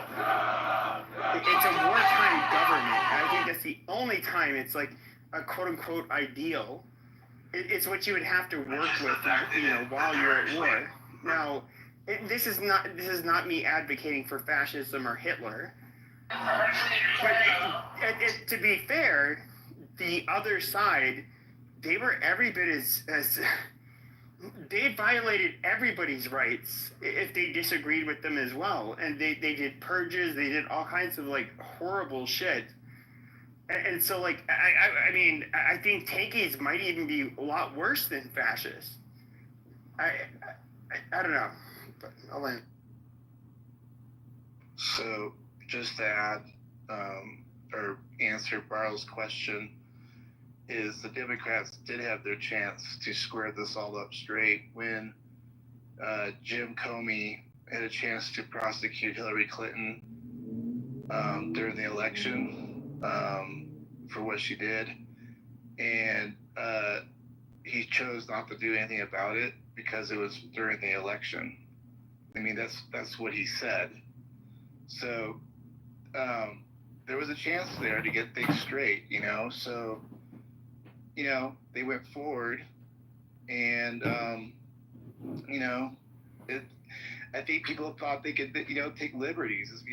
I think Trump is feeling like, okay, since they let that slip out and slip by, now maybe Trump can do whatever he wants in that sense. So it's you know, Jim Comey had a great chance at that point to actually do something. You know what I mean? Well, Burl, do you think that like Democrats in the United States?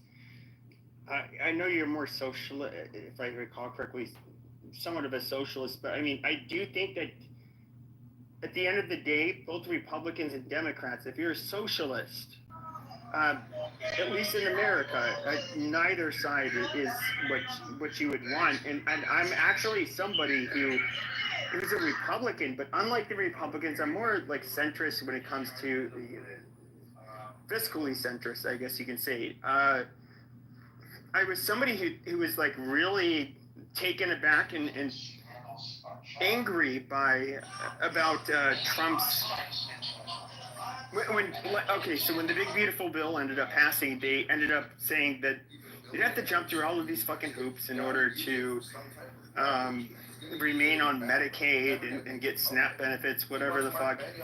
And, you know, the two big holdouts were like, it was Senator Tillis, I believe North Carolina, and Senator Murkowski from Alaska. Somebody who's lived in like rural areas of America, it's like, it's so different there.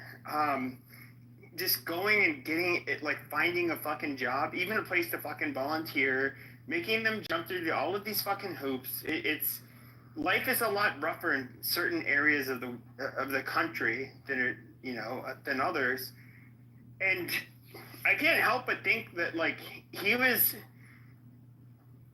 in a way, like, shitting on his voter base, a huge swath of his voter base. But then, like, when it came to the wealthy people, they're just going to make more money. They're going to get taxed less. I thought it was bullshit. But that being said, like, as much as I think, like, Trump, he's not somebody I find, to be ideal. Do you think that the Democrats are really, like, that great here in America? No, I guess if you're asking me, no, I don't think the Democrats are that great. I think, like, for the Epstein thing, I think Biden would be just as guilty of covering up whatever the hell is going on. That's why I think it's, like, really weird. I think, like, let's just keep calling it out. It doesn't matter which side it is. But no, I'm not a Democrat. I don't, like, people often think so, but I'm Canadian. So to me, like, both sides can be crap, right? I can call both sides out.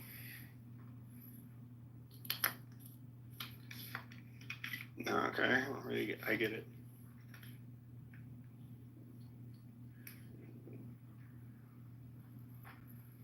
I'd just like to say that everyone's thinking, fuck Canada. Canada hasn't done anything to us. So it looks so stupid. Go ahead, Holly. It looks like Thomas Massey is really pushing this Epstein thing, right? And it seems like, I don't know, it looks like what Bondi tweeted yesterday kind of seems like she's making some effort maybe to get at least the court transcripts fully released. Do I have that right? I doubt it. No, I think she's just... even the language is like, all pertinent information from the grand jury testimony. It's like, first of all, to get grand jury testimonies to be released that are sealed is like it's likely not going to fucking happen. And then it's what is quote unquote pertinent information? I mean, I guess he gets to decide that. I mean, it's just like the motherfucker said he was going to release all of the goddamn files, which I understand. Even as president, you don't have that fucking power. But as president, when the people who voted for you ask for that fucking information, the last thing you do is insult them, as he has. Yeah, I mean, I don't know. Is this the beginning of the end of MAGA, as we know it? That's what it feels like. I mean, I was never a MAGA person. I think the other MAGA people here know that. I voted for him, but like, by no means did I think he was a fucking savior, like, whatsoever. What you mean is, nigga, please. Exactly. No, it's not the end of MAGA. Like, what the fuck? Why do you think it's not the end of the MAGA movement as we know it? Well, if the original statement, bullshit, nonsense from Dan Bondi's office, the